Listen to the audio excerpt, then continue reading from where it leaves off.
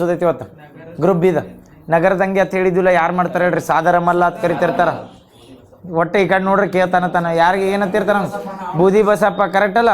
ಯಾರು ಇರ್ತಾರ ಅವ್ರು? ರಾಜ ಒಡೆಯರ್, ಮುಮ್ಮಡಿ ಕೃಷ್ಣರಾಜ ಒಡೆಯರ್ 3, 4, 5 3 ನೆನಪಿಟ್ಕೋರು. ಅದ್ರ ಮೇಲೆ ಕ್ವಶನ್ ಕೇಳ್ಯಾರ 3 ಅತ್ತ ಮುಮ್ಮಡಿ ಕೃಷ್ಣರಾಜ ಒಡೆಯರ್ ಹತ್ರಿ. ಅದು ಇಂಪಾರ್ಟೆಂಟ್ ಐತೆ, ಅದ್ರ ಸಲ್ವಂದು ನೆನಪಿಟ್ಕೋರು. ನಗರದಂಗೆ ಆಗಿದ್ದು ಯಾವಾಗಂದ್ರೆ ಯಾವ ಇಯರ್ದಾಗ? 1830ರಾಗ ನಗರದಂಗೆ ಹತ್ತಿದ್ದಿರ್ತಾರಲ್ಲ ಆ ಟೈಮ್ನಾಗ ರಾಜ ಯಾರಿದ್ದಂದ್ರೆ ಮುಮ್ಮಡಿ ಕೃಷ್ಣರಾಜ ಒಡೆಯರ್. ಅದು ಇಂಪಾರ್ಟೆಂಟ್ ಎದಕ್ಕೆ ಆಕೈತೆ ಗೊತ್ತಾನೆ? ಡೈರೆಕ್ಟ್ ಹಂಗೂ ಕೇಳ್ಬೋದು. ಇಲ್ಲಾರ ಏನು ಕೇಳ್ಬೋದಂದ್ರೆ ಮೈಸೂರು ಇದ್ರ ಆಸ್ಥಾನದ ಮೇಲೆ ಕಮಿಷನರ್ ಆಳ್ವಿಕೆ ಇರ್ತಾರಲ್ಲ ಅದು ಇಯರ್ ಏನಂದ್ರೆ ಇವು ಮುಮ್ಮಡಿ ಕೃಷ್ಣರಾಜ ಒಡೆಯರ್ ಏನು ಅಧಿಕಾರ ಮಾಡಕ್ಕೆ ಎಲಿಜಿಬಲ್ ಇಲ್ಲತ್ತಾರಲ್ಲ ಅದ್ರ ನೆಕ್ಸ್ಟ್ ಇಯರ್ನ ಏನು ಮಾಡ್ತಾರಂದ್ರೆ ಮೈಸೂರಿಗೆ ಏನು ತರ್ತಾರಂದ್ರೆ 50 ವರ್ಷದ ತನಕ ಏನೋ ಕಮಿಷನರ್ ಆಡಳಿತ ಅಂತ ಹೇಳ್ತಾರೆ. ಇದನ್ನ 1831ರಿಂದ ನೆಕ್ಸ್ಟ್ 81 51 ವರ್ಷ ಆಕತ್ತಲ್ಲ, ಅವಾಗ 50 ವರ್ಷ ಆಕೈತೆ ನೋಡ್ರಿ. 31ರಿಂದ 81 ತನಕ ಏನಂದ್ರೆ ಕಮಿಷನರ್ ಆಳ್ವಿಕೆ ಇರ್ತಾರ. ಯಾವ್ದಂದ್ರೆ ಈ ನಗರದಂಗೆ ಅದು ಎದ್ದಿದ್ದು ಎದಕ್ಕೆ ಕಾರಣ ಅಂದ್ರೆ ಅವ್ರದ್ದು ಡೈರೆಕ್ಟ್ ಕ್ವಶನ್ ಕೇಳ್ಯಾರ. ಕೃಷ್ಣರಾಜ ಒಡೆಯರ್ 3 ಏನಂದ್ರೆ ಅಧಿಕಾರ ಮಾಡಕ್ಕೆ ಎಲಿಜಿಬಲ್ ಅಥವಾ ಏನಂದ್ರೆ ಲಾಯಕ್ ಇಲ್ಲ ತಿಳಿದು ಏನು ಮಾಡ್ತಾರೆ ಅಂದ್ರೆ ನಗರದಂಗೆ ಎದ್ದಿರ್ತಾರೆ. ನೆಕ್ಸ್ಟ್ ಅವು ನದಿ ಮಾಡಿದ್ವಲ್ಲ ಇದನ್ನ ಸಿಂಧು ನದಿದು ಹೆಸರು ನೆನಪದಾವಲ್ಲ. ಅದಾದ್ಮೇಲೆ ನೆಕ್ಸ್ಟ್ ನೋಡಿ ಈ ಕ್ವಶನ್ ಹೆಂಗೆ ಕೇಳೋಣ ಅಂದ್ರೆ ಡೈರೆಕ್ಟ್ ಕ್ವಶನ್ ಕೇಳಿದ್ದು ಅರೇಂಜ್ ದ ಫಾಲೋಯಿಂಗ್ ಅಥವಾ ಹಿಂಗೆ ಡೈರೆಕ್ಟ್ ಕೇಳೋಣ ಯಾವ ಮುಂದೆ ಯಾವ ಹಿಂದೆ ಅಂತೇಳಿ. ಇವತ್ತರ ಮೇಲೆ ಹೈಯೆಸ್ಟ್ ಕ್ವಶನ್ ಕೇಳಿರ್ತಾನೆ ಕರೆ. ಇವು ದೊಡ್ಡ ಯುದ್ಧಗಳಾಗ್ಯಾವ ಯಾವಾಗಂದ್ರೆ ಬ್ರಿಟಿಷರ್ ಕಾಲದಾಗ. ಯಾವ ಕೇಳೋಣ ಗೊತ್ತಾನ? ಮೀರ್ ಜಾಫರ್ನ ಸಾವು ಅಂತ ಕೇಳೋಣ, ಬಕ್ಸಾರ್ ಯುದ್ಧ ಅಂತ ಕೇಳೋಣ, ಬ್ಲ್ಯಾಕ್ ಹೋಲ್ ದುರಂತ, ಅಲಹಾಬಾದ್ ಒಪ್ಪಂದ. ಇದ್ರೊಳಗೆ ಯಾವ ನೆನಪದಾವ ಹೇಳ್ರಿ ನೋಡಿ? ಎಲ್ಲ ಲಿಂಕ್ ಅದಾವ, ಒಂದಕ್ಕೊಂದು ಲಿಂಕ್ ಅದಾವ. ಅದ್ರ ಮೇಲೆ ಡೈರೆಕ್ಟ್ ಕೇಳೋಣ. ಒಂದಕ್ಕೊಂದು ಲಿಂಕ್ ಅದಾವ, ಅವ್ನ ಎಲ್ಲರ ಎಲಿಜಿಬಲ್ ಮಾಡಿರ್ತೀನಿ ಮಾಡ್ಬೋದು. ಒಮ್ಮೆ ಹಿಂಟ್ ಹೇಳ್ತಾನೆ ನೋಡಿ. 1ನೇಡ್ದ ಕಪ್ಪು ಕೋರ್ನೆ ದುರಂತ ಯಾವ ಇಯರ್ದಾಗ ಆಕತಿ? 1756 57ರಾಗ ಕಪ್ಪು ಕೋಣೆ ದುರಂತ ತಕ್ಕದ್. ಈ ಕಪ್ಪು ಕೋಣೆ ದುರಂತ ತಗಿರ್ತದೆ ಗೊತ್ತಲ್ಲ ಒಂದು ಸಣ್ಣ ಮನೆಯೊಳಗೆ ಏನಾಗ. ಈ ಕಪ್ಪು ಕೋಣೆ ದುರಂತದಾಗ ಭಾರತೀಯರನ್ನ ಹಾಕಿರ್ತಾರೋ ಅಥವಾ ಬ್ರಿಟಿಷರ್ನ ಹಾಕಿರ್ತಾರೆ ಹೇಳಿ? ಬ್ರಿಟಿಷರ್ ನೆನಪಿಟ್ಕೋ. ಬ್ರಿಟಿಷ್ ಏನಂದ್ರೆ ಅವ್ರಿಗೆ ಏನಂತಾರ ಬ್ರಿಟಿಷ್ ಕೈದಿಗಳು ಅಥವಾ ಬ್ರಿಟಿಷ್ ಯುದ್ಧ ಇದನ್ನ ಮಾಡ್ತಿರ್ತಾರಲ್ಲ ಆರ್ಮಿ ಒಳಗಿದ್ದವ್ರು. ನಾಳೆ ಇನ್ ಕೇಸ್ ಹೇಳಿಕೆ ಟೈಪ್ನಾಗ ಕೇಳಕ್ಕೆ ಹಿಂಗೆ ಕೊಡಲ್ಲ. ಇನ್ ಕೇಸ್ ಏನಾರ ಕೇಳಿದತ್ತೇಳಿ ಇಂಡಿಯನ್ ಇದ್ರೊಳಗೆ ಇದ್ರೋ ಇಲ್ಲ ಅಂತೇಳಿ ಇಂಡಿಯನ್ ಇಲ್ಲತ್ತಲ್ಲ ಇದು ನೆನಪಿಟ್ಕೋರಿ. ಬ್ರಿಟಿಷ್ ಏನಂತ ಹೇಳಿ ಯೋಧಗಳ ಥರ ಬ್ರಿಟಿಷ್ ಆರ್ಮಿ ಒಳಗೆ ಇರ್ತಾರಲ್ಲ ಅವ್ರನ್ನ ಹಾಕಿರ್ತಾರೆ. ಆ ಬ್ರಿಟಿಷ್ ಆರ್ಮಿ ಒಳಗೆ ನಮ್ಮವ್ರು ಜಾಯ್ನ್ ಆಗಿರ್ತಾರೆ. ಬಟ್ ಅದಕ್ಕೆ ಏನಂತಾರೆ ಬ್ರಿಟಿಷ್ ಯೋಧರ ಅಂತ ಕರೆದಿರ್ತಾರೆ. ಅವ್ರನ್ನ ಕಪ್ಪು ಕೋಣೆ ದುರಂತ ಹಾಕಿರ್ತಾರೆ. ಯಾರ ರಾಜ ಇರ್ತಾನೆ ಹಾಕಿದವ್? ಮೀರ್ ಜಾಫರ್ ನೆಕ್ಸ್ಟ್ ಬರ್ತಾನ ಮೀರ್ ಜಾಫರ್. ಸಿರಾಜ್ ಉದ್ದೌಲ್ ಇದು ನೆನಪಿಟ್ಕೋರಿ. ಡೈರೆಕ್ಟ್ ಯಾರು ಹಾಕಿದ್ರು ಅಂದ್ರೆ ಸಿರಾಜ್ ಉದ್ದೌಲ ಒಂದು ಸಣ್ಣ ಮನ್ಯಾಗ ಹಾಕಿ ಅವ್ರಿಗೆ ಉಸಿರಾಡಕ್ ಆಗಲ್ದ ಸಾಯ್ತಾರಲ್ಲ. ಸಿರಾಜ್ ಉದ್ದೌಲ್ ಟೈಮ್ನಾಗ ಅಂದ್ರೆ 1756. ಇವು 4 ಆನ್ಸರ್ ನಿಮ್ಗೆ ಮಾಡಕ್ ಬರ್ತದೆ. 1756ರಾಗ ಯಾವ್ದಂದ್ರೆ ಬ್ಲ್ಯಾಕ್ ಹೋಲ್ ಟ್ರಾಜಿಡಿ ಅಥವಾ ಏನಂತ ಕರೀತಾರೆ ಅಂದ್ರೆ ಕಪ್ಪು ಕೋಣೆ ದುರಂತ ಆಕತ್. ಯಾರು ಇರ್ತಾರೆ ಅಂದ್ರೆ ಸಿರಾಜ್ ಉದ್ದೌಲ್ ಅಂತ ಇರ್ತಾನೆ. ಸಿರಾಜ್ ಉದ್ದೌಲ್ ಆದ್ಮೇಲೆ ಈಗ ಏನು ಮನ್ಯಾಗ ಹಾಕಿರ್ತಾನಲ್ಲ ಅವಾಗ ಏನಾಕೈತೆ ಅಂದ್ರೆ ಬ್ರಿಟಿಷರ್ನ ಹಾಕಿದ್ಮೇಲೆ ಬ್ರಿಟಿಷರಿಗೆ ಸಿಟ್ಟು ಬರಬೇಕಲ್ಲ. ಸಿಟ್ಟಿಗೆ ಬಂದ್ಮೇಲೆ ಏನು ಮಾಡ್ತಾರೆ ಅಂದ್ರೆ ನೆಕ್ಸ್ಟ್ ಏನಂದ್ರೆ 1 ವರ್ಷದಾಗ ಏನು ಮಾಡ್ತಾರೆ ಅಂದ್ರೆ ಪ್ಲಾಸ್ಟಿಕ್ ಅದನ್ನ ಸ್ಟಾರ್ಟ್ ಆಗತ್ತೆ. 56ರಾಗ ಏನಂದ್ರೆ 1756ರಾಗ ಕಪ್ಪು ಕೋಣೆ ದುರಂತ ಆಕತ್ತೆ. ಅದ ಮೇನ್ ರೀಸನ್ ಸಿಕ್ಕಿರ್ತೈತೆ ಅವ್ರಿಗೆ. ಇವ್ ಸಿರಾಜ್ ಉದ್ದೌಲ್ ಭಾಳ ಸೊಕ್ಕಿಗೆ ಬಂದಾನ ಅಂತೇಳಿ ಇವ್ನ ಮೇಲೆ ಅಟ್ಯಾಕ್ ಮಾಡ್ಬೇಕಂತ ಏನು ಮಾಡ್ತಾರೆ ಅಂದ್ರೆ ಯಾವ್ದು ಮಾಡ್ತಾರೆ ಅಂದ್ರೆ ಯುದ್ಧ ಪ್ಲಾಸ್ಟಿಕ್ ಅದನ್ನ ತಗತ್ತೆ. ಬಟ್ ಪ್ಲಾಸ್ಟಿಕ್ ಅದನದಾಗ ಏನಾಗಿರ್ತೈತೆ ಅಂದ್ರೆ ಸಿರಾಜ್ ಉದ್ದೌಲ್ ಇರಂಗಿಲ್ಲ. ಪ್ಲಾಸ್ಟಿಕ್ ಅದನದಾಗ ಮಾಡಾಗ ಸಿರಾಜ್ ಉದ್ದೌಲ ಅವ್ರು ಬ್ಯಾಕ್ ಎಂಡ್ ಆಗಿ ವರ್ಕ್ ಹಾಕಿರ್ತಾನೆ. ಅಲ್ಲಿ ಯಾರು ಇರ್ತಾರೆ ಅಂದ್ರೆ ಮೇನ್ ಸಿರಾಜ್ ಉದ್ದೌಲ್ ಜಗದಾಗ ಮೀರ್ ಜಾಫರ್ ಇರ್ತಾನೆ. ಮೀರ್ ಜಾಫರ್ ಇನ್ನೊಮ್ಮೆ ಲಿಂಕ್ ಹೇಳ್ತಾನೆ ನಾನು. ಎದಕ್ಕಂದ್ರೆ ಕಲ್ಕತ್ತಾದಾಗ ಏನು ಥ್ರೋನ್ ಇರ್ತೈತಲ್ಲ ಅದ್ರದ್ದು ಹೆಡ್ ಆಫ್ ಮೊದಲ ಸಿರಾಜ್ ಉದ್ದೌಲ್ ಇರ್ತಾನೆ. ಅವ ಇದ್ದವ ಏನು ಮಾಡಿರ್ತಾನೆ ಪೋರ್ಟ್ ವಿಲಿಯಂ ಮತ್ತು ಕೋಟೆ ಬರ್ತೈತಲ್ಲ ಆ ಕೋಟೆ ಒಳಗೆ ಒಂದು ಸಣ್ಣ ಮನ್ಯಾಗ ಹಾಕಿ ಇವ್ರನ್ನ ಕೊಂದಿರ್ತಾನೆ ಬ್ರಿಟಿಷರ್. ಅವ್ರಿಗೆ ಸಿಟ್ಟು ಎದ್ದಿರ್ತಾರ. ಅವಾಗ ಬ್ರಿಟಿಷರ್ ಏನು ಮಾಡ್ತಾರೆ ಅಂದ್ರೆ ಹೊಳ್ಳಿ ಅವ್ರ ಮೇಲೆ ಅಪೋಸ್ ಮಾಡ್ಬೇಕು ಅಥವಾ ಅವ್ರ ಮೇಲೆ ಅಟ್ಯಾಕ್ ಮಾಡ್ಬೇಕಲ್ಲ. ಅವಾಗ ಬಂದಾಗ ಯಾರು ಅಧಿಕಾರ ಮಾಡ್ತಿರ್ತಾರೆ ಅಂದ್ರೆ ಮೀರ್ ಜಾಫರ್ ಇರ್ತಾನೆ. ಮೀರ್ ಜಾಫರ ಮತ್ತು ಯಾರ ನಡು ಯುದ್ಧ ನಡೀತೈತೆ ಅಂದ್ರೆ ಬ್ರಿಟಿಷರ್ ನಡು. ಅವಾಗ ಏನಂತ ಕರೀತಾರೆ ಇಲ್ಲಾರ ಇದನ್ನ ಡೈರೆಕ್ಟ್ ಹಿಂಗೂ ಕೇಳ್ತಿರ್ತಾನೆ ಹಿಂಟ್ ಮೇಲೆ ಏನಂದ್ರೆ ಸಪ್ತವಾರ್ಷಿಕ ಯುದ್ಧ ಅಥವಾ 7 year ವಾರ್ ಬರ್ತೈತಲ್ಲ ಅದ್ರ ಪಾರ್ಟ್ ಆಗಿ ಯಾವ್ದು ನಡೆದಿತ್ತು ಅಂದ್ರೆ ಸಪ್ತವಾರ್ಷಿಕ ಯುದ್ಧ ಆಗಿರ್ತೈತೆ. ನೆನಪೈತಲ್ಲ? ಎಷ್ಟನೇ ಕರ್ನಾಟಕ ಯುದ್ಧ? 2ನೇದ 3ನೇದ 1ನೇದು? 3ನೇ ಕರ್ನಾಟಕ ಯುದ್ಧದಾಗ ಸಪ್ತವಾರ್ಷಿಕ ಆಗಿರ್ತೈತಲ್ಲ. 3ನೇ ಕರ್ನಾಟಕ ಯುದ್ಧ ಎಂಡ್ ಆಗುದು ಯಾವಾಗ ಅಂದ್ರೆ 58ರಾಗ ಆಕತ್ತಲ್ಲ. 58ರಾಗ ಎಂಡ್ ಆಕತ್ತೆ ಕರೆಕ್ಟ್ ಅಲ್ಲಿ. 3ನೇ ಕರ್ನಾಟಕ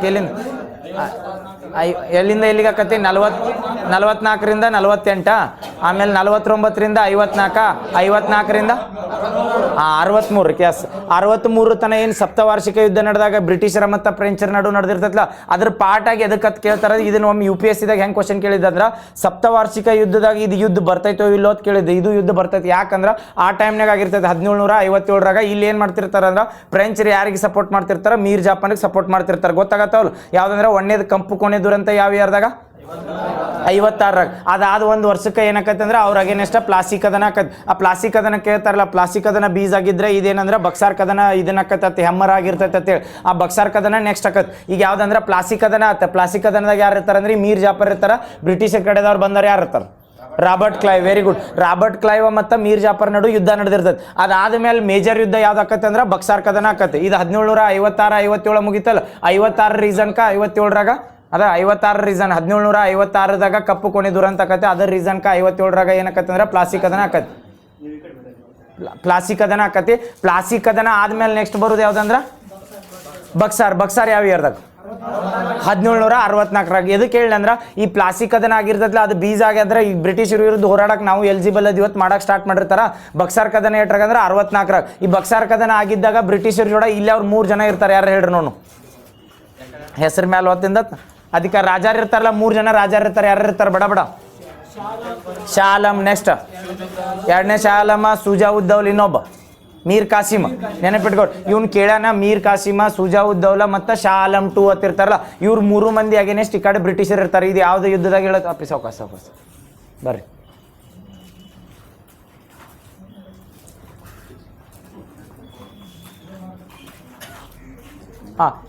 ಇದನ್ನ ಯಾವ್ದು ಹೇಳತ್ತಿದ್ದು 1764 ಎರಡು ಗೊತ್ತದಲ್ಲ. ಕಪ್ಪು ಕೋಣೆ ದುರಂತ ಆದ್ಮೇಲೆ ನೆಕ್ಸ್ಟ್ ಆಗೋದು ಯಾವ್ದಂದ್ರೆ ಪ್ಲಾಸ್ಟಿಕ್ ಕದನ. ಪ್ಲಾಸ್ಟಿಕ್ ಕದನ ಆದ್ಮೇಲೆ ಯಾವ್ದಂದ್ರೆ ಬಕ್ಸಾರ್ ಯಾವಾಗಂದ್ರೆ 1764ರಾಗ.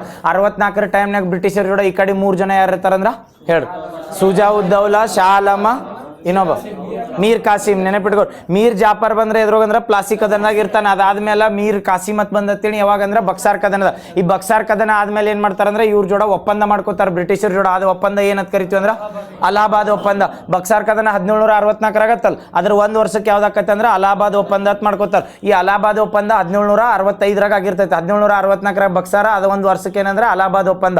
ಈಗ ನೋಡ್ರಿ ಕ್ವಶನ್ ಏನ್ ಕೇಳೋಣ ಇದನ್ನ ಕ್ರೋನಾಲಜಿಕಲಿ ಸೆಟ್ ಮಾಡ್ರಿ. ಡೈರೆಕ್ಟ್ ಇವ್ 4 ಎದಕ್ಕೆ ಲಿಂಕ್ ಅಂತೇಳಿ ಇವ್ 4 ಇವರು ಲಿಂಕ್ ಅದಾವ.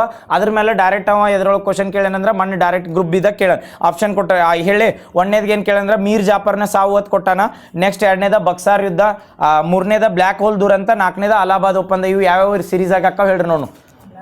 ಗೊತ್ತಾದವಲ್ಲ ಬ್ಲ್ಯಾಕ್ ಹೋಲ್ ದುರಂತ ಯಾವಾಗ ಆಗಿರ್ತೈತಿ 1756ರಾಗ. Very good. 1756ರಾಗ ಬ್ಲ್ಯಾಕ್ ಹೋಲ್ ಆತ. ಅದು ನೆಕ್ಸ್ಟ್ ಆಗಿದ್ದ ಮೀರ್ ಜಾಫರ್ನ ಡೆತ್. ಯಾಕಂದ್ರೆ ಮೀರ್ ಜಾಫರ್ ಇರೋದ ಪ್ಲಾಸ್ಟಿಕ್ ಕದನದಾಗ ಇರ್ತಾನಲ್ಲ. ಅವ ಪ್ಲಾಸ್ಟಿಕ್ ಕೊಟ್ಟಿಲ್ಲ, ಡೈರೆಕ್ಟ್ ಏನು ಕೊಟ್ಟಂದ್ರೆ ಮೀರ್ ಜಾಫರ್ನ ಡೆತ್ ಅಂದಾನ. ಪ್ಲಾಸ್ಟಿಕ್ ಕದನದಾಗ ಆಗಿಲ್ಲ ಅಂದ್ರೆ ಮೀರ್ ಜಾಫರ್ನ ಡೆತ್ ಆಗಿರ್ತೈತಿ. ಅದನ್ನ ನೆನ್ಪಿಟ್ಕೊರ. ಅದಾದ್ಮೇಲೆ ನೆಕ್ಸ್ಟ್ ಬಕ್ಸಾರ್ ಆದ್ಮೇಲೆ ಅಲಹಾಬಾದ್ ಬರ್ತದೆ. ಅಲಹಾಬಾದ್ ಆದ್ಮೇಲೆ ಬಕ್ಸಾರ್ ಬರ್ತದೆ. ಬಕ್ಸಾರ್ ಕದನ ಆದ್ಮೇಲೆ ಅಲಹಾಬಾದ್. ಇದ್ರೊಳಗೆ 3 ಆಪ್ಷನ್ ಗೊತ್ತಿದ್ರು ಏನು ಮಾಡ್ಬೋದು ಅಂದ್ರೆ ಎಲಿಮಿನೇಟ್ ಮಾಡ್ಬೋದು. ಕ್ವಶನ್ ಹಿಂಗೆ ಕೊಡ್ತಾರತ್ತಲ್ಲ ಅದ್ರ ಸಲ್ಮಂದ್ ಹೇಳಿ ನಾನು. ನೆಕ್ಸ್ಟ್ ಇನ್ನೊಂದು ಕ್ವಶನ್ ಕೇಳ್ಯಾರ ನೋಡಿ. ಇದರ ಡೈರೆಕ್ಟ್ ಏನು ಕ್ವಶನ್ ಕೇಳ್ಯಾನ ಗೊತ್ತಾನ. ಇದನ್ನ ಮಾಂಟೆಗೋ ಚೇಮ್ಸ್ಬರ್ಡ್ ಕಾಯ್ದೆ ಬರ್ತೈತೆ ಗೊತ್ತೈತಿ. ಮಾಂಟೆಗೋ ಚೇಮ್ಸ್ಬರ್ಡ್ ಅದ್ರ ಮೇಲೆ ಕಾಯ್ದೆ ಮೇಲೆ ಕ್ವಶನ್ ಹೆಂಗೆ ಕೇಳ್ಯಾನ ನೋಡ. ಡೈರೆಕ್ಟ್ ಇದು ಕನ್ಫ್ಯೂಸ್ ಯಾಕಾಕತ್ತೆ ಅಂದ್ರೆ ನಮ್ಮಲ್ಲಿ ಡ್ರೈನ್ ವೆಲ್ತ್ ಸಿದ್ಧಾಂತ ಮಂಡಿಸಿದವ್ರು ಯಾರು? ಸಂಪತ್ತಿನ ಸೋರಿಕೆ ಸಿದ್ಧಾಂತ ಯಾರು? ದಾದಾಬಾಯಿ ನವರೋಜಿ ಮಾಡ್ತಾರಲ್ಲ ಅವ್ರ ಕ್ವಶನ್ ಹೆಂಗೆ ಕೇಳ್ಯಾರ ನೋಡಿ. ಮಾಂಟೆಗೋ ಫರ್ಡ್ ಅಥವಾ ಮಾಂಟೆಗೋ ಚೇಮ್ಸ್ಬರ್ಡ್ ಸುಧಾರಣೆಗಳು ಭಾರತದ ಸಂಪನ್ಮೂಲಗಳನ್ನು ಇನ್ನಷ್ಟು ಬರಿದಾಗಿಸುವ ಹಾಗೂ ಅದರ ದಾಸ್ಯವನ್ನು ಇನ್ನಷ್ಟು ವಿಳಂಬಿಸುವ ವ್ಯವಸ್ಥೆ ಆಗಿತ್ತು ಅಂತ ಹೇಳ್ತಾರೆ. ಇದನ್ನ ಯಾರು ಸ್ಟೇಟ್ಮೆಂಟ್ ಕೊಟ್ರ ಅಂತ ಕೇಳ್ತಾರೆ. ಸೇಮ್ ಹಂಗ ಡ್ರೈನ್ ಥಿಯರಿ ಅಂತ ಬರ್ತೈತಲ್ಲ, ದಾದಾಬಾಯಿ ನವರೋಜಿ ಐತಲ್ಲ ಡ್ರೈನ್ ಥಿಯರಿ ಬಗ್ಗೆ. ಬಟ್ ಈಗ ಏನು ಕೇಳ ಬಾಪಿ ಒಳಗೆ ಇದನ್ನ ಡ್ರೈನ್ ಥಿಯರಿ ಮೇಲೆ ಹೆಂಗೆ ಕೇಳ್ಯಾನ ಗೊತ್ತಾನ. ಮಾಂಟೆಗೋ ಚೇಮ್ಸ್ಬರ್ಡ್ ಸುಧಾರಣೆಗಳು ಭಾರತದ ಸಂಪನ್ಮೂಲಗಳು ಏನಿರ್ತಾವಲ್ಲ ಅಥವಾ ಭಾರತದಾಗ ಏನು ರಿಸೋರ್ಸಸ್ ಇರ್ತಾವಲ್ಲ ಅವ್ನು ಇನ್ನಷ್ಟು ಬರಿದಾಗಿಸ್ತಾರ ಅಂತ ಹೇಳಿ ಎಫೆಕ್ಟ್ ಬೀಳ್ತೈತೆ ಅಂತ ಸ್ಟೇಟ್ಮೆಂಟ್ ಯಾರು ಕೊಟ್ರ ಅಂತ ಕೇಳ್ಯಾರ. ಆಪ್ಷನ್ ಕೊಡ್ತೀನಿ. ಅರವಿಂದೋ ಘೋಷ, ದಾದಾಬಾಯಿ ನವರೋಜಿ, ಜವಾಹರ್ಲಾಲ್ ನೆಹರು, MK ಗಾಂಧಿ. ಯಾರು ಕೊಡ್ತಾರೆ ಹೇಳ್ರಿ. ಇದ್ರ ಮೇಲೆ ಡೈರೆಕ್ಟ್ ಕ್ವಶನ್ ಕೇಳೇನ. ಅವಾಗ ನಾಳೆ ಇದನ್ನು ಓದಿರ್ಲಿಕ್ಕೆ ಗೊತ್ತಾಗಲ್ಲ. ಯಾಕಂದ್ರೆ ಡ್ರೈನ್ ವೆಲ್ತ್ ಥಿಯರಿ ಅಂತ ಅಂದಿರ್ತೀವ ನಾವು. ಏನತ್ತೆ ಡ್ರೈನ್ ವೆಲ್ತ್ ಹಿಡ್ಕೊ. ಡ್ರೈನ್ ವೆಲ್ತ್ ಥಿಯರಿ ಅಂತ ಬಂದಾಗ ಏನಂತ ಆಗ್ತೀವಿ ಡೈರೆಕ್ಟ್ ಅಂದ್ರೆ ದಾದಾಬಾಯಿ ನವರೋಜಿ. ಬಟ್ ಅವ್ರು ಡ್ರೈನ್ ವೆಲ್ತ್ ಥಿಯರಿ ಅನ್ನೋದು ಅಥವಾ ಸಿದ್ಧಾಂತ ಅನ್ನೋದು ಅವ್ನು ಮಂಡನೆ ಮಾಡಿದ್ರು. ನಮ್ಮಲ್ಲಿ ಇದು ರಿಸೋರ್ಸ್ ಹೋಗಿ ಬ್ರಿಟಿಷರು ಇಂಪ್ರೂವ್ ಆಗತ್ತಾರತ್ತ ಬರೀ ಒಂದು ಏನಂದ್ರೆ ಸಿದ್ಧಾಂತ ಮಾಡಿದ್ರು ಥಿಯರಿ. ಬಟ್ ಇದ್ರೊಳಗೆ ಅವ್ನು ಡೈರೆಕ್ಟ್ ಹೇಳಿಕೆ ಹಿಂಗೆ ಕೇಳಲಿಲ್ಲ. ಡೆಪ್ತ್ ಆಗಿ ಕೇಳಿದಾಗ ಹೆಂಗೆ ಕನ್ಫ್ಯೂಸ್ ಮಾಡಿರ್ತಾನಂದ್ರೆ ನಾವು ಯಾವ ಓದಿರ್ತೀವಿ ಅಂದ್ರೆ ಮಾಂಟೆಗೋ ಚೇಮ್ಸ್ಬರ್ಡ್ ಓದಿರ್ತೀರಿ, ಮಿಂಟೋ ಮಾರ್ಲೆ ಓದಿರ್ತೀರಿ. ಮಿಂಟೋ ಮಾರ್ಲೆ ಬಂದ್ರೆ 1909, ಮಾಂಟೆಗೋ ಚೇಮ್ಸ್ಬರ್ಡ್ ಬಂದ್ರೆ 1919. ಆ ಮಿಂಟೋ ಮಾರ್ಲೆ ಏನು ಕಾಯ್ದೆ ಬಂದಿರ್ತದಲ್ಲ ಅದು ಇಂಡಿಯಾದಾಗ ಆಕ್ಟ್ ಮಾಡ್ತಿರ್ತಾರ 1919ರಾಗ. ಅವಾಗ ಏನು ಮಾಡ್ತಿರ್ತಾರೆ ಅಂದ್ರೆ ಮಿಂಟೋ ಮಾರ್ಲೆ ಕಾಯ್ದೆ ಅಂತ ಮಾಡ್ತಿರ್ತಾರೆ. ಅದನ್ನ ಹೇಳ್ತಾನೆ ನೋಡ್ರಿ. ಅದನ್ನ ಹೇಳಿದ್ಮೇಲೆ ಆನ್ಸರ್ ಮಾಡಕ್ರಿ. ಇದನ್ನ ಎದಕ್ಕೆ ಡಿಫ್ರೆಂಟ್ ಆಕತ್ತಂದ್ರೆ ಅಥವಾ ಸಂಪತ್ತಿನ ಸೋರಿಕೆ ಅಂತ ಕರೀತಾರಂದ್ರೆ ನಮ್ಮಲ್ಲಿ ಡಯಾರ್ಕಿ ಅಂತ ಇಂಟ್ರಡ್ಯೂಸ್ ಮಾಡಿದ್ ಮೊದಲು ಯಾರು? ಡಯಾರ್ಕಿ ಅಂತ ಮಾಡ್ತಾರೆ ಗೊತ್ತೈತೆ ಅಪ್ಪಿ ಕೇಳಿರ್ತಾರೆ. ಡಯಾರ್ಕಿ ಅಂತ ಕೇಳ್ತಾರೆ. ಎಲ್ಲಿ ಅಂದ್ರೆ ಪ್ರಾಂತ್ಯಗಳೊಳಗೆ ಡಯಾರ್ಕಿ ಅಂತ ಮಾಡಿರ್ತಾರೆ. ಯಾರು ಮಾಡ್ತಾರ ಅಂತ ಕೇಳ್ತಾರೆ. ಅಥವಾ ಯಾವ ಕಾಯ್ದೆ ಮುಖಾಂತರ ಡಯಾರ್ಕಿ ತಂದ್ರೆ ಅಂತ ಕೇಳ್ತಾರೆ.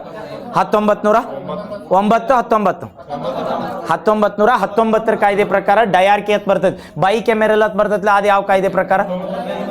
1935. ಈಗ ಹೇಳಿ ನೋಡು ಬೈಕ್ ಎಮೆರಲ್ ಸೆಂಟ್ರಲ್ ಲೆವೆಲ್ಗೆ ತಂದವ್ರು ಯಾವ ಕಾಯ್ದೆ ಒಳಗೆ? ಸೆಂಟ್ರಲ್ದಾಗ. ಇವು ಕನ್ಫ್ಯೂಸ್ ಆಕಾವ. ನಾ 3 ಹೇಳ್ತೇನೆ ಆಮೇಲೆ ನಿಮ್ಗೆ ಕನ್ಫ್ಯೂಸ್ ಆಗಂಗಿಲ್ಲ. ಈಗ ನೋಡ್ರಿ ಒಮ್ಮೆ ಹೇಳಿ ಯಾವ್ದಕ್ಕಂದ್ರೆ ಬೈಕ್ ಎಮೆರಲ್ ಬೇರೆ, ಡಯಾರ್ಕಿ ಬೇರೆ. ಇವು ಎರಡಕ್ಕೂ ಡಿಫ್ರೆನ್ಸ್ ಏನಂತ ಹೇಳ್ತಾನೆ. ಯಾರು ತಂದಿದ್ರು ಅಥವಾ ಏನು ಕೇಳ್ತಾರೆ ಗೊತ್ತಾನೆ. ಡಯಾರ್ಕಿನ ಅಬಾಲಿಷ್ ಮಾಡಿದೆ ಅಥವಾ ಡಯಾರ್ಕಿನ ತೆಗೆದು ಹೋಗಿದ್ದು ಕಾಯ್ದೆ ಯಾವ್ದು? ಡಯಾರ್ಕಿನ್ ತೆಗೆದು ಹೋಗಿದ್ದ ಕಾಯ್ದೆ ಯಾವ್ದು? 1935. ಇದು ಏನು ಮಾಡ್ತೈತೆ ಅಂದ್ರೆ ಅಬೋಲಿಷ್ ಮಾಡ್ತೈತೆ. ಈಗ ಹೇಳ್ತ ನೋಡಿ, ಇಂಡಿಯಾದಾಗ ಡಯಾರ್ಕಿ ಮತ್ತು ಬೈಕೆಮರಲ್ ಅಂತ ಬರ್ತಾವೆ. ಇವು ಎರಡಕ್ಕೂ ಡಿಫ್ರೆನ್ಸ್ ಹೇಳ್ತಾನೆ. ಇದು ಅವಾಗ ಹೆಂಗೆ ಲಿಂಕ್ ಆಕತ್ತೆ ಅಂತ ಹೇಳ್ತಾನೆ. ಡಯಾರ್ಕಿ ಅಂತ ಬರ್ತೈತಿಲ್ಲ, ಮೊದಲು ಇಂಟ್ರಡ್ಯೂಸ್ ಮಾಡಿದ್ದು ಯಾರಂದ್ರೆ 1919 ಕಾಯ್ದೆ ಪ್ರಕಾರ. ಯಾರು ಇರ್ತಾರೆ ಅವಾಗ, ಯಾರು ಬಂದಿರ್ತಾರೆ? ಮಾಂಟೆಗೋ ಚೇಮ್ಸ್ಫರ್ಡ್ ಕಾಯ್ದೆ ಅಂತ ಕರೀತಾರ. ಅವರ ತಂದಿರ್ತಾರೆ ಅಂದರೆ ಡಯಾರ್ಕಿ ಸಿಸ್ಟಮ್. ಈ ಡಯಾರ್ಕಿ ಸಿಸ್ಟಮ್ನ ಪ್ರಾಂತ್ಯ ಒಳಗೆ ಜಾರಿ ತಂದಿರ್ತಾರೆ ರೀ. ಡಯಾರ್ಕಿ ಸಿಸ್ಟಮ್ ಅಂದರೆ ಏನು ಗೊತ್ತಾ? ಡಯಾರ್ಕಿಗೆ ಬೈಕೆಮರಲ್ಗೆ ಮಿಸ್ಟೇಕ್ ಏನಂದ್ರೆ, ನಮ್ಮಲ್ಲಿ ಪ್ರೆಸೆಂಟ್ ಇರೋದು ಇಂಡಿಯನ್ ಗೌರ್ಮೆಂಟ್ ಹೆಂಗೈತೆ ಅಂದ್ರೆ ಬೈಕೆಮರಲ್ ಅಂತ ಕರಿತೀವಿ. ಬಟ್ ಡಯಾರ್ಕಿ ಸಿಸ್ಟಮ್ ಅಂದ್ರೆ ಏನಿರ್ತೈತೆ ಅಂದ್ರೆ, ಸೆಂಟ್ರಲ್ದಾಗ ರಿಸರ್ವ್ಡ್ ಯಾವ್ದಾರ ಇದನ್ನ ಇರ್ತಾವಲ್ಲ, ಯಾವ ರಿಸರ್ವ್ಡ್ ಲಿಸ್ಟ್ ಅಂತ ಕರೀತಾರೆ, ಅಥವಾ ಅತಿ ಹೈಯೆಸ್ಟ್ ಇದನ್ನ ಬರ್ತಿರ್ತಲ್ಲ ಉತ್ಪನ್ನ, ಅಂಥವನ್ನೆಲ್ಲ ಏನು ಲಿಸ್ಟ್ಗಳು ಇರ್ತಾವಲ್ಲ, ಅಥವಾ ಅವು ಏನು ಪದವಿಗಳಿರ್ತಾವಲ್ಲ ಅವ್ನು ಅವ್ರು ಇಟ್ಕೋತಾರೆ. ಆಮೇಲೆ ಟ್ರಾನ್ಸ್ಪೋರ್ಟ್ ಲಿಸ್ಟ್ ಅಂತ ಕರೀತಾರೆ, ಅಥವಾ ಅನ್ಯೂಸ್ಡ್ ಮಿನಿಸ್ಟರ್ಗಳನ್ನ ಕೊಟ್ಟಿರ್ತಾರೆ. ಯಾವ ಅದು ಯೂಸ್ ಇರಂಗಿಲ್ಲ ಅಥವಾ ಅದಕ್ಕೆ ಆರ್ಥಿಕ ಸ್ಥಿತಿನೇ ಬರ್ತಿರಲ್ಲ, ಅಂಥವ್ನು ಯಾವ ಬೇರೆದವ್ರು ಕೊಡ್ತಾರಲ್ಲ ಅವಕ್ಕೆ ಡಯಾರ್ಕಿ ಅಂತ ಕರೀತಾರೆ. ಈ ಡಯಾರ್ಕಿನ ಹೆಂಗೆ ಡಿವೈಡ್ ಮಾಡ್ಬೋದು ಅಂದ್ರೆ, ನಮ್ಮಲ್ಲಿ ಈಗ ಸ್ಟೇಟ್ ಗೌರ್ಮೆಂಟ್ ಸೆಂಟ್ರಲ್ ಗೌರ್ಮೆಂಟ್ ಅಂತ ಬರ್ತೈತಿಲ್ಲ, ಇವು ಸೆಂಟ್ರಲ್ ಗೌರ್ಮೆಂಟ್ ಆಗಲಿ ಸ್ಟೇಟ್ ಗೌರ್ಮೆಂಟ್ ಆಗಲಿ, ವಿಧಾನಸಭೆ ವಿಧಾನ ಪರಿಷತ್ ಅದಾವಲ್ಲ, ಇಬ್ಬರು ಕಡೆ ಈಕ್ವಲ್ ಚಾನ್ಸಸ್ ಐತಲ್ಲ. ಯಾಕಂದ್ರೆ ಬಿಲ್ ಪಾಸ್ ಆಗ್ಬೇಕಾದ್ರೆ ಇಬ್ಬರದು ಒಪ್ಪಿಗೆ ಬೇಕು. ಬಟ್ ಇದು ಡಯಾರ್ಕಿ ಸಿಸ್ಟಮ್ನಾಗ ಹೆಂಗಿರ್ತದೆ ಗೊತ್ತಾನ? ಕೇಂದ್ರದಾಗ ಪೊಲೀಸ್ ಕೇಂದ್ರದಾಗ, ಫೈನಾನ್ಸ್ ಕೇಂದ್ರದಾಗ, ಪ್ರಾಪರ್ಟಿ ಕೇಂದ್ರದಾಗ ಸಣ್ಣ ಅದರಿಂದ ಆಡಳಿತ ಮಾಡೋ ಏನಿರ್ತಾವಲ್ಲ ಸಣ್ಣ ಪದವಿ ಯಾರಿಗೆ ಕೊಟ್ಟಿರ್ತಾರೆ ಅಂದ್ರೆ ಸ್ಟೇಟ್ ಲೆವೆಲ್ ಕೊಡ್ತಾರೆ, ಅಥವಾ ಪ್ರಾಂತ್ಯ ಲೆವೆಲ್ಗೆ ಅಥವಾ ಅಧಿಕಾರ ಮಾಡ್ತಿರ್ತಾರಲ್ಲ ಅಂಥವ್ರಿಗೆ ಕೊಡ್ತಾರೆ. ಇದಕ್ಕೆ ಡಯಾರ್ಕಿ ಅಂತ ಕರೀತಾರೆ. ಕನ್ಫ್ಯೂಸ್ ಆಗಂಗಿಲ್ಲಲ್ಲ. ಡಯಾರ್ಕಿ ಅಂದ್ರೆ ನೆನ್ಪಿಟ್ಕೋರಿ, ಅಥವಾ ಡಯಾರ್ಕಿ ಅಂತ ಬರ್ತೇಳಿ. ಒಬ್ಬರ ಕಡೆ ರಿಸರ್ವ್ಡ್ ಇರ್ತಾವೆ, ಇನ್ನೊಬ್ರ ಕಡೆ ಟ್ರಾನ್ಸ್ಫರ್ಡ್ ಇರ್ತಾವೆ. ರಿಸರ್ವ್ಡ್ ಟ್ರಾನ್ಸ್ಫರ್ಡ್ ಅಂತ ಬರ್ತೇಳಿ. ಇದಕ್ಕೆ ಏನಂತಾರೆ ಅಂದ್ರೆ ಡಯಾರ್ಕಿ ಅಂತಾರ. ಈ ಡಯಾರ್ಕಿನ ತೆಗೆದು ಹೋಗಿದ್ದ ಕಾಯ್ದೆ ಯಾವ್ದಂದ್ರೆ 1935 ಭಾರತ ಆಕ್ಟ್ ಅಂತ ಕರೀತಾರೆ. ಈ ಡಯಾರ್ಕಿ ಅಂತ ಗೊತ್ತಲ್ಲ. ಇನ್ನೇನು ಎರಡನೇದು ಇಂಟ್ರಡ್ಯೂಸ್ ಮಾಡ್ತಾರಂದ್ರೆ ಬೈಕೆಮರಲ್ ಅಂತ ಬರ್ತೈತ್ರಿ. ಈ ಡಯಾರ್ಕಿ ತಂದಾಗ ಪ್ರಾಂತ್ಯ ಒಳಗೆ ತಂದಿರ್ತಾರೆ. ಯಾರಂದ್ರೆ 1919. ಯಾಕೆ ಪ್ರಾಂತ್ಯಗಳಂದ್ರೆ ಅವಾಗ ಭಾರತದೊಳಗ ಯಾವುದು ಸ್ಟೇಟ್ ಅಂತ ಇರಂಗಿಲ್ಲ, ಎಲ್ಲಕ್ಕೂ ಪ್ರಾಂತ್ಯ ಅಂತ ಕರಿತಿರ್ತೀವಿ. ಈಗ ಹೆಂಗೆ ಹೈದರಾಬಾದ್ ಪ್ರಾಂತ್ಯ, ಇದು ಚಂಡೀಗಢ ಪ್ರಾಂತ್ಯ ಅದಕ್ಕೆ ಬರ್ತಿರ್ತಾವಲ್ಲ, ಹಂಗೆ ಪ್ರಾಂತ್ಯಗಳಿರ್ತಾವೆ. ಅವ್ನು ಬೈಕೆಮರಲ್ ಅಂತ ಮಾಡ್ತಾರಲ್ಲ, ಸೆಂಟ್ರಲ್ ಲೆವೆಲಿಗೆ ಬೈಕೆಮರಲ್ ಅಂದ್ರೆ ಅವ್ರು ಏನು ಮಾಡಿರ್ತಾರೆ 1919 ಯಾರ ಇದನ್ನ ಮಾಂಟೆಗೋ ಚೇಮ್ಸ್ಫರ್ಡ್ ಅಂತ ಕರಿತಿರ್ತಾರಲ್ಲ, 1919 ಸೆಂಟ್ರಲ್ ಲೆವೆಲ್ ಬೈಕೆಮರಲ್ ಅಂತ ತಂದಿರ್ತಾರೆ. ಬೈಕೆಮರಲ್ ಅನ್ನೋದು ಏನಂದ್ರೆ ಸೆಂಟ್ರಲ್ದಾಗ ಮೇಲ್ಮನೆ ಮತ್ತು ಕೆಳಮನೆ ಅಂತ ಇರ್ತಾವೆ. ಆ ಮೇಲ್ಮನೆ ಕೆಳಮನೆಗೆ ಎರಡಕ್ಕೂ ಈಕ್ವಲ್ ಅಧಿಕಾರ ಇರ್ತದೆ. ಯಾಕಂದ್ರೆ ಅಲ್ಲಿ ಬ್ರಿಟಿಷರೇ ಇರ್ತಾರೆ, ಅವರ ಬಿಲ್ ಪಾಸ್ಗಳು ಮಾಡ್ಕೋತಿರ್ತಾರೆ. ಬಟ್ ಡಯಾರ್ಕಿಯಲ್ಲಿ ಇಂಟ್ರಡ್ಯೂಸ್ ಮಾಡಿರ್ತಾರೆ ಅಂದ್ರೆ ಪ್ರಾಂತ್ಯ ಒಳಗೆ. ಅವಾಗ ಏನು ಮಾಡಿರ್ತಾರೆ, ರಿಸರ್ವ್ಡ್ ಸೆಂಟ್ರಲ್ದವ್ರ ಕಡೆ ಇರಬೇಕು, ಏನು ಯೂಸ್ಲೆಸ್ ಇರ್ತಾವಲ್ಲ ಆ ಪದವಿಗಳ ಸ್ಟೇಟ್ ಒಳಗೆ ಇರ್ಬೇಕಂತ ಹಿಂಗೆ ಮಾಡಿರ್ತಾರೆ ಡಿವೈಡ್. ಗೊತ್ತಾಗತ್ತಾವಲ್ಲ ಡಯಾರ್ಕಿ ಮತ್ತು ಬೈಕೆಮರಲ್ ಅಂತ ಬಂದಾಗ. ನಾಳೆ ಕ್ವಶನ್ ಕೇಳಿದಾಗ ಡಯಾರ್ಕಿನ ಪ್ರಾವಿನ್ಸಿಯಲ್ ಅಥವಾ ಪ್ರಾಂತ್ಯಗಳ ಲೆವೆಲ್ದಾಗ ಇಂಟ್ರಡ್ಯೂಸ್ ಮಾಡಿದವ್ರು ಯಾರಂದ್ರೆ 1919 ಕಾಯ್ದೆ. ಸೆಂಟ್ರಲ್ ಲೆವೆಲ್ ಅಥವಾ ಕೇಂದ್ರ ಲೆವೆಲ್ಗೆ ಬೈಕೆಮರಲ್ ತಂದವ್ರು ಯಾರಂದ್ರೆ 1919. ಇನ್ನು ನೆಕ್ಸ್ಟ್ ಏನು ಕೇಳ್ತಾನೆ ಗೊತ್ತಾನ, ಬೈಕೆಮರಲ್ ಪ್ರಾಂತ್ಯ ಒಳಗೆ ತಂದವ್ರು ಯಾರು ಅಂತ ಕೇಳಿರ್ತೀನಿ. ಅವಾಗ ಬರ್ಬೇಕು 1935 ಕಾಯ್ದೆ. ಅದ ನೆಕ್ಸ್ಟ್ ಏನಾಕೈತೆ ಗೊತ್ತಾ, ನೆಕ್ಸ್ಟ್ ವರ್ಷನ್ ಪ್ರೆಸೆಂಟ್ ಏನಿದಾವಲ್ಲ ಇವೆಲ್ಲಕ್ಕೂ ಬೈಕೆಮರಲ್ ಅಂತ ಕರಿತೀವಿ. ನಮ್ಮಲ್ಲಿ ಈಗ ನೋಡ್ರಿ, ಲೋಕಸಭೆ ಮತ್ತು ವಿಧಾನಸಭೆ, ಲೋಕಸಭೆ ಮತ್ತು ರಾಜ್ಯಸಭೆ ಅದಾವಲ್ಲ, ಎರಡೂ ಕಡೆ ಈಕ್ವಲ್ ಪವರ್ ಅದಾವಲ್ಲ. ಬೈಕೆಮರಲ್ ಅಂದ್ರೆ ಏನಂದ್ರೆ, ಬೈಕೆಮರಲ್ ಅಂದ್ರೆ ಎರಡೂ ಕಡೆ ಆಡಳಿತ ಮಾಡಕ್ಕೆ ಎರಡು ಅದಾವ, ಬಟ್ ಎರಡೂ ಕಡೆ ಈಕ್ವಲ್ ಪವರ್ ಇರ್ತಾವೆ. ಬಟ್ ಡಯಾರ್ಕಿದಾಗ ಏನಿರಂಗಿಲ್ಲ ಅಂದ್ರೆ ಈಕ್ವಲ್ ಪವರ್ ಇರಂಗಿಲ್ಲ. ಈಗ ಹೇಳ್ರಿ ನೋಡು, ಡಯಾರ್ಕಿನ ಎಲಿಮಿನೇಟ್ ಮಾಡಿದವ್ರು ಯಾರ? 1935 ಡಯಾರ್ಕಿ ಫಸ್ಟ್ ಇಂಟ್ರಡ್ಯೂಸ್ ಮಾಡಿದವ್ರ 1919. ಇದನ್ನು ಬೈಕೆಮರಲ್ ಫಸ್ಟ್ ಇಂಟ್ರಡ್ಯೂಸ್ ಮಾಡಿದ್ದು ಪ್ರಾಂತ್ಯದೊಳಗತ್ ಕೇಳ್ರ 35. ಬೈಕೆಮರಲ್ ಪ್ರಾಂತ್ಯ ಒಳಗೆ ಇಂಟ್ರಡ್ಯೂಸ್ ಮಾಡಿದವ್ರ ಅಂದ್ರೆ 35ರಾಗ. ಬಟ್ ಸೆಂಟ್ರಲ್ ಲೆವೆಲ್ಗೆ ಬೈಕೆಮರಲ್ ಅಂತ ಕೇಳ್ರ 1919. ಗೊತ್ತಾದಲ್ಲ ಬೈಕೆಮರಲ್. ಈಗ ಡಯಾರ್ಕಿ ಈಗ ಎದಕ್ಕೆ ಅವು ಹೇಳಿ ಗೊತ್ತಾನ, ಡಯಾರ್ಕಿ ತಂದಿರ್ತಾರಲ್ಲ ಇವ್ರು 1919ರಾಗ. ಆ ಡಯಾರ್ಕಿ ತಂದಿದ್ದು ಇಂಟೆನ್ಷನ್ ಏನಿರ್ತೈತೆ ಅಂದ್ರೆ, ಅಕಸ್ಮಾತ್ ಅವಾಗ ಅವ್ರು ಎಲ್ಲರ ಬೈಕೆಮರಲ್ ಮಾಡ್ಕೊಂಡಿರೋದತ್ತೇಳಿ ನಾ ಹೇಳಿ, ಯಾರಂದ್ರೆ ರೊಕ್ಕದ್ದು ಅವ್ರ ಕಡೆ ಇರ್ತಾವ, ಏನು ಅತಿ ಹೈಯೆಸ್ಟ್ ಉತ್ಪನ್ನಗಳು ಬರ್ತಿರ್ತಾವೆ, ಟ್ಯಾಕ್ಸ್ಗಳು ಬರ್ತಿರ್ತಲ್ಲ, ಅವನ್ನೆಲ್ಲ ಅವ್ರು ಯಾರು ಇಟ್ಕೊಂಡಿರ್ತಾರೆ ಅಂದ್ರೆ ಬ್ರಿಟಿಷರು ಇಟ್ಕೊಂಡಿರ್ತಾರೆ. ಅದಕ್ಕೆ ಡಯಾರ್ಕಿ ಅಂತ ಕರೆದಿರ್ತಾರೆ. ಸ್ಟೇಟ್ ಲೆವೆಲ್ಗೆ ಏನಂದ್ರೆ ಅಧಿಕಾರ ಇರಲ್ದು ಪೊಸಿಷನ್ ಕೊಟ್ಟಿರ್ತಾರೆ. ರೊಕ್ಕ ಬಂದಿದ್ದು ಎಲ್ಲ ಅವ್ರು ಇಟ್ಕೊಳತ್ತಾರಲ್ಲ, ಅದಕ್ಕೆ ಏನಂತಾರ ಅಂದ್ರೆ ಒಬ್ರು ಸ್ಟೇಟ್ಮೆಂಟ್ ಕೊಡ್ತಾರ, ಮಾಂಟೆಗೋ ಚೇಮ್ಸ್ಫರ್ಡ್ ಕಾಯ್ದೆ ಒಳಗೆ ಡಯಾರ್ಕಿ ಸಿಸ್ಟಮ್ ತಂದಿರ್ತಾರಲ್ಲ, ಅದು ಏನು ಮಾಡಿರ್ತದೆ ಅಂದ್ರೆ ನಮ್ಮಲ್ಲಿ ಇದ್ದಿದ್ದು ಸಂಪತ್ನ ಇನ್ನಷ್ಟು ಬ್ರಿಟಿಷರು ಹೋಯ್ತಾರೆ. ಯಾಕಂದ್ರೆ ರೊಕ್ಕ ಎಲ್ಲ ಅವ್ರ ಕಡೆನ ಬರ್ತೈತಿ, ತಳಗಿನವ್ರಿಗೆ ಯೂಸ್ ಇಲ್ಲ. ಆ ರೊಕ್ಕ ಹೋತಲ್ಲ, ಆ ರೊಕ್ಕ ಹೋಗೋದಕ್ಕೆ ಏನಂತಾರ ಅಂದ್ರೆ ಇನ್ನಷ್ಟು ಬರೀದಾಗೈತೆ ಅಂತ ಹೇಳ್ತದೆ. ಆ ಸ್ಟೇಟ್ಮೆಂಟ್ ಕೊಟ್ಟವ್ರು ಯಾರತ್ ಈಗ ಹೇಳಿ, ಈಗ ಹೇಳಿ ಆಪ್ಷನ್ ಕೊಡಲಿ. ಅರವಿಂದ್ ಘೋಷ, ದಾದಾಬಾಯಿ ನವರೋಜಿ, ಜವಾಹರ್ಲಾಲ್ ನೆಹರು ಮತ್ತು ಮಹಾತ್ಮ ಗಾಂಧಿ. ಇದನ್ನು ಸ್ಟೇಟ್ಮೆಂಟ್ ಕೊಟ್ಟವ ಮಹಾತ್ಮ ಗಾಂಧಿ. ಕೇಳ್ಯಾನ ನೋಡ್ರಿ ಕ್ವಶನ್. MG ಗಾಂಧಿ ಅಂತ ಕರಿತೀವಲ್ಲ ಅಥವಾ ಮಹಾತ್ಮ ಗಾಂಧಿ, ಅವರೇ ಯಾವ ಸ್ಟೇಟ್ಮೆಂಟ್ ಕೊಡ್ತಾರಂದ್ರೆ ಮಾಂಟೆಗೋ ಚೇಮ್ಸ್ಫರ್ಡ್ದಾಗ ಡ್ರೈನ್ ವೆಲ್ತ್ ಥಿಯರಿ ಅಂತ ನೆನಪಿಟ್ಕೋರು. ಹಿಂಗೂ ನೆನಪಿಟ್ಕೋ. ಯಾಕಂದ್ರೆ ಮಾಳೆ ಇಂಗ್ಲೀಷ್ನಾಗ ಕೇಳಿದಾಗ ಅಥವಾ ಏನಕ್ಕೆ ಕೇಳಿದಾಗ ಸಿದ್ಧಾಂತ ಅಥವಾ ಸೋರಿಕೆ ಸಿದ್ಧಾಂತ ಅಂತ ಬರ್ತೇಳಿ ತೆಲುಗು ಪಟ್ನ ಒಂದೇ ಆಪ್ಷನ್ ದಾದಾಬಾಯಿ ನವರೋಜಿ ಹಾಕಿರ್ತಾರೆ. ಬಟ್ ಅವ್ರು ಯಾವ ಕಾಯ್ದೆ ಮೇಲೆ ಮಾಡ್ಯಾರಲ್ಲ ಅದನ್ನ ಮರ್ಜ್ ಮಾಡ್ಕೋರು. ಗೊತ್ತಾತಲ್ಲ ಡಯಾರ್ಕಿ ಸಿಸ್ಟಮ್ ಅಂತೇಳಿ. ಬಟ್ ಇದು 1919 ಇರಲ್ಲ, ಆ ಟೈಮ್ನಿಗೆ ಏನೂ ಬಂದಿರಲ್ಲ. ಮಿಂಟೋ ಮಾರ್ಲೆ ಬಂದಾಗ ಏನು ಮಾಡಿರ್ತಾರೆ, ಸಪ್ರೇಟ್ ಚುನಾವಣೆಗಳನ್ನ ಮಾಡಿರ್ತಾರೆ. ಮಾರ್ಲೆಗೆ ಏನಂತ ಕರಿತೀವಿ ಹೇಳ್ರಿ, ಕೋಮು. ಆ ಕೋಮು ಏನು ಮಾಡಿರ್ತಾರೆ ಅಂದ್ರೆ ಮುಸ್ಲಿಮರಿಗೆ ಬೇರೆ ಮತಗಟ್ಟೆಗಳ, ಇದ್ರ ಬೇರೆ ಮತಗಟ್ಟೆಗಳ, ಅದು ಎಲ್ಲ ಈ ಚುನಾವಣೆ ಮೇಲೆ ಮಾಡಿರ್ತಾರೆ. ಅವ್ರು ಏನು ಮಾಡಿರಲ್ಲ ಅಂದ್ರೆ ಡ್ರೈನ್ ಮಾಡ್ಬೇಕಂದಿದ್ರಲ್ಲ. ಬಟ್ ಇವ್ರು ಏನು ಇಂಟ್ರೊಡ್ಯೂಸ್ ಮಾಡಿರ್ತಾರಲ್ಲ 19ರಾಗ, ರೊಕ್ಕ ತಕ್ಕೋಬೇಕು ಅಥವಾ ಎಕ್ಸ್ಟ್ರಾಕ್ಟ್ ಮಾಡ್ಬೇಕಂತ ಮಾಡಿರ್ತಾರೆ. ಅದ್ರ ಮೇಲೆ ಕ್ವಶನ್ ಕೇಳೋಣ ಡೈರೆಕ್ಟ್. ಅದೊಂದು ಮಣ್ಣು ಉಳಿದಿತ್ತು, ಅದಕ್ಕೆ ಕೇಳಿ.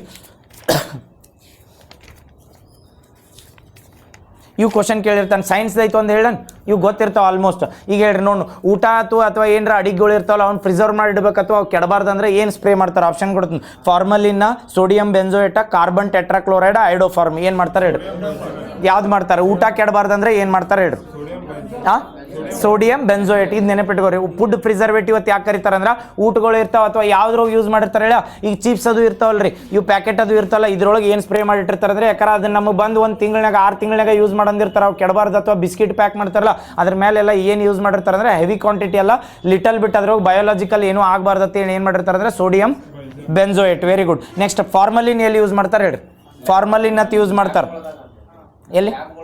ಹಾಂ, ಎಸ್, ವೆರಿ ಗುಡ್. ಇದನ್ನ ಹೆಂಗೆ ಕೇಳ್ತಾನೆ ಗೊತ್ತಾ ಕ್ವಶನ್? ಈ ಫಾರ್ಮಲಿನ್ ಯಾವಾಗ ನ್ಯೂಸ್ ಬಂದಿತ್ತು ಅಂದ್ರೆ ನಮ್ಮಲ್ಲಿ ಕೊರೋನಾ ವ್ಯಾಕ್ಸಿನ್ ಅದು ಬಂದಿದ್ದು ಗೊತ್ತೈತ್ರಿ. ಕೊರೋನಾ ವ್ಯಾಕ್ಸಿನ್ ಆಗಲಿ ಅಥವಾ ಯಾವ್ದಾರ ಸ್ಪೆಸಿಮನ್ಸ್ಗಳು ಬರ್ತಾವೆ ಅಥವಾ ವ್ಯಾಕ್ಸಿನ್ಗಳು ಇಂಜೆಕ್ಷನ್ಗಳು ಬರ್ತಾವಲ್ಲ ಅವ್ನು ಪ್ರಿಸರ್ವ್ ಮಾಡಿ ಇಡಬೇಕಾದ್ರೆ ಅಥವಾ ಅವು ಏನಾರ ಸಾಯ್ಬಾರ್ದು ಅಂತೇಳಿ ಕೋಲ್ಡ್ ಸ್ಟೋರೇಜ್ನಾಗ ಇಡ್ಬೇಕತ್ತಾರಲ್ಲ ಅಲ್ಲಿ ಯಾವ್ದು ಯೂಸ್ ಮಾಡ್ತಾರ ಅಂತ ಕೇಳ್ತಾನೆ. ಏನು ಯೂಸ್ ಮಾಡ್ತಿರ್ತಾರೆ ಹೇಳ್ರಿ? ಅಲ್ಲಿ ಏನು ಯೂಸ್ ಮಾಡ್ತಾರೆ ಅಂದ್ರೆ ಫಾರ್ಮಲಿನ್. ನೆನಪಿಟ್ಕೋ, ನಾಳೆ ಯಾವುದೋ ಇಂಜೆಕ್ಷನ್ ಬರಲಿ ಅಥವಾ ಇವು ಪೋಲಿಯೋ ಇಂಜೆಕ್ಷನ್ ಅದು ಬರ್ತಾವಲ್ಲ ಅಲ್ಲಿ ಬಯೋಲಾಜಿಕಲ್ ಇದನ್ನು ಸ್ಪೆಸಿಮನ್ಗಳು ಏನಿರ್ತಾವಲ್ಲ ಅಥವಾ ಯಾವುದೋ ಒಂದು ಇಂಜೆಕ್ಷನ್ ಆಗಲಿ ವ್ಯಾಕ್ಸಿನ್ ಆಗಲಿ ಅವು ಬಾದಾಗಬಾರ್ದು ಅವ್ನು ಪ್ರಿಸರ್ವ್ ಮಾಡೋಕೆ ಏನು ಯೂಸ್ ಮಾಡ್ತಾರೆ ಅಂದ್ರೆ ಫಾರ್ಮಲಿನ್. ಊಟ ಕೆಡಬಾರ್ದಂದ್ರೆ ಸೋಡಿಯಂ ಬೆಂಜೋಯೇಟ್. ಇನ್ನು ಹೇಳ್ರಿ ಇನ್ನೊಂದು ಏನು ಕೇಳಂದ್ರೆ ಫೈರ್ ಎಕ್ಸ್ಟಿಂಗ್ವಿಷರ್ದಾಗ ಏನು ಯೂಸ್ ಮಾಡ್ತಾರೆ ಅಂದ್ರೆ ಈಗ ನಾವು ಬೆಂಕಿ ಅದು ಹತ್ತಿದಾಗ ಪಟಕ್ನ ತೆಗಿತಾರಲ್ಲ ಅದ್ರ ಆಪ್ಷನ್ ಕೊಡ್ತೀನಿ. ಸೋಡಿಯಂ ಇದನ್ನ ಐಡೋಫಾರ್ಮ್ ಒಂದು, ಕಾರ್ಬನ್ ಟೆಟ್ರಾಕ್ಲೋರೈಡ್. ಎರಡು ಉಳಿದವು, ಎರಡರಾಗ ಒಂದು ಹೇಳಿ ಯಾವ್ದ? Carbon tetrachloride. Very good. Carbon tetrachloride ಎಲ್ಲಿ ಯೂಸ್ ಮಾಡ್ತಾರೆ ಅಂದ್ರೆ ಬೆಂಕಿ ಆರ್ಸಾಕ್ ಅಥವಾ ಫೈರ್ ಎಕ್ಸ್ಟಿಂಗ್ವಿಷರ್ದಾಗ ಏನಂದ್ರೆ ಕಾರ್ಬನ್ ಟೆಟ್ರಾಕ್ಲೋರೈಡ್. ಇನ್ನು ಲಾಸ್ಟ್ ಉಳಿದಿದ್ದು ಅಂದ್ರೆ ಐಡೋಫಾರ್ಮ್ ಎಲ್ಲಿ ಯೂಸ್ ಮಾಡ್ತಾರೆ? ಐಡೋಫಾರ್ಮ್ ಎಲ್ಲಿ ಯೂಸ್ ಮಾಡ್ತಾರೆ ಹೇಳಿ? ಐಡೋಫಾರ್ಮ್ ಅಂದ್ರೆ ಆಲ್ಮೋಸ್ಟ್ ಏನಂದ್ರೆ ಅರಿಶಿನ ಇರ್ತೈತಿಲ್ಲ ಹಂಗೆ ಅರಿಶಿನ್ಗತ್ಲೆ ಅರಿಶಿನ ಎಲ್ಲರ ಕಚ್ಚಾದ್ರೆ ಅರಿಶಿನ ಯೂಸ್ ಮಾಡ್ತೀವಿ ಇಲ್ಲಿ. ಆಂಟಿಸೆಪ್ಟಿಕ್ ಅಂತ ಅರಿಶಿನ ಯೂಸ್ ಮಾಡ್ತಾರಲ್ಲ, ಅರಿಶಿನ ಎಲ್ಲರ ಕಾಲಿಗೆ ಅದು ಕಚ್ಚಾದ್ರೆ ಅರಿಶಿನ ಪುಡಿ ಯೂಸ್ ಮಾಡ್ತಿಲ್ಲ. ಸೇಮ್ ಇದನ್ನು ಆಂಟಿಸೆಪ್ಟಿಕ್ ಅಂತ ಯೂಸ್ ಮಾಡ್ತಾರೆ. ಯಾವ್ದಂದ್ರೆ ಮೊಲಾಮ್. ಅದ ಆಂಟಿಸೆಪ್ಟಿಕ್. ಏನ್ರ ಮೊಲಾಮ್ ಗಿಲಾಮ್ ಇರ್ತಲ್ಲ ಅದಕ್ಕೆ ಆಂಟಿಸೆಪ್ಟಿಕ್ ಆಗಿ ಯಾವ್ದು ಯೂಸ್ ಮಾಡ್ತಾರೆ? ಐಡೋಫಾರ್ಮ್ ಅಂತ ಕರೀತಾರೆ. ಇದನ್ನ ಈ ಕ್ವಶನ್ ಕೇಳಿದಾಗ ಐಡೋಫಾರ್ಮ್ ಅಂತ ಕೇಳೋಣ. ನಾಳೆ ಎಲ್ಲರ ಕನ್ನಡದಾಗ ಅದ್ರ ವಿಸ್ತರಣೆ ಮಾಡಿ ಏನೇ ಬರೆದ್ರೂ ಇದೇ ಬರ್ತೈತೆ. ಐಡೋಫಾರ್ಮ್ ಎಲ್ಲಿ ಯೂಸ್ ಮಾಡ್ತಾರೆ ಅಂದ್ರೆ ಆಂಟಿಸೆಪ್ಟಿಕ್. ಏನರ ಕೆಬ್ಬನ್ ಬಡಿಲಿ ಏನೇ ಬಡಿಲಿ ನಮಗೆ ಕಚ್ ಆದ ಕೂಡಲೇ ಬಡಗ್ನೆ ಏನು ಯೂಸ್ ಮಾಡ್ತಾರೆ ಅಂದ್ರೆ ಅರಿಶಿನ ಪುಡಿ ಯೂಸ್ ಮಾಡ್ತಾರಲ್ಲ. ಅರಿಶಿನ ಪುಡಿ ಎದಕ್ಕೆ ಮಾಡ್ತಿರ್ತಾರೆ ಅಂದ್ರೆ ನಮ್ಮಲ್ಲಿ ಬ್ಯಾಕ್ಟೀರಿಯಾ ಅಥವಾ ಸೆಪ್ಟಿಕ್ ಆಗಬಾರ್ದು ಅಂತ ಯೂಸ್ ಮಾಡ್ತಿರ್ತೀವಿ. ಹೆಂಗಿದು ಅರಿಶಿನ ಪುಡಿ ಹೆಂಗೆ ಸೆಪ್ಟಿಕ್ ಆಗಿ ಇದನ್ನ ಮಾಡ್ತೈತಿಲ್ಲ ಕನ್ವರ್ಟ್ ಮಾಡ್ತಿರ್ತೈತಿಲ್ಲ, ಸೇಮ್ ಹಂಗೆ ಕೆಮಿಕಲ್ ಯಾವ್ದು ಯೂಸ್ ಮಾಡ್ತಾರೆ ಅಂದ್ರೆ ಐಡೋಫಾರ್ಮ್. ಈಗ ಹೇಳ್ರಿ ನೋಡು, ಚಿಪ್ಸ್ ಒಳಗೆ ಅದು ಯಾವ್ದು ಯೂಸ್ ಮಾಡ್ತಾರೆ ಫುಡ್ ಪ್ರಿಸರ್ವೇಟಿವ್ ಆಗಿ? Sodium benzoate. ಆಮೇಲೆ ಬೆಂಕಿ ಆರ್ಸಕ ಟೆಟ್ರಾಕ್ಲೋರೈಡ್. ಬೆಂಕಿ ಆರ್ಸಕ ಸ್ಪೆಸಿಮನ್ಗಳು ಬಂದ್ರೆ ಏನು ಯೂಸ್ ಮಾಡ್ತಾರೆ ಅಂದ್ರೆ ಫಾರ್ಮಲಿನ್. ಇದ್ರ ಮೇಲೆ ಇನ್ನು ನೆಕ್ಸ್ಟ್ ಕ್ವಶನ್ ಏನು ಕೇಳೋಣ ಗೊತ್ತಾ? ಇನ್ನೊಂದು ಹೆಂಗೆ ಕ್ವಶನ್ ಅಪ್ಲೈಡ್ ಕೇಳೋಣ. ಸೈನ್ಸ್ ಮೇಲೆ ಅಪ್ಲೈಡ್ ಕೇಳಿದ್ದು ಒನ್ ಲೈನರ್ ಇರ್ತಾವೆ, ಅವ್ನು ಬರೀ ಹಂಗೆ ನೆನಪಿಟ್ಕೊಂಡ್ರಿ ಅವೇನು ಇದ್ರ ತೇರಿ ನೆನಪಿಟ್ಕೋಬೇಕತ್ತಿಲ್ಲ. ಈಗ ಏನು ಕೇಳೋಣ ಗೊತ್ತಾ? ಡೈರೆಕ್ಟ್ ಒಂದು ಕ್ವಶನ್ ಕೇಳೋಣ. ಹೆಂಗೆ ಕೇಳೋಣ ಗೊತ್ತಾ? ಬೆಂಕಿ ಕಡ್ಡಿಯನ್ನು ಉಜ್ಜುವ ಮೇಲ್ಮೈಗೆ ಉಜ್ಜಿದಾಗ ಉಂಟಾಗೋ ಸರಿಯಾದ ಪ್ರಕ್ರಿಯೆ ಅಂತೇಳಿ. ನೀ ಬೆಂಕಿ ಕಡ್ಡಿದು ಎಲ್ಲ ಓದಿದ್ರು ಇದನ್ನು ಹೆಂಗಂದ್ರೆ ಅಪ್ಲೈಡ್ ನೆನಪಿತ್ತಂತೇಳಿ ನೀವು ಅಪ್ಲೈ ಮಾಡ್ಬೋದ್ರಿ. ಡೈರೆಕ್ಟ್ ಅಪ್ಲೈಡ್ ಇರ್ತಾವೆ. ಏನಂದ್ರೆ ಬೆಂಕಿ ಕಡ್ಡಿ ಇರ್ತೈತಲ್ಲ, ಬೆಂಕಿ ಕಡ್ಡಿಯಾಗಿ ಯೂಸ್ ಮಾಡ್ತಾರೆ ಫಾಸ್ಫರಸ್ ಯೂಸ್ ಮಾಡಿರ್ತಾರೆ. ಕರೆಕ್ಟಾ? ಈ ಫಾಸ್ಫರಸ್ ಹೆಂಗೆ ಕೇಳೋಣ? ಬೆಂಕಿ ಕಡ್ಡಿ ಉಜ್ಜುದಂದ್ರೆ ಬೆಂಕಿದ ಬಾಕ್ಸ್ ಇರ್ತೈತೆ, ಅದ್ರೊಳಗಿನ ಕಡ್ಡಿ ತೆಗಿತಿ ಹಿಂಗೆ ಕೊರಿತಿಯಲ್ಲ ಅದು ಏನಾಗಿ ಕನ್ವರ್ಟ್ ಆಕೈತೆ ಕೇಳೋಣ. ಆಪ್ಷನ್ ಕೊಡ್ತೀನಿ. ಒಂದೇದನ್ನು ಬೆಂಕಿ ಕಡ್ಡಿ ಒಳಗೆ ಯೂಸ್ ಮಾಡಿದಾಗ ಬೆಂಕಿ ಕಡ್ಡಿ ಉಜ್ಜಿದಾಗ ಏನು ಆಕೈತೆ ಅದು ಕನ್ವರ್ಟ್ ಮಾಡಿದಾಗ. ಒಂದೇದು ಏನು ಕೇಳೋಣ ಗೊತ್ತಾ? ಬಿಳಿ ಫಾಸ್ಫರಸ್ ಇದ್ದಿದ್ದ ಕಪ್ಪು ಫಾಸ್ಫರಸ್ ಆಕೈತೆ ಅಂತ ಕೇಳೋಣ. ಒಂದನೇ ಆಪ್ಷನ್. ಎರಡನೇ ಆಪ್ಷನ್ ಬಿಳಿ ಫಾಸ್ಫರಸ್ ಇದ್ದಿದ್ದು ಕಪ್ಪು ಫಾಸ್ಫರಸ್ ಆಕೈತೆ ಅಂದ್ರೆ ತಲೆಯಾಗಿ ಇಟ್ಕೊಂಡ್ಬಿಡ್ರಿ. ಎಲ್ಲರ ಬೆಂಕಿ ಕಡ್ಡಿ ಬಿಳಿದಿದ್ದು ನೋಡ್ರಿ ಅದು ಹೆಂಗಿರ್ತೈತೆ ಅಂದ್ರೆ ಕೆಂಪು ಬರುತ್ತಾನೆ. ಆಪ್ಷನ್ ಎಲ್ಲ ಎಲಿಮಿನೇಟ್ ಮಾಡ್ಕೊತ ಹೋಗುದು. ಒಂದನೇ ಆಪ್ಷನ್ ಕೊಟ್ಟಾನ ಬಿಳಿ ಇದ್ದಿದ್ದು ಕಪ್ ಆಕೈತೆ ಅಂದ್ರೆ ಎಲಿಮಿನೇಟ್ ಆದ. ಎರಡನೇದು ಏನು ಕೊಟ್ಟಾನ ಕಪ್ ಇದ್ದಿದ್ದು ಬಿಳಿ ಆಕೈತೆ ಅಂದ್ರೆ ಕಪ್ ಅಂತೂ ಇರಂಗಿಲ್ಲ. ಒಂದೊಂದು ಕಪ್ ಇರ್ತಾವ ಆಲ್ಮೋಸ್ಟ್ ಮಾಡಿರ್ತಾರ, ಬಟ್ ಅದನ್ನು ಕ್ವಶನ್ದಾಗ ಐತಲ್ಲ ಕಪ್ ಫಾಸ್ಫರಸ್ ಇರಂಗಿಲ್ಲ, ಯೂಸ್ ಮಾಡಂಗಿಲ್ಲ. ಕಪ್ ಫಾಸ್ಫರಸ್ ಯೂಸ್ ಮಾಡಿರ್ತೇಳಿ ರೆಡ್ ಕಲರ್ನಾಗ ಜಾಸ್ತಿ ಮಾಡಿರ್ತಾರೆ. ನೆಕ್ಸ್ಟ್ ಏನು ಕೇಳೋಣ? ಕೆಂಪು ಫಾಸ್ಫರಸ್ ಇದ್ದಿದ್ದ ಬಿಳಿ ಫಾಸ್ಫರಸ್ ಆಕೈತೆ ಅಂತ ಕೇಳೋಣ. ನಾಲ್ಕನೇದು ಏನು ಕೇಳಂದ್ರೆ ಕೆಂಪು ಫಾಸ್ಫರಸ್ ಇದ್ದಿದ್ದ ಕಪ್ಪು ಫಾಸ್ಫರಸ್ ಆಕೈತೆ ಅಂತ ಕೇಳೋಣ. ಯಾವ್ದಿದ್ರು ಕರೆಕ್ಟ್ ಆಕತ್ತೆ ಹೇಳಿ? ರೆಡ್ ಇದ್ದಿದ್ದ ಬ್ಲ್ಯಾಕ್ ಆಕತ್ತೆ, ವೈಟ್ ಆಕತ್ತೆ? ವೈಟ್. ರೆಡ್ ಇದ್ದಿದ್ದು ವೈಟ್. ಇದಕ್ಕೆ ಎಕ್ಸಾಂಪಲ್ ಹೆಂಗೆ ನೆನಪಿಟ್ಕೋರಿ ಗೊತ್ತಾ? ಕ್ವಶನ್ ನೀವು ಹೋಗಿ ಕಡ್ಡಿ ಡಬ್ಬಿ ಕೊರಿತಿರ್ಲಿಲ್ಲ, ಕಡ್ಡಿ ಡಬ್ಬಿ ಕೊರಿದಾಗ ಅದ್ರ ಕೆಂಪು ಇರಲಿ ಬ್ಲ್ಯಾಕ್ ಇರಲಿ ಅದು ಏನಾಕಿರ್ತದೆ ಅಂದ್ರೆ ರೆಡ್ ಫಾಸ್ಫರಸ್ ಅಂತ ಇರ್ತದೆ. ಅದು ವೈಟ್ ಹೆಂಗೆ ಆಕತ್ತೆ ಅಂದ್ರೆ ಬೆಂಕಿ ಹತ್ತುದು ವೈಟ್ ಹತ್ತಲ್ಲ, ಬೆಂಕಿ ಹತ್ತುದು ವೈಟ್ ಹತ್ತಲ್ಲ. ಅದನ್ನು ಕೊರದಾಗ ನೋಡ್ರಿ ಅದು ಕಡ್ಡಿ ಡಬ್ಬಿದು ಏನಿರ್ತಲ್ಲ ಅದ್ರ ಮೇಲೆ ಬಿಳಿ ಮಾರ್ಕ್ ಬಂದಿರ್ತೈತೋ ಇಲ್ಲೋ, ಬಿಳಿ ಮಾರ್ಕ್ ಬಂದಿರೋ ಇದ ರೆಡ್ ಇದ್ದಿದ್ದು ವೈಟ್ ಕನ್ವರ್ಟ್ ಆಗೋದು. ಅದನ್ನ ಅಪ್ಲೈಡ್ ಕೇಳೋಣ, ಅದಕ್ಕೆ ಥಿಯರಿ ನೆನಪಿಟ್ಕೋಬೇಕತ್ತಿಲ್ಲ, ಡೈರೆಕ್ಟ್ ಪ್ರಾಕ್ಟಿಕಲ್ ಬೇಸ್ಡ್ ಮೇಲೆ ಕೇಳೋಣ ಅದನ್ನ ಸೈನ್ಸ್ ಮೇಲೆ ಕ್ವಶನ್. ನೆಕ್ಸ್ಟ್ ಇನ್ನೊಂದು ಕೇಳೋಣ ನೋಡ್ರಿ, ಇದು ರಾಜದ್ರವದ ಬಗ್ಗೆ ಕೇಳೋಣ. ರಾಜದ್ರವಗೆ ಏನಂತ ಕರಿತಿ? ಆಕ್ವರೇಜಿಯಾ ಅಂತ ಕರೀತಾರೆ. ಈ ರಾಜದ್ರವನ ಎದಕ್ಕೆ ಯೂಸ್ ಮಾಡ್ತಾರೆ ಹೇಳ್ರಿ? ಏನು ಕರಗಸಕ್ಕೆ ಯೂಸ್ ಮಾಡ್ತಾರೆ? ಬಂಗಾರ ಮತ್ತು ಪ್ಲಾಟಿನಮ್ ಇಂಥವು ಏನದಲ್ಲ ಇವ್ನು ಕರಗಸಕ್ಕೆ ಯೂಸ್ ಮಾಡ್ತಾರಲ್ಲ. ಇದ್ರ ಮೇಲೆ ಡೈರೆಕ್ಟ್ ಕ್ವಶನ್ ಕೇಳೋಣ. ಮೊದಲು ಆಕ್ವರೇಜಿಯಾ ಅಂದ್ರೆ ಹೇಳ್ರಿ ಏನಿರ್ತದೆ ಆಕ್ವರೇಜಿದಾಗ? HCl+. HCl ಅಂದ್ರೆ hydrochloric acid. Next nitric option ಕೊಡ್ತಾನೆ ನೋಡ, ಏನು ಇರ್ತೈತೆ ಹೇಳ್ರಿ, ಆಪ್ಷನ್ ಕೊಡ್ತೀನಿ. ಹೈಡ್ರೋಕ್ಲೋರಿಕ್ ಆ್ಯಸಿಡ್, ಆಮೇಲೆ ನೈಟ್ರಿಕ್ ಆ್ಯಸಿಡ್, ಇದನ್ನು NaCl, ಆಮೇಲೆ HCl. HCl ಹೇಳಿರಲ್ಲ, ಎರಡ್ರಾಗ ಒಂದು ಹೇಳಿ. ಹೈಡ್ರೋಕ್ಲೋರಿಕ್ ಅಂತೂ ಇರ್ತೈತೆ, ಎರಡು ಇರ್ತಾವೆ. ಹೈಡ್ರೋಕ್ಲೋರಿಕ್ ಒಂದು, ನೈಟ್ರಿಕ್ ಆ್ಯಸಿಡ್. ಇದು ಹೆಂಗೆ ನೆನಪಿಟ್ಕೋರಿ ಗೊತ್ತಾ? HCl ಅಂದ್ರೆ ನೆನಪಿಟ್ಕೋರಿ, ಏನಂತ HCl ಹೈಡ್ರೋಕ್ಲೋರಿಕ್ ಆ್ಯಸಿಡ್ ಅಂತ ಬರ್ತೈತಲ್ಲ, ಅಥವಾ HCl. ಇವು ಎರಡು ಯಾವ ರೇಷೋದಾಗ ಇರ್ತಾವತ್ತು ಭಾಳ ಸರಿ ಕೇಳೋಣ. ಯಾವ 1:3 3:1? ಇನ್ನೊಮ್ಮೆ ನೆನಪಿಟ್ಕೋರಿ, HCl ನೈಟ್ರಿಕ್ ಆ್ಯಸಿಡ್ ಯಾವ ರೇಷೋ ಹೇಳ್ರಿ? 3:1. ಇದೆಲ್ಲರ ಕನ್ಫ್ಯೂಸ್ ಆದ್ರೆ ನೆನಪಿಟ್ಕೊಳಕ್ಕೆ ಏನಂದ್ರೆ, HCl ಅನ್ನೋದು ಹೆಂಗೆ ಗೊತ್ತಾ, ಮನುಷ್ಯಾಗ ಹಸು ಆದಾಗ ಅದು ಎದಿ ಉರಿತೈತೆ ತರ ಗೊತ್ತಾಗ್ತಾನೆ. ಹಸು ಆದಾಗ ಉರಿಬೇಕಾರ, ಅಥವಾ ಇದ್ದು ಡೈರೆಕ್ಟ್ ಕ್ವಶನ್ ಕೇಳ, ನೀವು ಎಲ್ಲ ಪ್ರಾಕ್ಟಿಕಲ್ ಬೇಸ್ಡ್ ಮೇಲೆ ಕೇಳಿರ್ತಾನೆ. ಏನಂದ್ರೆ ಮನುಷ್ಯಾಗ ಹಸು ಆತತ್ತೇಳಿ ನಾವು ಏನು ಊಟ ಕೊಡ್ಲಿಕ್ಕೆ ನಮ್ಮ ಬಾಡಿ ಒಳಗೆ ಒಂದು ಏನಂದ್ರೆ ಈ ಲಿಕ್ವಿಡ್ ರಿಲೀಸ್ ಆಕತ್ತೆ. ಅದಕ್ಕೆ ಏನಂತ ಅಂದ್ರೆ ಹೈಡ್ರೋಕ್ಲೋರಿಕ್ ಆ್ಯಸಿಡ್ ಅಥವಾ HCl. ಆ HCl ಎದಿ ತನ ಬಂದ್ರೆ ಎದಿ ಉರಕ್ಕೆ ಸ್ಟಾರ್ಟ್ ಆಗತ್ತೆ. ಅದಕ್ಕೆ ಏನಂತಾರ ಹೈಡ್ರೋಕ್ಲೋರಿಕ್ ಆ್ಯಸಿಡ್ ಅಂತ ಕರೀತಾರೆ. ಈ ಹೈಡ್ರೋಕ್ಲೋರಿಕ್ ಆ್ಯಸಿಡ್ ಐತ್ಲ, ಇದು ಭಾಳ ಸ್ಟ್ರಾಂಗ್ ಅತ್ತಿರಂಗಿಲ್ಲ. ಎದಿ ಉರಿದು ಎಲ್ಲರ ಸಾಯ್ತಾರ, ಯಾರು ಸಾಯಂಗಿಲ್ಲ. ಬಟ್ ಏನಾಕಿದ್ರೆ ಎದಿ ಉರಿತೈತೆ ಅಂತ ಹೈಡ್ರೋಕ್ಲೋರಿಕ್ ಆ್ಯಸಿಡ್ ಭಾಳ ಸ್ಟ್ರಾಂಗ್ ಇರಂಗಿಲ್ಲ ರೀ. ಈ ಹೈಡ್ರೋಕ್ಲೋರಿಕ್ ಆ್ಯಸಿಡ್ ಇನ್ನೊಂದು ಏನು ಯೂಸ್ ಮಾಡ್ತಾರೆ ಅಂದ್ರೆ ಅದ್ರ ನೈಟ್ರಿಕ್ ಆ್ಯಸಿಡ್. ಇನ್ ಕೇಸ್ ನಿಮಗೆ ಎಲ್ಲರ ತಿಳಿಲಿಕ್ಕಂತೇಳಿ ಎಕ್ವಿರೇಜಿದಾಗ ಹೈಡ್ರೋಕ್ಲೋರಿಕ್ ಆ್ಯಸಿಡ್ ಮತ್ತು ನೈಟ್ರಿಕ್ ಆ್ಯಸಿಡ್ ಯೂಸ್ ಮಾಡ್ತಿರ್ತಾರೆ. ಇವು ಎರಡು ಎದಕ್ಕೆ ಎಕ್ಸಾಂಪಲ್ ನಿಮಗೆ ಹೈಡ್ರೋಕ್ಲೋರಿಕ್ ಆ್ಯಸಿಡ್ ನಾವು ಮನುಷ್ಯನ ಬಾಡಿ ಒಳಗೆ ಇರ್ತೈತೆ ಅಂದ್ರೆ, ಹೈಡ್ರೋಕ್ಲೋರಿಕ್ ಆ್ಯಸಿಡ್ ಭಾಳ ಸ್ಟ್ರಾಂಗ್ ಇದ್ರೆ ಮನುಷ್ಯನ ಉಳಿತಿದ್ದಿಲ್ಲ. ಅದೇನಂದ್ರೆ ಲೆಸ್ ಸ್ಟ್ರಾಂಗ್ ಇರ್ತದೆ. ಅವಾಗ ಏನು ಯೂಸ್ ಮಾಡುವಾಗ ಎಕ್ವರೇಜಿದಾಗ ಎರಡು ಕೆಮಿಕಲ್ ಯೂಸ್ ಮಾಡ್ತಿರ್ತಾರೆ, ರೇಷೋ ಕೊಟ್ಟಿರ್ತಾರೆ ತಿಳ್ಕೊ. ಎಕ್ವರೇಜಿದಾಗ ಎರಡು ಕೆಮಿಕಲ್ ಯಾಕೆ ಯೂಸ್ ಮಾಡ್ತಾರೆ ಅಂದ್ರೆ, ನಾವು ಚಿನ್ನ ಕರಗಿಸ್ಬೇಕು. ಹೌದಾ?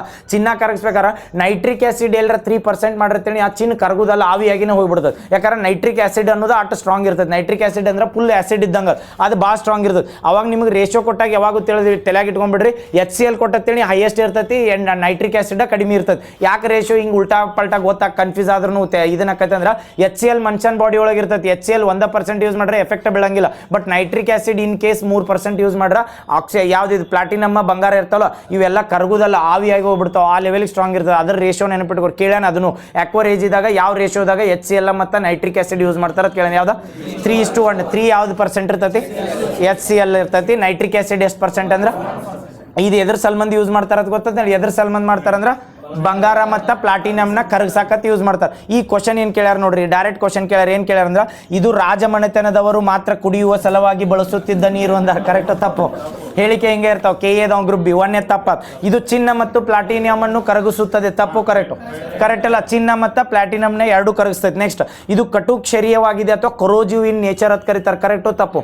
ಕರೋಜಿವ್ ಇನ್ ನೇಚರ್ ಇರ್ತೈತೋ ಇಲ್ಲೋ? ಇನ್ನೊಂದು ಆಪ್ಷನ್ ಕೊಡ್ತೀನಿ. ಇನ್ನೊಂದು ಏನಂದ್ರೆ, ಇದು ಹೊಗೆಯಾಡುವ ದ್ರವ ಅಂತ ಕರೀತಾರೆ. ಕರೆಕ್ಟು? ತಪ್ಪು? ಹೇಳ್ರಿ ಯಾವ್ದು? ಇವು 3 ಹೇಳಲ್ಲ ಆಪ್ಷನ್. ಹೊಗೆ ಆಡುವ ದ್ರವ ಐತೋ ಇಲ್ಲೋ? ಇದ್ರೋಗಿ ಹಿಂಟ್ ಕೊಡ್ತೇನೆ ನೋಡ್ರಿ. ಈಗ ಇದನ್ನ ಏನಂದ್ರೆ ಪ್ಲಾಟಿನಮ್ಮ ಮತ್ತು ಏನಂದ್ರೆ ಬಂಗಾರನ ಕರಗಿಸ್ಬೇಕು. ಬಂಗಾರ ಎರಡು ಕರಗಿಸ್ಬೇಕಾರೆ ಹೊಗೆ ಆಡ್ತೈತೋ ಇಲ್ಲೋ? ಹೊಗೆ ಆಡೋದಂದ್ರೆ ಅದು ಆವಿಯಾಗಿ ಹೋಗಿರಂಗಿಲ್ಲ. ನೀರೆಲ್ಲರ ಇದ್ರೊಳಗೆ ಕೆಬ್ಬನ ಮೇಲೆ ನೀರು ಹೋಗೋದು ಕೂಡ ಹೋಗಿ ಹೋಗ್ತೈತೆ ಇಲ್ಲೋ? ಸೇಮ್ ಅಲ್ಲಿ ರಿಯಾಕ್ಷನ್ ಹಾಕಿರ್ತದೆ. ನಾ ಏನು ಹೇಳ, ಆವಿಯಾಗಿ ಹೋಗೋದಂದ್ರೆ ನೈಟ್ರಿಕ್ ಆ್ಯಸಿಡ್ ಜಾಸ್ತಿ ಯೂಸ್ ಮಾಡಿರ್ತೀನಿ, ಇದ್ದಿದ್ದೆಲ್ಲ ಆವಿಯಾಗಿ ಹೋಗ್ತೈತಿ. ಬಟ್ ಅದು ಆವಿ ಆಡಂಗಿಲ್ಲತ್ತಲ್ಲ, ಹೊಗೆ ಆಡುವ ದ್ರವಣ ಇರ್ತೈತಿ. ಇದು ಯಾವ್ದಂದ್ರೆ HCl ಮತ್ತು ನೈಟ್ರಿಕ್ ಆ್ಯಸಿಡ್ ಯೂಸ್ ಮಾಡ್ರೆ. ಅದನ್ನು ಹಿಂಟೆ ಹೊಗೆ ಆಡುವ ದ್ರವ ಹೆಂಗೆ ಹಾಕ್ಬೋದು ಅಂದ್ರೆ, ಆ್ಯಸಿಡ್ ನೈಟ್ರಿಕ್ ಆ್ಯಸಿಡ್ ಎಲ್ಲರ ಸೈನ್ಸ್ ಒಳಗೆ ಲ್ಯಾಬ್ನಾಗ ಯೂಸ್ ಮಾಡ್ತಿರ್ತಾರೆ ನೋಡಿ. ಆ ನೈಟ್ರಿಕ್ ಆ್ಯಸಿಡ್ ಎಲ್ಲರ ತೆಗೆದೆತ್ತೇಳಿ ಹೋಗಿ ಬರ್ತಿರ್ತೈತೆ. ಅದು ಅಂಥದ್ದು ಯೂಸ್ ಮಾಡ್ತಿರಂದ್ರೆ ಹೊಗೆ ಆಡೋ ದ್ರವ.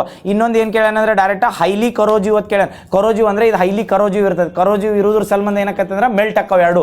ಕರೋಜಿವ್ ಇನ್ ನೇಚರ್ ಇರ್ಲಿಕ್ಕೆ ಮೆಲ್ಟ್ ಆಗಂಗಿಲ್ಲ. ಇವೆರಡು ನೆನಪಿಟ್ಕೋ. ಕರೆಕ್ಟ್? ಕರೋಜಿವ್ ಇರ್ತದೆ. ಗೊತ್ತಾತಲ್ಲ? ಏನು ಡೌಟ್ ಐತೆ ಹೇಳ? ಏನಿಲ್ಲಲ್ಲ? ಕನ್ನಡದಾಗ ಹೇಳಂದ್ಯಾ? ಕ್ಷಾರೀಯವಾಗಿರ್ತದೆ. ಕ್ಷಾರೀಯ ಎದಕ್ಕಂದ್ರೆ ಆ್ಯಸಿಡ್ ಇರ್ತೈತಲ್ಲ, ಆ್ಯಸಿಡ್ ಬೇಸ್ ಆತ್ ಬರ್ತಾ ಗೊತ್ತೈತಲ್ಲ. ಬೇಸ್ ಅಂದ್ರೆ ಏನಂತ ಕರಿತೀವಿ? ಬೇಸಿಕ್ pH ಲೆವೆಲ್ 7ಕ್ಕಿಂತ ಕೆಳಗಿದ್ರೆ ಕ್ಷಾರೀಯ ಇರ್ತೈತೆ, ಬೇಸಿಕ್ ಇರ್ತೈತೆ. 7ಕ್ಕಿಂತ ಕೆಳಗಿದ್ರೆ ಆ್ಯಸಿಡಿಕ್ ಇರ್ತೈತೆ. ಅದಕ್ಕೆ ಏನಂತಾರ ಅಂದ್ರೆ ಕ್ಷಾರೀಯ ಅಂತ ಕರಿತೀವಿ. 7 ಮೇಲೆ ಹೋದ್ರೆ ಬೇಸ್. ಅದಕ್ಕೆ ಏನಂತ ಕರಿತೀವಿ? ಪ್ರತ್ಯಾಮ್ಲ ಅಂತ ಕರಿತೀವಿ. ಇದು ಆಮ್ಲೀಯ, ಅವ್ರದ ಪ್ರತ್ಯಾಮ್ಲೀಯ. ಅದ ಕನ್ನಡದಾಗ. ಇಲ್ಲಿ ಏನಿರ್ತೈತೆ ಅಂದ್ರೆ ಇದು ಆಮ್ಲೀಯ ಇರ್ತೈತೆ. ಆ್ಯಸಿಡಿಕ್ ಅಂತ ಹೇಳಿಲ್ಲ, ಆಮ್ಲೀಯ ಇರ್ತೈತೆ. ಕ್ಷಾರೀಯವಾಗಿರ್ತೈತೆ. ಇನ್ನೊಂದು ಕರೋಜಿವ್ ಅಂತ ಇರ್ತೈತೆ. ಯಾವ್ದ್ರದ್ದು ಹೇಳ್ರಿ ಇಟ್ಟೋತನ? ಬಂಗಾರದ ಅಕ್ವೇರೇಜಿಯಾ. ಅದಕ್ಕೆ ನಾಳೆ ಹಿಂಗೂ ಕೇಳ್ಬೋದು, ರಾಜ ದ್ರವ ಅಂತ ಕರಿತಾರ ಅಥವಾ ರಾಜ ಅನಿಲ ಅಂತ ಕರಿತಾರ ಅಥವಾ ಯಾವ ರೇಷೋದಾಗ ಯೂಸ್ ಮಾಡ್ತಾರ ಅಂತ ಕೇಳ್ರ. ಯಾವ್ದ? 3:1. 3 ರೇಷೋದಾಗ ಯಾವ್ದು ಇರ್ತೈತ್ರಿ? HCl. ಆಮೇಲೆ ಇನ್ನೊಂದು ಯಾವ್ದು? ಓಕೆ, ಇದೊಂದು ಕ್ವಶನ್ ಹೆಂಗೆ ಕೇಳ ನೋಡ. ಎಲ್ಲರಿಗೆ HIV AIDS ಅದು ಗೊತ್ತೈತಿ. ಕ್ವಶನ್ ಹೆಂಗೆ ಕೇಳ, ನಾನು ನೀವು ಡೈರೆಕ್ಟ್ ಮೊದಲು ಕ್ವಶನ್ ಕೇಳ್ತಾನೆ, ಅದ್ರ ಮೇಲೆ ನೀವು ಅನಲೈಸ್ ಮಾಡ್ರಿ, ಆಮೇಲೆ ಆನ್ಸರ್ ಹೇಳ್ತೀನಿ.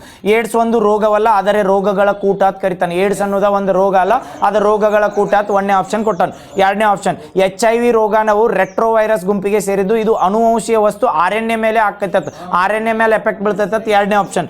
2 ಆಪ್ಷನ್ ಕೊಟ್ಟಾನೆ. ಯಾವ್ಯಾವ ಕರೆಕ್ಟ್ ಇದ್ರೋಗ? 2 ಕರೆಕ್ಟ್. ನೆನಪಿಟ್ಕೊ. ಎದಕ್ಕೆ 1ನೇದು ಏನು ಬತ್ತ ಹೇಳ್ರಿ? ಏಡ್ಸ ಮತ್ತು HIV ಅಂತ ಬರ್ತೈತಿ. ಅಕಸ್ಮಾತ್ ಇನ್ ಕೇಸ್ HIV ಅಂತ ಕೊಟ್ರತ್ತೇಳಿ, HIV ಅನ್ನೋದು ರೋಗಗಳ ಕೂಟು. ರೋಗಗಳ ನಾವೊಮ್ಮೆ ಇನ್ನೊಮ್ಮೆ ಕೊಳ್ಳತ್ ನೋಡ HIV ಅನ್ನೋದ ರೋಗಗಳ ಕೂಟನೋ ರೋಗ. ಏಡ್ಸ್ ಅಂದ್ರ ರೋಗಗಳ ಕೂಟ. ಈಗ ಹೇಳ್ರಿ ಅದೇ ಇಲ್ಲ ನಾವು ಹೇಳ್ತೀನಿ, ಕ್ಲಾರಿಫೈ ಮಾಡ್ತಾನೆ. ಈಗ ಡಿಸೀಸ ಮತ್ತು ಇನ್ನೊಂದ ಸಿಂಡ್ರೋಮ್ ಅಂತ ಬರ್ತಾವ, ಹೌದಲ್ಲ? ಡಿಸೀಸ್ ಅಂದ್ರೆ ರೋಗ, ಆಮೇಲೆ ಸಿಂಡ್ರೋಮ್ ಅಂದ್ರೆ ಏನಂತ ಕರಿತೀವಿ ಅದಕ್ಕೆ? ಸಿಂಡ್ರೋಮ್ ವೈರಸ್ ಅಲ್ಲ ಸೋಂಕು. ಹಾಂ, ಸಿಂಡ್ರೋಮ ಮತ್ತು ಡಿಸೀಸ್ ಅಂತ ಬರ್ತಾವ್ರಿ. ಈ ಸಿಂಡ್ರೋಮ ಡಿಸೀಸ್ಗೆ ಡಿಫ್ರೆನ್ಸ್ ಏನು ಹೇಳ್ರಿ? ಸಿಂಡ್ರೋಮ್ ಮತ್ತು ಡಿಸೀಸ್ ಅಂತ ಬರ್ತದೆ. ಅದ್ರ ಮೇಲೆ ಇವ್ ಕ್ವಶನ್ ಕೇಳೋಣ, ಡೈರೆಕ್ಟ್ ಕ್ವಶನ್ ಹೆಂಗೆ ಕೇಳೋಣ ಗೊತ್ತಾ? ಡಿಸೀಸ್ ಸಿಂಡ್ರೋಮ್ ನಿಮ್ಗೆ ಗೊತ್ತಾಗ್ತೇಳಿ ಎರಡೂತ್ರ ಮೇಲೆ ಡಿಪ್ಲೈ ಮಾಡ್ಬೋದು. ಸಿಂಡ್ರೋಮ್ ಅಂದ್ರೆ ಏನ, ಡಿಸೀಸ್ ಅಂದ್ರೆ ಏನು? ಲಕ್ಷಣಗಳು. ಇದು ಹೆಂಗತ್ತು ಒಂದು ಎಕ್ಸಾಂಪಲ್ ಕೊಡ್ತಾನ. ಡಿಸೀಸ್ ಅಂದ್ರೆ ನಮ್ಗೆ ಎಲ್ಲರ ಕೆಮ್ಮು ಬರ್ತೇಳಿ, ಕೆಮ್ಮು ಅನ್ನೋದು ಒಂದು ಡಿಸೀಸ್. ಕೆಮ್ಮು ಅಂದ್ರೆ ಕೆಮ್ಮಿಗೆ ಅಟ್ಟ ಔಷಧ ತಗೋತಿ, ಕರೆಕ್ಟಾ? ಇದು ಎಲ್ಲರ ಡಿಸೀಸ್, ಸಾರಿ ಯಾವ್ದಂದ್ರೆ ಸಿಂಡ್ರೋಮ್ ಅಂತ ಇರ್ತೈತಲ್ಲ, ಇವು ಸಿಂಪ್ಟಮ್ಸ್ ಸಿಂಡ್ರೋಮ್ಸ್ ಅಂತ ಕರಿತಿರ್ತಾರಲ್ಲ. ಸಿಂಡ್ರೋಮ್ಗೆ ಮತ್ತು ಡಿಸೀಸ್ಗೆ ಡಿಫ್ರೆನ್ಸ್ ಏನಂದ್ರೆ, ಡಿಸೀಸ್ಗಳ್ದಾಗ ಏನಾಕೈತೆ ಅಂದ್ರೆ ಯಾವ್ದಾರ ಈಗ ಮಲೇರಿಯಾ ಡಿಸೀಸ್ ಅಂತ ಕರಿತೀವಲ್ಲ, ಆ ಮಲೇರಿಯಾ ವ್ಯಾಕ್ಸಿನ್ ಅಥವಾ ಮಲೇರಿಯಾ ರಿಲೇಟೆಡ್ ವ್ಯಾಕ್ಸಿನ್ ತಗೋತೀವಿ. ಬಟ್ ಆ ಮಲೇರಿಯಾಕ ಸಿಂಡ್ರೋಮ್ ಅನ್ನಂಗಿಲ್ಲ. ಡಿಸೀಸ್ ಅಂತ ಯಾಕತ್ತೀವಿ ಅಂದ್ರೆ ಡಿಸೀಸ್ ಅನ್ನೋದು ಒಂದ ಪರ್ಟಿಕ್ಯುಲರ್ ಆಗಿ ಐಡೆಂಟಿಫೈ ಮಾಡ್ತೈತೆ. ಸಿಂಡ್ರೋಮ್ ಅನ್ನೋದು ಏನು ಮಾಡ್ತೈತೆ ಅಂದ್ರೆ, ಸಿಂಡ್ರೋಮ್ ಅಂದಾಗ ಏನಾಕತ್ತೆ ಅಂದ್ರೆ ಇಮ್ಯುನಿಟಿ ಪವರ್ ಮೇಲೆ ಅಟ್ಯಾಕ್ ಆಗು ಎಲ್ಲ ವೈರಸ್ಗಳನ್ನ ಕೂಡ ಒಂದು ಸಿಂಡ್ರೋಮ್ ಅಂತ ಕರೀತಾರೆ. ಆ ಸಿಂಡ್ರೋಮ್ಗೆ ಎಕ್ಸಾಂಪಲ್ ಕೊಡ್ಬೇಕಾರ ಕೋವಿಡ್ ಅನ್ನೋದು ಐತ್ಲ, ಇದು ಕೋವಿಡ್ ಅನ್ನೋದ ಒಂದು ಡೈರೆಕ್ಟ್ ಡಿಸೀಸ್ ಇದೆ. ಕೋವಿಡ್ ಅನ್ನೋದು ಡೈರೆಕ್ಟ್ ಡಿಸೀಸ್ ಬಂದಿತ್ತು. ಇನ್ ಕೇಸ್ ಏನು ಕೇಳ್ಬೋದು ಗೊತ್ತಾ, ಇಮ್ಯುನಿಟಿ ಪವರ್ ರಿಲೇಟೆಡ್ ಒಂದು ಯಾವ್ದಾರ ದೊಡ್ಡದು ಕೊಟ್ಟಿರ್ತೇನೆ ರೋಗ, ಆ ರೋಗದಾಗ ಸಣ್ಣ ಸಣ್ಣ ರೋಗಗಳು ಹಾಕಿದ್ದು ಹೊತ್ತೇನೆ ಅದಕ್ಕೆ ಏನತ್ತಾರ ಅಂದ್ರೆ ಸಿಂಡ್ರೋಮ್ ಅಂತಾರ. ಈಗ ಅದನ್ನ ಡಿಫೈನ್ ಮಾಡಕ್ಕೆ ಹೇಳ್ತಾನೆ ನೋಡ್ರಿ. ಏಡ್ಸ್ ಫುಲ್ ಫಾರ್ಮ್ ಏನೈತೆ ಹೇಳ್ರಿ? acquired immunodeficiency syndrome. ಅವ ಹೆಸರಿನಾಗ ಅದನ್ನ ಎದಕ್ಕೆ ಕೊಟ್ಟಾನ ಗೊತ್ತಾನೆ? ಡೆಫಿಷಿಯನ್ಸಿ ಸಿಂಡ್ರೋಮ್ ಅಂದ್ರೆ ಅದು ಡೈರೆಕ್ಟ್. ಏಡ್ಸ್ ಅನ್ನೋದು ಏನಂದ್ರೆ ಓನ್ಲಿ HIV ರಿಲೇಟೆಡ್ ಐತಲ್ಲ. HIV ಅನ್ನೋದ ಹ್ಯೂಮನ್ ಇಮ್ಯುನೋಡಿಫಿಷಿಯನ್ಸಿ ವೈರಸ್ ಅಂತ ಕರಿತೀವಿ. ಇವು ಎರಡನ್ನೂ ಲಿಂಕ್ ಮಾಡಿ ಅಥವಾ ಏಡ್ಸ್ ಬರ್ತೈತಲ್ಲ, ಇದು ಹೆಂಗಂದ್ರೆ ಇಮ್ಯೂನ್ ಸಿಸ್ಟಮ್ ಮೇಲೆ ಅಟ್ಯಾಕ್ ಆಗಿರ್ತೈತಿ. ಏಡ್ಸ್ ಮೇನ್ ಕಾಸ್ ಅಂದ್ರೆ ಏನಂದ್ರೆ ಇದ್ರೊಳಗೆ ಎರಡು ಸಿಂಡ್ರೋಮ ಮತ್ತು ಡಿಸೀಸ್ ಹೇಳತ್ನ ಗೊತ್ತಾಗತ್ತಲ್ಲ. ಕೆಮ್ಮ ನೆಗಡಿ ಬಂದ್ರೆ ಡೈರೆಕ್ಟ್ ಡಿಸೀಸ್ ಅಂತ ಕರಿತೀವಿ. ಅವೇನಂದ್ರೆ ಪರ್ಟಿಕ್ಯುಲರ್ ಆಗಿ ಐಡೆಂಟಿಫೈ ಮಾಡ್ತೀವಿ. ಸಿಂಡ್ರೋಮ್ ಅಂದ್ರೆ ಯಾವ ಸಿಂಪ್ಟಮ್ಸ್ ಬಂದೈತಿ ಅಂತ ಗೊತ್ತಾಗಲ್ಲ. ಈ ಕೊರೋನಾ ಟೈಮ್ನಾಗ ನೋಡ್ರಿ, ಒಂದು ಏನಾರ ಕೆಮ್ಮತ್ ಬರ್ತೇಳಿ ಕೊರೋನಾ ಹತ್ತಿದ್ವು, ಆ ಸಿಂಪ್ಟಮ್ಸ್ ಕೊರೋನಾದ ಇರ್ತೈತಿ ಅಥವಾ ಎಬೋಲಾದ ಇರ್ತೈತಿ ಅಂತ ಗೊತ್ತಾಗಂಗಿಲ್ಲಲ್ಲ. ಇವು ಏನಂದ್ರೆ ಸಿಂಡ್ರೋಮ್ ಅಂತ ಬರ್ತೇಳಿ ಏನಿರ್ತೈತೆ ಅಂದ್ರೆ ಒಕ್ಕೂಟ ಇರ್ತೈತಿ. ಡಿಸೀಸ್ ಅಂದ್ರೆ ಡೈರೆಕ್ಟ್. ಈ ಕೋವಿಡ್ ಬಂದೈತೆ ಅಂದ್ರೆ ಕೋವಿಡ್ ಅಂತ ಹೇಳ್ಬೇಕು, ಅದಕ್ಕೆ ಡಿಸೀಸ್ ಅಂತ ಕರೀತಾರೆ. ಸಿಂಡ್ರೋಮ್ ಅಂದ್ರೆ ಏನ ಭಾಳ ಕೂಡಿ ಅಟ್ಯಾಕ್ ಮಾಡಿರ್ತಾವಲ್ಲ, ಅದಕ್ಕೆ ಸಿಂಡ್ರೋಮ್ ಅಂತ ಕರೀತಾರೆ. ಈಗ ಏನು ಹೇಳತ್ತಿದ್ವಿ ಅಂದ್ರೆ ಎಕ್ವೈರ್ ಇಮ್ಯುನೋಡಿಫಿಷಿಯನ್ಸಿ ವೈರಸ್ ಅಂತ ಕರಿತೀವಲ್ಲ, ಅವ್ರು ಎದಕ್ಕೆ ಇಮ್ಯುನೋಡೆಫಿಷಿಯನ್ಸಿ ಕೊಟ್ಟರೆ ಗೊತ್ತಾನ? ನಮ್ಮಲ್ಲಿ ಏಡ್ಸ್ ಅನ್ನೋ ರೋಗ ಮನುಷ್ಯನೊಳಗ ಅಥವಾ ಅದಕ್ಕೆ ಇದನ್ನೇನಂದ್ರೆ ಅದಕ್ಕೆ ಪರಿಹಾರ ಕೊಡೋಕ್ಕಾಗಂಗಿಲ್ಲ ಅಥವಾ ಅದಕ್ಕೆ ಡಿಸೀಸ್ ಅಥವಾ ಟ್ರೀಟ್ಮೆಂಟ್ ಕೊಡೋಕ್ಕಾಗಂಗಿಲ್ಲ. ಯಾಕತ್ತಾರ ಅಂದ್ರೆ ಆ ಹೆಸರಿನಾಗ ಕೊಟ್ರೆ ಇಮ್ಯುನೋಡೆಫಿಷಿಯನ್ಸಿ ವೈರಸ್ ಅಂದ್ರೆ ನಮ್ಮಲ್ಲಿ ಇಮ್ಯೂನ್ ಸಿಸ್ಟಮ್ ಇನ್ಕ್ರೀಸ್ ಆಗ್ಬೇಕಾದ್ರೆ ಆಂಟಿಬಾಡೀಸ್ ಇರಬೇಕು ಇಲ್ಲೋ, ಏನಂತಾರ ಅವಕ್ಕೆ ಜೀವರಕ್ಷಕಗಳು ಅಂತ ಕರಿತೀವಲ್ಲ. ಆ ಜೀವರಕ್ಷಕಗಳು ಪ್ರತಿಯೊಬ್ಬ ಮನುಷ್ಯನ ಬಾಡಿ ಒಳಗೆ ಇರ್ತಾವೆ. ಈಗ ನೆಗಡಿ ಕೆಮ್ಮ ಬಂದ ಕೂಡಲೇ ಮನುಷ್ಯನ ಬಾಡಿ ಅದಕ್ಕೆ ರಿಯಾಕ್ಟ್ ಆಕತ್ತಲ್ಲ ಒಂದು ವಾರನಾಗ, ಹೊಳ್ಳೆ ಅದನ್ನ ರಿಜಿಸ್ಟರ್ಡ್ ಮಾಡೋ ಪವರ್ನ ಜನರೇಟ್ ಮಾಡ್ಬೇಕಾರೆ ಅವು ಆಂಟಿಬಾಡೀಸ್ಗಳು ಹಾಕಿರ್ತಾವೆ. ಬಟ್ ಏಡ್ಸ್ದಾಗ ಫುಲ್ ಫಾರ್ಮ್ ಏನಂದ್ರೆ ಅಕ್ವೈರ್ ಇಮ್ಯುನೋ ಡಿಫಿಷಿಯನ್ಸಿ ವೈರಸ್ ಅಂದ್ರೆ. ಡೆಫಿಷಿಯನ್ಸಿ ಅಂದ್ರೆ ಕಡಿಮೆ ಮಾಡೋದು. ಯಾವ್ದನ್ನ ಕಡಿಮೆ ಮಾಡ್ತಂದ್ರೆ ಇಮ್ಯೂನ್ ಸಿಸ್ಟಮ್ ಕಡಿಮೆ ಮಾಡ್ತಾರೆ. ಹೆಸರಿನಾಗ ಕೊಟ್ಟಾನ ಇಮ್ಯೂನ್ ಡೆಫಿಷಿಯನ್ಸಿ ಕಡಿಮೆ ಆತತ್ತೇಳಿ. ಆ ಇಮ್ಯೂನ್ ಡೆಫಿಷಿಯನ್ಸಿ ಕಡಿಮೆ ಆಗಂತೆ ಏಡ್ಸ್ ಒಂದಲ್ಲ ಬೇಕಾದ ರೋಗ ಬರ್ಬೋದು. ನಿನ್ನ ಕಡೆ ಇಮ್ಯುನಿಟಿ ಪವರ್ ಇರ್ಲಿಕ್ಕೆ 5 ದಿನದಾಗ ಒಂದು ಕೆಮ್ಮು ಬರ್ಬೋದು ಅಥವಾ 5 ದಿನದಾಗ ಒಂದೊಂದು ರೋಗ ಬರ್ಬೋದು. ಅದಕ್ಕೆ ಇಮ್ಯೂನ್ ಡಿಫಿಷಿಯನ್ಸಿ ಅಂತ ಕರೀತಾರೆ. ಇಮ್ಯುನಿಟಿ ಡೆಫಿಷಿಯನ್ಸಿ ಅಂತ ಅದ್ರ ಸಲ್ಮಂದ್ ನೆನಪಿಟ್ಕೋರಿ. ಎಲ್ಲರ ಏಡ್ಸ್ ಅಂತ ನಾಳೆ ಕೇಳಿದತ್ತೇಳಿ ಅಥವಾ ಏನೋ ಕೇಳ್ರೆ ಏಡ್ಸ್ ಅನ್ನೋದು ಒಂದು ಸಿಂಡ್ರೋಮ್. ಅದು ಏನು ಮಾಡ್ತದೆ? ಇಮ್ಯೂನ್ ಡೆಫಿಷಿಯನ್ಸಿನ ಕಡಿಮೆ ಮಾಡ್ತದೆ. ಆ ಟೈಮ್ನಾಗ ನಿನಗೆ HIV ಬರ್ಬೇಕತ್ತಿಲ್ಲ, ಬೇರೆ ರೋಗನೂ ಬರ್ಬೋದು. ಬಟ್ ಇನ್ನು ಡೈರೆಕ್ಟ್ ಅದು ಅಟ್ಯಾಕ್ ಇದ್ರ ಮೇಲೆ ಆಕೈತೆ ಅಂತ ಕೇಳಿದಲ್ಲ, ಅದು ಅಟ್ಯಾಕ್ ಮಾಡಿದ್ದು ಎದ್ರ ಸಲ್ಮಂದ್ RNA DNA ಕನ್ಫ್ಯೂಸ್ ಆಕೋ ಅಂದ್ರೆ DNA ಅಥವಾ ಒಂದು ಬರ್ತೈತಿ, RNA ಅಥವಾ ಬಂದ. DNA ಫುಲ್ ಫಾರ್ಮ್ ಏನ್ರಿ? Deoxy ribonucleic acid. RNA ಅಂದ್ರೆ ರೈಬೋನ್ಯೂಕ್ಲಿಕ್ ಆಸಿಡ್. ಇದ್ರೊಳಗೆ ಕೊರೋನಾ ಬಂದಿತ್ತಲ್ಲ, RNA ಮೇಲೆ ಅಟ್ಯಾಕ್ ಆಕಿತ್ತು, DNA ಮೇಲೆ ಅಟ್ಯಾಕ್. RNA ಈ DNA ಅನ್ನೋದು ಏನೈತಿಲ್ಲ ಪ್ರತಿಯೊಬ್ಬ ಮನುಷ್ಯಾಗ ಬೇರೆ ಬೇರೆ ಇರ್ತೈತ್ರಿ. ಈ RNA ಅನ್ನೋದು ಏನು ಮಾಡ್ತೈತೆ ಅಂದ್ರೆ ರೆಸಿಸ್ಟೆಂಟ್ ಪವರ್ನ ಇನ್ಕ್ರೀಸ್ ಮಾಡೋದು ಇರ್ತೈತಿ. ನಾ ಹೇಳಿ ಇಮ್ಯೂನ್ ಸಿಸ್ಟಮ್ ಡಿಕ್ರೀಸ್ ಮಾಡ್ಬೇಕಾತೇಳಿ RNAಗೆ ಅಟ್ಯಾಕ್ ಮಾಡಿರ್ತೇನೆ, ಆಟೋಮೆಟಿಕ್ ಏನಂದ್ರೆ ಇಮ್ಯೂನ್ ಸಿಸ್ಟಮ್ ಕಡಿಮೆ ಆಗಿರ್ತದೆ. ಏಡ್ಸ್ ಅನ್ನೋದು ರೋಗ ಹೆಂಗಿರ್ತೈತೆ ಅಂದ್ರೆ ಬಾಡಿ ಒಳಗೆ ಬಂದಾಗ ನಮ್ಮ ಆಂಟಿಬಾಡೀಸ್ ಯಾವ ಲೆವೆಲ್ಗೆ ವರ್ಕ್ ಹಾಕಿರ್ತಾವಲ್ಲ, ಆ ಆಂಟಿಬಾಡೀಸ್ ಕಲರ್ನಾಗ ಅದು ಹಾಕಿರ್ತದೆ. ಅಂದ್ರೆ ಮಗ್ಲಿದ್ದಿದ್ದು ನಮ್ಮಲ್ಲಿ ಚಲೋ ಬ್ಯಾಕ್ಟೀರಿಯಾಗೂ ಗೊತ್ತಾಗಿರಂಗಿಲ್ಲ ಇದು ಏಡ್ಸ್ ವೈರಸ್ ಐತೆ ಅಂತೇಳಿ. ಬಾಡಿ ಒಳಗೆ ಒಂದ ಪಾರ್ಟಿಕಲ್ ನೆಗಡಿ ಬಂದಾಗ ಅದಕ್ಕೆ ಅಪೋಸ್ ಮಾಡ್ಬೇಕಾದ್ರೆ ಬಾಡಿ ಒಳಗೆ ರೆಸಿಸ್ಟೆಂಟ್ ಪವರ್ ಅಥವಾ ಜೀವರಕ್ಷಕಗಳು ಹುಟ್ತಾವಲ್ಲ. ಬಟ್ ಇದು ಏಡ್ಸ್ ಬಂದಾಗ ಹೆಂಗಿರ್ತದೆ? RNA ಮೇಲೆ ಅಟ್ಯಾಕ್ ಮಾಡಿರ್ತೈತಲ್ಲ, ಆ RNA ಹೆಂಗೆ ರಿಯಾಕ್ಟ್ ಮಾಡ್ತಿರ್ತೈತೆ ಅಂದ್ರೆ ಸೇಮ್ ಇದು ನಮ್ಮ ಬಾಡಿ ಒಳಗೆ ಯೂಸ್ ಆಗಿದ್ದ ಏನೋ ಪ್ರಾಡಕ್ಟ್ ಇರ್ಬೇಕಂತೇಳಿ ಅದು ಏನು ಮಾಡ್ತೈತೆ? ದೋಸ್ತ್ ಇರ್ಬೋದು ಅಂತೇಳಿ ಅದನ್ನ ಯೂಸ್ ಮಾಡ್ಕೊಂಡು ಚಾಲೂ ಮಾಡ್ತೈತಿ. ಅವಾಗ ಏಡ್ಸ್ ಪೂರ್ತಿ ಬಾಡಿಗೆ ಸ್ಪ್ರೆಡ್ ಆಕತ್ತೆ. ಇನ್ ಕೇಸ್ ಎಲ್ಲರಾದ DNA ಮೇಲೆ ಅಟ್ಯಾಕ್ ಆಗಿತ್ತು ಅಥವಾ ಇಮ್ಯೂನ್ ಡಿಫಿಷಿಯನ್ಸಿ ಮೇಲೆ ಅಟ್ಯಾಕ್ ಆಗಿರ್ಲಿಕ್ಕಂತೇಳಿ ಯಾವಾಗೂ ಡಿಟೆಕ್ಟ್ ಮಾಡ್ಬೋದು ಇರ್ತದೆ.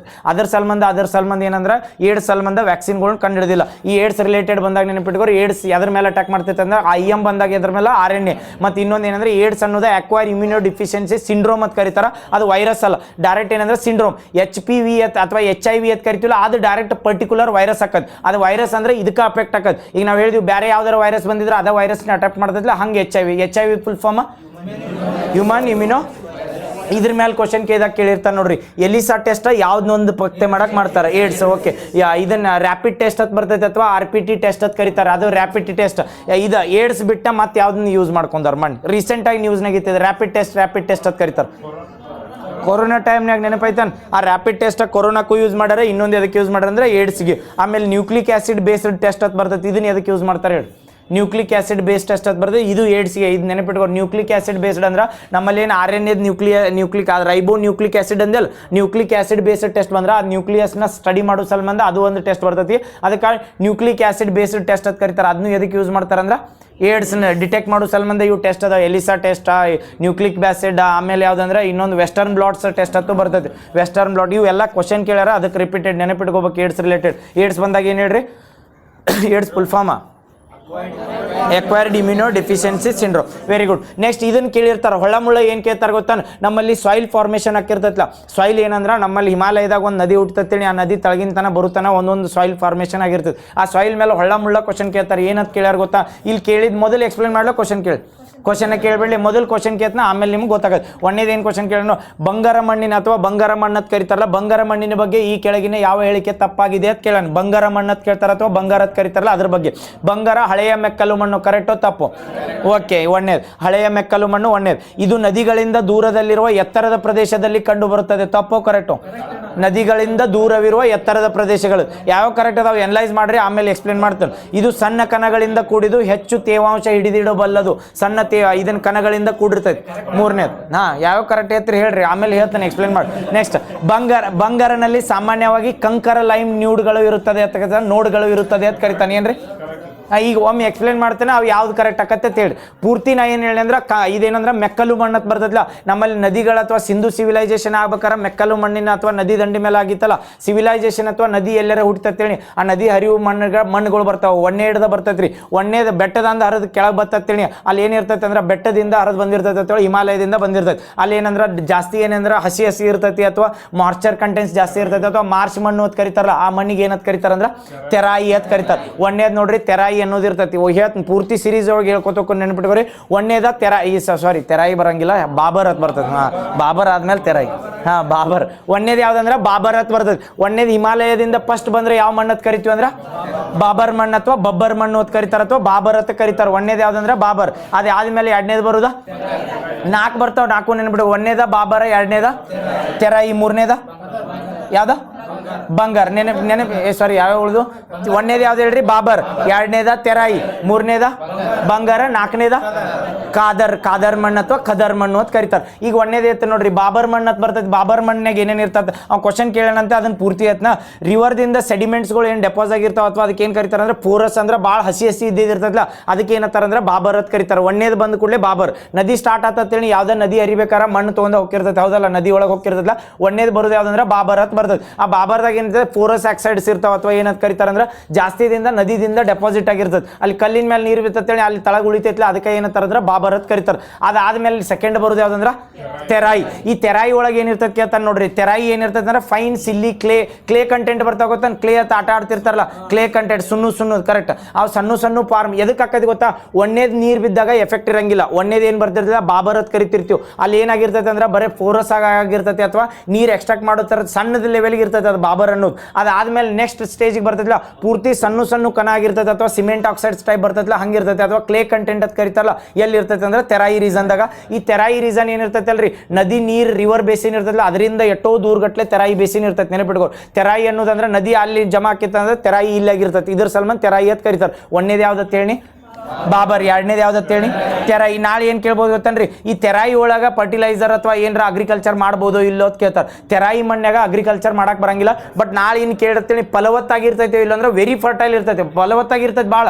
ಬಟ್ ಅಲ್ಲಿ ಏನಂದ್ರೆ ಇದನ್ನ ಕಲ್ಟಿವೇಶನ್ ಮಾಡಕ್ ಬರ್ತಿರಂಗಿಲ್ಲ. ಯಾಕಂದ್ರೆ ಈ ನೀರು ಜೌಗ್ ಬಿದ್ದಿರ್ತೈತೆ, ಕರೆಕ್ಟ್, ಜೌಗ್ ಬಿದ್ದಿರ್ತೈತಿ ನೀರ ಫರ್ಟೈಲ್ ಇರ್ತೈತೆ ಅಂದ್ರೆ ಅಲ್ಲಿ ಜಾಸ್ತಿ ನ್ಯೂಟ್ರಿಯನ್ಸ್ ಇರ್ತಾವೆ, ಎಲ್ಲ ಇರ್ತಾವೆ. ಬಟ್ ಅಲ್ಲಿ ಅಗ್ರಿಕಲ್ಚರ್ ಮಾಡಕ್ ಬರಂಗಿಲ್ಲ, ಯಾಕಂದ್ರೆ ಕ್ಲೇ ಕಂಟೆಂಟ್ ಇರ್ತೈತೆ ಅಂತ ಹೇಳಿಲ್ಲ, ಜೌಗ್ ಬಿದ್ದಂಗೆ ಇರ್ತೈತೆ ಅಥವಾ ಜೌಗುತಾನ ಇದ್ದಂಗೆ ಇರ್ತೈತೆ. ಯಾವ್ದಂದ್ರೆ ತೆರಾಯಿ ಮಣ್ಣು. ಒಂದನೇದು ಯಾವ್ದ್ರಿ ಬಾಬರ್ ಅಂದ್ರೆ ಒಣ ಹತ್ತು ನೆನಪಿಟ್ಕೊಂಡ್ರಿ, ನೀರು ಬಿದ್ದಾಗ ಪೋರಸ್ ಟೈಪ್ ಇರ್ತೈತಿ, ಭಾಳ ಅಂದ್ರೆ ಎಫೆಕ್ಟ್ ಇರಂಗಿಲ್ಲ ಅದ್ರದ್ದೇನು. ಅದಾದ್ಮೇಲೆ ಸೆಕೆಂಡ್ ಬರೋದು ಯಾವ್ದಂದ್ರೆ ತೆರಾಯಿ, ಸಣ್ಣ ಕಣ ಇರ್ತೈತಿ, ಕ್ಲೇ ಕಂಟೆಂಟ್ ಇರ್ತೈತಿ. ಅಲ್ಲಿ ಏನ್ ಮಾಡೋದು ಫರ್ಟೈಲ್ ಇರ್ತೈತಿ, ಬಟ್ ಏನ್ ಮಾಡಕ್ ಬರಂಗಿಲ್ಲ ಅಂದ್ರೆ ಕೃಷಿ ಮಾಡಕ್ಕೆ ಬರಂಗಿಲ್ಲ. ಅದಾದ್ಮೇಲೆ ಬಂಗಾರ ಅಂತ ಬರ್ತೈತಿಲ್ಲ ಅಥವಾ ಬಂಗಾರ ಮಣ್ಣು ಅಂತ ಬರ್ತೈತಿಲ್ಲ, ಈ ಬಂಗಾರ ಮಣ್ಣು ಪಾರ್ಟಲ್ಲಿ ಇರ್ತೈತಿ, ಅಗ್ರಿಕಲ್ಚರ್ ಮಾಡ್ಬೋದೋ ಇಲ್ಲೋ ಮಾಡ್ಬೋದು. ಇದ್ರೊಳಗೆ ಇನ್ನೊಂದು ಏನು ಗೊತ್ತಾನ, ಬಂಗಾರ ಮಣ್ಣು ಹೆಂಗೆ ಕೇಳ್ತಾನೆ ಅಂದ್ರೆ ನದಿ ಇರ್ತೈತಿಲ್ಲ ರಿವರ್ ಬೇಸಿನ್ ಕಿಂತ ಹಿಂದೆ ಆ ಸೈಡ ಈ ಸೈಡ ಬೀಳುದ ಬಂಗಾರ ಮಣ್ಣು ಅಂತ ಕರೀತಾರೆ. ಇದು ಹೊಸ ಮಣ್ಣು ತಿರಂಗಿಲ್ಲ, ಇದು ಹಳಿ ಮಣ್ಣು. ಇದು ಬಂಗಾರ ಮಣ್ಣು ಅನ್ನೋದು ಏನಂದ್ರೆ ನದಿ ಆಲ್ರೆಡಿ ಹರಿದೋಗಿರ್ತೈತಿ ಅಥವಾ ಬ್ಯಾಸ್ಗ್ಯಾಗ ನದಿ ಬತ್ತಿ ಹೋಗ್ತೇಳಿ ಮತ್ತು ಹೊಳ್ಳಿ ನದಿ ಬಂದಿರ್ತೈತಿಲ್ಲ, ಅವಾಗ ಹಳಿ ಮಣ್ಣು ಏನು ಉಳಿದಿರ್ತೈತಿಲ್ಲ ಅದು ಲೆಸ್ ಫರ್ಟೈಲ್ ಇರ್ತೈತಿ. ಇನ್ನೊಂದು ತಿಳ್ಕೊರಿ, ಅವ್ರಿಗೆ ಇರಿಗೆ ಮಳಿ ಇದು ಏನು ಮಾಡ್ತಾರಂದ್ರೆ ಬಿತ್ತನೆ ಮಾಡ್ತಿರ್ತಾರೆ ಅಥವಾ ಅಗ್ರಿಕಲ್ಚರ್ ಮಾಡ್ತಿರ್ತಾರೆ, ಫರ್ಟೈಲ್ ಒಳಗೆ ಬರ್ತೇಳಿ ಲೆಸ್ ಫರ್ಟೈಲ್ ಇರ್ತೈತಿ.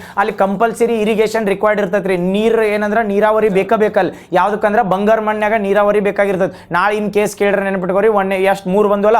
ಬಂಗಾರ ಮಣ್ಣು ಅಂದ್ರೆ ಹಳೆಯ ಮಣ್ಣು ಇರ್ತೈತಿಲ್ಲ, ಹಳೆಯ ಮಣ್ಣು ಇರ್ತೇಳಿ ಹಳಿ ಮಣ್ಣು ಇರ್ತೈತಿ, ಅದು ಫಲವತ್ತಾಗಿರ್ತೈತಿ, ಅಂದ್ರೆ ಫಲವತ್ತತೆ ಕಡಿಮೆ ಇರ್ತೈತಿ. ಬಟ್ ಅದಕ್ಕೆ ಏನು ಬೇಕಂದ್ರೆ ನೀರು ಬೇಕು. ನೀರು ಇತ್ತೇಳಿ ಅದನ್ನ ಏನು ಮಾಡ್ಬೋದು ಅಂದ್ರೆ ಅತಿ ಫರ್ಟೈಲ್ ಮಾಡ್ಬೋದು. ಇದಾದ್ಮೇಲೆ ಇನ್ನು ಬರೋದು ಯಾವ್ದಂದ್ರೆ ಲಾಸ್ಟ್ ಕಾದರ್ ಮಣ್ಣು. ಈ ಕಾದರ್ ಮಣ್ಣಿಗೆ ಏನತ್ತೀವಿ ಅಂದ್ರೆ ನ್ಯೂ ಸಾಯಿಲ್ ಅಥವಾ ನ್ಯೂ ಫಾರ್ಮೇಶನ್ ಅಂತ ಕರಿತೀವಲ್ಲ, ಈ ಕಾದರ್ ಮಣ್ಣಿಗೆ ಏನು ಮಾಡ್ಬೋದು ಅಂದ್ರೆ ಹೈಯೆಸ್ಟ್ ಅಗ್ರಿಕಲ್ಚರ್ ಮಾಡ್ತಿರ್ತಾರೆ. ಈ ಮಣ್ಣು ಎದಕ್ಕೆ ಎಫೆಕ್ಟಿವ್ ಆಗಿರ್ತೈತೆ ಅಂದ್ರೆ ಎಲ್ಲಿಂದು ನ್ಯೂಟ್ರಿಷನ್ ತೊಗೊಂಬಂದಿರ್ತೈತಿ, ಅದ್ರ ನೀರಿನ ಕಂಟೆಂಟ್ ಆಲ್ರೆಡಿ ಇರ್ತೈತಿ. ಹೊಸ ಮಣ್ಣು ಅಂತಂದ್ರೆ ಹೊಸ ಮಣ್ಣಾಗ ಫರ್ಟಿಲೈಸರ್ ಅಥವಾ ಏನಾರ ಹಾಕಿ ಅಗ್ರಿಕಲ್ಚರ್ ಮಾಡ್ಕೋತ ಹೋಗ್ಬೋದು. ಏನಾರ ಕನ್ಫ್ಯೂಷನ್ ಅದೊಂದು ಇಲ್ಲ. ಒಂದೇದ ಹೇಳ್ರಿ, ಒಂದೇದು ಯಾವ್ದು ಬರ್ತೈತಿ ಬಾಬರ್, ಎರಡನೇದ ತೆರಾಯಿ, ಮೂರನೇದ ಬಂಗಾರ, ನಾಲ್ಕನೇದ ಕಾದರ್. ಇದ್ರೊಳಗೆ ಹಳೆಯ ಮಣ್ಣು ಅಂತ ಯಾವ್ದು ಕರೀತಾರ ಬಂಗಾರ. ಇನ್ನೊಂದು ಹೇಳಿಲ್ಲ ಬಂಗಾರ ಮಣ್ಣಿಂದ ಕೇಳಿದ, ಬಂಗಾರ ಮಣ್ಣಾಗ ಕ್ಲೇ ಕಂಟೆಂಟ್ ಅಥವಾ ಸಣ್ಣ ಪೋರಸ್ ಆಕ್ಸೈಡ್ ಇರ್ತಾವೋ ಇಲ್ಲೋ ಅಂತಂದ್ರೆ ಇರಂಗಿಲ್ಲ. ಇದು ನೆನಪಿಟ್ಕೋರಿ, ಯಾಕಂತೇಳಿ ಲೆಸ್ ಪಾರ್ಟಲ್ಲಿ ಇರ್ತೈತಿ, ಅಲ್ಲಿ ಇದನ್ನ ಕ್ಲೇ ಕಂಟೆಂಟ್ ಇರಂಗಿಲ್ಲ. ನೀರು ಯೂಸ್ ಮಾಡ್ಕೋಬೇಕಲ್ಲ, ನೀರು ಯೂಸ್ ಮಾಡ್ರೆ ಅವಾಗ ಸಣ್ಣ ಆಗ್ಬೋದು. ಈ ಕ್ವಶನ್ಗೆ ಆನ್ಸರ್ ಮಾಡಿ ನೋಡು. ಬಂಗಾರ ಹಳೆಯ ಮೆಕ್ಕಲು ಮಣ್ಣು ಕರೆಕ್ಟೋ ತಪ್ಪು? ಕರೆಕ್ಟ್. ಒಂದೇದು. ಎರಡನೇದು, ಇದು ನದಿಗಳಿಂದ ದೂರದಲ್ಲಿರುವ ಎತ್ತರದ ಪ್ರದೇಶದಲ್ಲಿ ಬರ್ತೈತೆ, ಕರೆಕ್ಟೋ ತಪ್ಪು? ನದಿಗಳಿಂದ ದೂರದಲ್ಲಿ ಇರುವುದು ಐತೋ ಇಲ್ಲೋ? ಇನ್ ಕರೆಕ್ಟ್ ಕೇಳ. ದೂರದಿಂದ ಇರ್ತೈತೆ ರೇ, ಕರೆಕ್ಟ್. ನದಿಗಳಿಂದ ರಿವರ್ ಬೇಸಿನಿಂದ ದೂರ ಇರ್ತೈತೋ ಇಲ್ಲೋ? ಹೌದಲ್ಲ. ನಾ ಹಳೆ ಮಣ್ಣು ಐತಲ್ಲ ನದಿಗಳಿಂದ ದೂರ ಇರ್ತದೆ ಅಂದ್ರೆ, ಮತ್ತು ಅದ್ರ ತೆರಾಯಿ ಕಂಪೇರ್ ಮಾಡಿದಾಗ ಭಾಳ ದೂರ ಇರೋದಂದ್ರೆ ಹಿಮಾಲಯನ್ ರೀಸನ್ ಒಳಗೆ ದೂರ ಇರ್ತದೆ. ರಿವರ್ ಬೇಸಿನಿಂದ ಹಳೆಯ ಮಣ್ಣು ಏನಿರ್ತದೆ ಅಂದ್ರೆ ದೂರ ಇರ್ತದೆ, ಕರೆಕ್ಟ್. ಇದು ಎರಡನೇದು. ನೆಕ್ಸ್ಟ್ ಮೂರನೇದು ಏನು ಕೇಳಿದ್ದಂದ್ರೆ, ಇದು ಸಣ್ಣ ಕಣಗಳಿಂದ ಕೂಡಿದ್ದು ಹೆಚ್ಚು ತೇವಾಂಶ ಇಡಬಹುದತ್ತ. ಹೆಚ್ಚು ತೇವಾಂಶ ಹಿಡ್ಕೋತಿತ್ತೇಳಿ ಅದಕ್ಕೆ ಹಳೆಯ ಮಣ್ಣು ಹತ್ತಿದ್ದಿಲ್ಲ ನಾವು. ಯಾಕಂದ್ರೆ ತೇವಾಂಶ ಇದ್ರೆ ನೀರಿಂದ ರೀಸನ್ ಏನೈತೆ ಅದಕ್ಕೆ ಹೇಳಲ್ಲ. ತೇವಾಂಶನ ಹೆಚ್ಚು ಹಿಡ್ಕೊಂಡಂಗಿರಂಗಿಲ್ಲ. ಮತ್ತು ಇನ್ನೊಂದು ಏನಂದ್ರೆ ಸಣ್ಣ ಕಣಗಳು ಇರಂಗಿಲ್ಲ ಅನ್ನೋದಕ್ಕೆ ಏನು ಮಾಡ್ತೀವಿ ಅಂದ್ರೆ ಅದಕ್ಕೆ ಕಂಪಲ್ಸರಿ ನೀರು ಬೇಕಂತೇಳಿ, ನೀರು ಬತ್ತತ್ತೇಳಿ ಅವಾಗ. ಈಗ ಅಕಸ್ಮಾತ್ ನಾವು ಕೊಟ್ಟಿದ್ದು ಸ್ಟೇಟ್ಮೆಂಟ್ ನೀವು ಹೇಳಿದ್ನಲ್ಲ ಮೊದಲು, ಬಂಗಾರ ಮಣ್ಣಿಗೆ ಏನು ಬೇಕಂದ್ರೆ ನೀರು ಕಂಪಲ್ಸರಿ ಬೇಕು, ಇರಿಗೇಷನ್ ಮಾಡ್ಬೇಕಾದ್ರೆ ಲೆಸ್ ಫರ್ಟೈಲ್ ಇರ್ತದೆ. ಅದನ್ನು ನೆನಪಿತ್ತೇಳಿ ಡೈರೆಕ್ಟ್ ಇಲ್ಲಿ ಏನು ಕೇಳಿದ್ರೆ, ಇದು ಸಣ್ಣ ಕಣಗಳಿಂದ ಕೂಡಿದ್ದು ಹೆಚ್ಚು ತೇವಾಂಶ ಹಿಡಿದಿಡಬಲ್ಲದು ಅಂದ್ರೆ, ತೇವಾಂಶ ಆಲ್ರೆಡಿ ಹಿಡಿದಿದ್ರೆ ನೀರಿನ ನೀಡ್ ಏನೈತೆ ಹೌದಲ್ಲ, ಡೈರೆಕ್ಟ್ ಫರ್ಟಿಲೈಸರ್ ಮಾಡ್ಬೋದು. ಅದ್ರ ಸಲ್ಬಂದು ಹೇಳಿ ನೀರು ಹಾಕಬೇಕಾಗತ್ತಂತೆ, ಅದ್ರಾಗ ಏನಿರ್ತದೆ ಅಂದ್ರೆ ತೇವಾಂಶ ಕಡಿಮೆ ಇರ್ತದೆ. ಇದು ತಪ್ಪು. ನಾಲ್ಕನೇದು ಏನು ಬರ್ತಂದ್ರೆ, ಬಂಗಾರನಲ್ಲಿ ಸಾಮಾನ್ಯವಾಗಿ ಕಂಕರ್ ಲೈಮ್ ನೋಡ್ಗಳು ಇರುತ್ತವೆ ಅಂದ್ರೆ, ಕಂಕರ್ ಸಣ್ಣ ಮಣ್ಣಿನ ಕಣಗಳು ಇರ್ತಾವಂದ್ರೆ ಇರ್ತೈತೆ. ಗೊತ್ತಾತಲ್ಲ? ನೆಕ್ಸ್ಟ್ ಇದ್ರದ್ದೊಂದು ರಿಲೇಟೆಡ್ ಕೇಳೋಣ. ಎಲ್ಲಿನೂ ಮಾಡಿದ್ವಲ್ಲ ಮೊನ್ನೆ, ಅದ್ರ ಮೇಲೆ ಡೈರೆಕ್ಟ್ ಕ್ವಶನ್ ಕೇಳ್ತಾನೆ, ಮಾಡಿ ಡಿಸ್ಕಷನ್ ಮಾಡಿದ್ವಿ. ಇದೊಂದು ಮುಗಿತ್ರೆ ಇದ್ರದ್ದು ಮುಗಿತೈತಿ. ಎಲ್ಲಿನೋ ಮೇಲೆ ಕೇಳ್ತಾನೆ ನೋಡ್ರಿ, ಡೈರೆಕ್ಟ್ ಕ್ವಶನ್ ಕೇಳಿದ್ದ ಕೇಳಿ ಮೊದಲು ಇದ್ರದ್ದು ನೀವೇ ಅನಲೈಸ್ ಮಾಡ್ರೆ ಥಿಂಕ್ ಮಾಡಿ ಹೇಳ್ರಿ. ಎಲ್ಲಿನೋ ಅಂತ ಬರ್ತೈತಿಲ್ಲ, ಸಾರಿ ಎಲ್ಲಿನೋ ಮೇಲೆ ಕೇಳಿಲ್ಲ, ಲಾನಿನೋ ಮೇಲೆ ಕೇಳೋಣ. ಲಾನಿನೋ ಆಸ್ಟ್ರೇಲಿಯಾದಲ್ಲಿ ಇತ್ತೀಚಿನ ಪ್ರವಾಹಕ್ಕೆ ಕಾರಣವಾಗಿದೆ ಎಂದು ಶಂಕಿಸಲಾಗಿದೆ. ಲಾನಿನೋ ಮತ್ತು ಎಲ್ಲಿನೋಗಿಂತ ಹೇಗೆ ಭಿನ್ನವಾಗಿದೆ ಅಂತ ಕಂಪೇರ್ ಮಾಡೋಣ. ಲಾನಿನೋ ಮತ್ತು ಎಲ್ಲಿನೋ ಬರ್ತಾವಲ್ಲ, ಆ ಲಾನಿನೋ ಅನ್ನೋದ ಎಲ್ಲಿನೋಕ್ಕಿಂತ ಹೆಂಗೆ ವೆರೈಟಿ ಐತೆ ಅಥವಾ ಎಲ್ಲಿನೋ ಕಂಪೇರ್ ಮಾಡ್ರೆ ಇದು ಏನಂತ ಕೇಳೋಣ. ಆ ಕ್ವಶನ್ ಅನಲೈಸ್ ಮಾಡ್ಕೋತವ್ರಿ. ಲಾನಿನೋ ಎಲ್ಲಿನೋ ಅಂತೂ ಗೊತ್ತದಾವ. ಒಂದನೇದು ಕ್ವಶನ್ ಏನು ಕೊಟ್ಟ ಗೊತ್ತಾನ, ಲಾನಿನೋವು ಸಮಭಾಜಕ ಹಿಂದೂ ಮಹಾಸಾಗರದಲ್ಲಿ ಅಸಾಧಾರಣವಾಗಿ ತಣ್ಣನೆಯ ಸಾಗರ ತಾಪಮಾನದಿಂದ ನಿರೂಪಿತವಾಗಿದೆ. ಆದರೆ ಎಲ್ಲಿನೋ ಸಮಭಾಜಿಕ ಪೆಸಿಫಿಕ್ ನಲ್ಲಿ ಅಸಾಮಾನ್ಯ ಬೆಚ್ಚಗಿನ ಸಾಗರ ತಾಪಮಾನದಿಂದ ನಿರೂಪಿಸಲ್ಪಟ್ಟಿದೆ. ಕರೆಕ್ಟೋ ತಪ್ಪು? ಕರೆಕ್ಟೋ ತಪ್ಪು? ನಾವು ಒಂದನೇ ಕ್ವಶನ್ಯಾಗ ಹಿಂಟ್ ಹೇಳಿದ್ವಿ, ಈ ಲಾನಿನೋ ಎಲ್ಲಿನೋ ಎಫೆಕ್ಟ್ ಎಲ್ಲಕ್ಕವು ಪೆಸಿಫಿಕ್ ಮಹಾಸಾಗರದಾಗ. ಇವು ಒಂದನೇ ಕ್ವಶನ್ಯಾಗ ಏನು ಕೊಟ್ಟ ಗೊತ್ತಾನ, ಲಾನಿನೋವು ಸಮಭಾಜಕದ ಹಿಂದೂ ಮಹಾಸಾಗರದಲ್ಲಿ ಅಂದ. ಹಿಂದೂ ಮಹಾಸಾಗರ ಬಂದ್ರೆ ಒಂದೇದು ಎಲಿಮಿನೇಟ್ ಮಾಡ್ಬಿಡ್ರಿ. ಹೌದಾ? ಇದು ಕ್ವಶನ್ಯಾಗ ಕೊಟ್ಟಾಗ ಹಿಂಗ ಲಾನಿನೋ ಎಲ್ಲಿನೋ ಬತ್ತಂತೇಳಿ ಯಾವಾಗೂ ತಲೆಯಾಗಿಟ್ಕೋರಿ. ಓನ್ಲಿ ಇಂಡಿಯನ್ ಓಷಿಯನ್ ಡೈಪೋಲ್ ಅದು ಬರ್ತಲ್ಲ, ಒಟ್ಟ ಹಿಂದೂ ಮಹಾಸಾಗರಕ್ಕೆ ಸಂಬಂಧ ಬರ್ತಾವು ಅಥವಾ ಇಂಡಿಯನ್ ಓಷನ್ಗೆ ಸಂಬಂಧ ಬರ್ತಾವೆ. ಅದನ್ನ ಬಿಟ್ಟು ಲಾನಿನೋ ಮತ್ತು ಇದನ್ನ ಯಾವ್ದು ಇನ್ನೊಂದು ಕೇಳ್ತಾನಲ್ಲ ಎಲ್ಲಿನೋ, ಇವು ಎರಡು ಬಂದು ಅಂತೇಳಿ ಪೆಸಿಫಿಕ್ ಬಿಟ್ಟು ಎಲ್ಲಿ ಬರಂಗಿಲ್ಲ. ಮತ್ತು ಇವತ್ರದ್ದು ಏನೋ ಡಿಸ್ಟರ್ಬೆನ್ಸ್ ಆಗತ್ತಿಲ್ಲ, ಪೆಸಿಫಿಕ್ನಾಗ ಆಗಿರ್ತೈತಿ. ಅದ್ರದ್ದು ಎಫೆಕ್ಟ್ ಏನು ಬೀಳ್ತೈತಿಲ್ಲ, ಮತ್ತು ಹಿಂದೂ ಮಹಾಸಾಗರದಾಗ ಎಫೆಕ್ಟ್ ಬೀಳ್ತೈತಲ್ಲ, ಅದು ಎಫೆಕ್ಟ್ ಬೀಳೋದು ಇಂಡಿಯಾ ಮೇಲೆ ಎಫೆಕ್ಟ್ ಬೀಳ್ಬೋದು, ಬೇರೆ ಸಾಗರ ಮೇಲೆ ಬೀಳ್ಬೋದು. ಅದ್ರ ವೇರಿಯೇಷನ್ ಅಥವಾ ಏನರ ಕ್ಲೈಮೇಟ್ ಟೆಂಪ್ರೇಚರ್ ವೇರಿಯೇಷನ್ ಹಾಕಿರ್ತಲ್ಲ ಪೆಸಿಫಿಕ್ನಾಗ ಹಾಕಿರ್ತಾನೆ. ಒಂದೇ ಹೇಳಿಕೆದಾಗ ಸ್ಟೇಟ್ಮೆಂಟ್ ತೆಗಿಬೋದಿತ್ತು ಏನಂದ್ರೆ, ಲಾನಿನೋವು ಸಮಭಾಜಕ ಹಿಂದೂ ಮಹಾಸಾಗರದಲ್ಲಿ ಅಂತ ಕೇಳಿದ್ದು. ಕರೆಕ್ಟಾ? ತಪ್ಪು? ತಪ್ಪು ಹೋತ. ನೆಕ್ಸ್ಟ್ ಎರಡನೇದು ಏನು ಕೇಳ್ತಾನೆ, ಎಲ್ಲಿನೋ ಭಾರತದಲ್ಲಿ ನೈಋತ್ಯ ಮಾನ್ಸೂನ್ ಮೇಲೆ ವ್ಯತಿರಿಕ್ತ ಪರಿಣಾಮ ಬೀರುತ್ತದೆ, ಆದರೆ ಲಾನಿನೋ ಮಾನ್ಸೂನ್ ಹವಾಮಾನದ ಮೇಲೆ ಯಾವುದೇ ಪರಿಣಾಮ ಬೀರುವುದಿಲ್ಲ. ನಾನು ತಪ್ಪು ಕರೆಕ್ಟು? ಇದು ಯಾವ್ದ ಎರಡು ತಪ್ಪಲ್ಲ, ಎದ್ರ ಸಲ್ಮಂದ್ ಹೇಳ್ರಿ ಇದು ತಪ್ಪು ಎರಡನೇದ. Very good. ಎರಡೂ ಪರಿಣಾಮ ಬೀಳತ್ತಾವ. ಎರಡೂ ಪರಿಣಾಮ ಹೆಂಗೆ ಬೀಳ್ತಾವ ಅಂದ್ರೆ ಈಗ ನಮ್ಮಲ್ಲಿ ಆಗೋದೇನಂದ್ರೆ ಎಲ್ಲಿನೋ ಇತ್ರ ಮಳಿ ಕಡಿಮೆ ಆಕತಿ, ಲಾನಿನೋ ಇದ್ರೆ ಏನಾಕತ್ತಂದ್ರೆ ಮಳಿ ಹೆಚ್ಚಿಗೆ ಆಕತಿ, ಉಲ್ಟಾ ಆಕತಿ. ಎಲ್ಲರ ಅಕಸ್ಮಾತ್ ತಿಳ್ಕೊರಿ, ಈಗ ನಾವು ಲಾನಿನೋ ಎಫೆಕ್ಟ್ ಅನ್ನತ್ತಿಲ್ಲ, ಮಳಿ ಕಡಿಮೆ ಆಗತ್ತೆ. ಯಾಕಂದ್ರೆ ಉಷ್ಣ ಪ್ರವಾಹ ನಮ್ಮಲ್ಲಿ ಏನು ಮಾಡ್ತೈತೆ ಅಂದ್ರೆ ಮಾಯ್ಶ್ಚರ್ ಕಂಟೆಂಟ್ ಕಡಿಮೆ ಮಾಡಿ ಮಳಿಗಳ ಎಲ್ಲ ಮೋಡ್ದಾಗ ಏನಿರ್ತದಲ್ಲ ನೀರಿನ ಕಂಟೆಂಟ್ ಕಡಿಮೆ ಇರ್ತೈತಿ, ಮಳಿ ಕಡಿಮೆ ಆಕತಿ. ಯಾವ್ದಂದ್ರೆ ಲಾನಿನೋ ಎಫೆಕ್ಟ್ ಇಂದ. ಎಲ್ಲಿನೋ ಎಫೆಕ್ಟ್ ಇಂದ.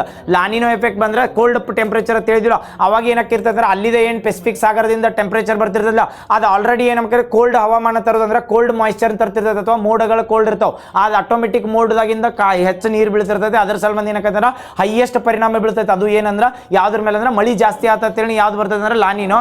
ಎಲ್ಲಿನೋ ಬಂದ್ರೆ ಮಳಿ ಕಡಿಮೆ ಆಕತಿ. ಎರಡು ಗೊತ್ತಾದಲ್ಲ, ಇದ್ರ ಮೇಲೆ ಎಲಿಮಿನೇಟ್ ಮಾಡ್ಬೋದಿತ್ತು. ಇದನ್ನೊಂದು ಕೇಳ ನೋಡಿ, ಇದನ್ನೇ ಡೈರೆಕ್ಟ್ ಕ್ವಶನ್ ಐತಿ.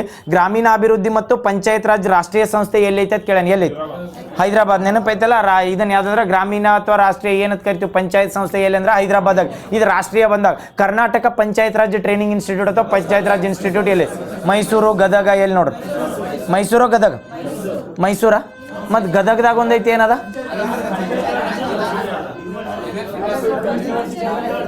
ಗದಗದಾಗ ಏನದ ಹೆಸರು? ಯೂನಿವರ್ಸಿಟಿ ಅಲ್ಲ, ಅದೇನ ಒಂದು ಹೆಸರು ಏನೈತ? ಏನದ ಹೆಸರೇನೋ ಐತಲ್ಲ ಗದಗದಂದ? ಅದ ಹೆಸರೈತೆ ಒಬ್ಬಂದ ಏನೋ.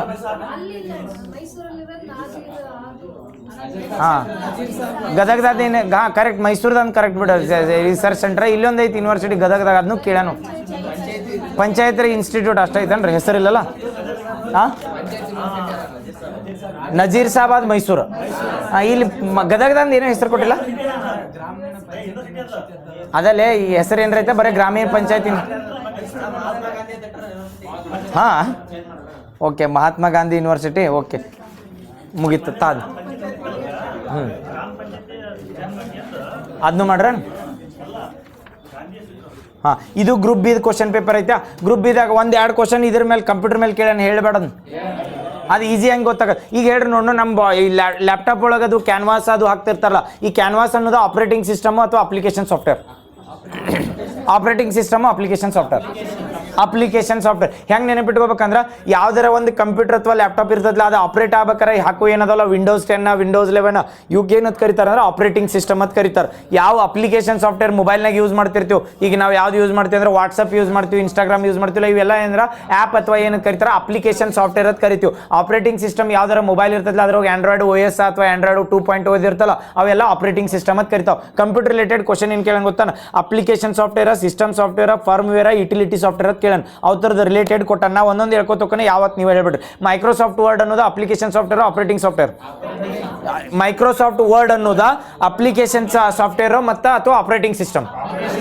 ಅಪ್ಲಿಕೇಶನ್. ನೆನಪಿಟ್ಕೋರಿ, ನಾಳೆ ಯಾವಾಗ ಕೇಳಿ ಮೈಕ್ರೋಸಾಫ್ಟ್ ವರ್ಡ್ ಆಗಲಿ, ಮೈಕ್ರೋಸಾಫ್ಟ್ ಎಕ್ಸೆಲ್ ಆಗಲಿ, ಮೈಕ್ರೋಸಾಫ್ಟ್ ರಿಲೇಟೆಡ್ ಏನೋ ಬರ್ತಾವಲ್ಲ ಅವೆಲ್ಲ ಏನಂದ್ರೆ ಅಪ್ಲಿಕೇಶನ್ ಸಾಫ್ಟ್ವೇರ್. ಯಾಕಂದ್ರೆ ನಾವು ವರ್ಡ್ ಅನ್ನೋದು ಅಪ್ಲಿಕೇಶನ್ ಇರ್ತದೆ, ಅದ್ರೊಳಗೆ ಹೋಗಿ ಟೈಪ್ ಮಾಡ್ತೀವಲ್ಲ. ಎಕ್ಸೆಲ್ ಅನ್ನೋದು ಅಪ್ಲಿಕೇಶನ್ ಇರ್ತದೆ, ಅದ್ರೊಳಗೆ ಹೋಗಿ ಮಾಡ್ತೀವಲ್ಲ, ಅಥವಾ ವೆಬ್ನಾಗ ಓಪ್ ಮಾಡೋದು, ಹೌದಾ ಆಪ್ರೇಟಿಂಗ್ ಸಿಸ್ಟಮ್ ಅಲ್ಲದೇನಂದ್ರೆ ಅಪ್ಲಿಕೇಶನ್ ಸಾಫ್ಟ್ವೇರ್. ನೆಕ್ಸ್ಟ್ ಏನು ಕೇಳೋಣಂದ್ರೆ, ಆಪ್ರೇಟಿಂಗ್ ಸಿಸ್ಟಮ್ ಅನ್ನೋದು ಸಿಸ್ಟಮ್ ಸಾಫ್ಟ್ವೇರ್ ಅಥವಾ ಫರ್ಮ್ವೇರ್ ಅಂತ ಕೇಳೋಣ. ಆಪ್ರೇಟಿಂಗ್ ಸಿಸ್ಟಮ್ ಸಾಫ್ಟ್ವೇರ್ ಅಥವಾ ಫರ್ಮ್ವೇರ್?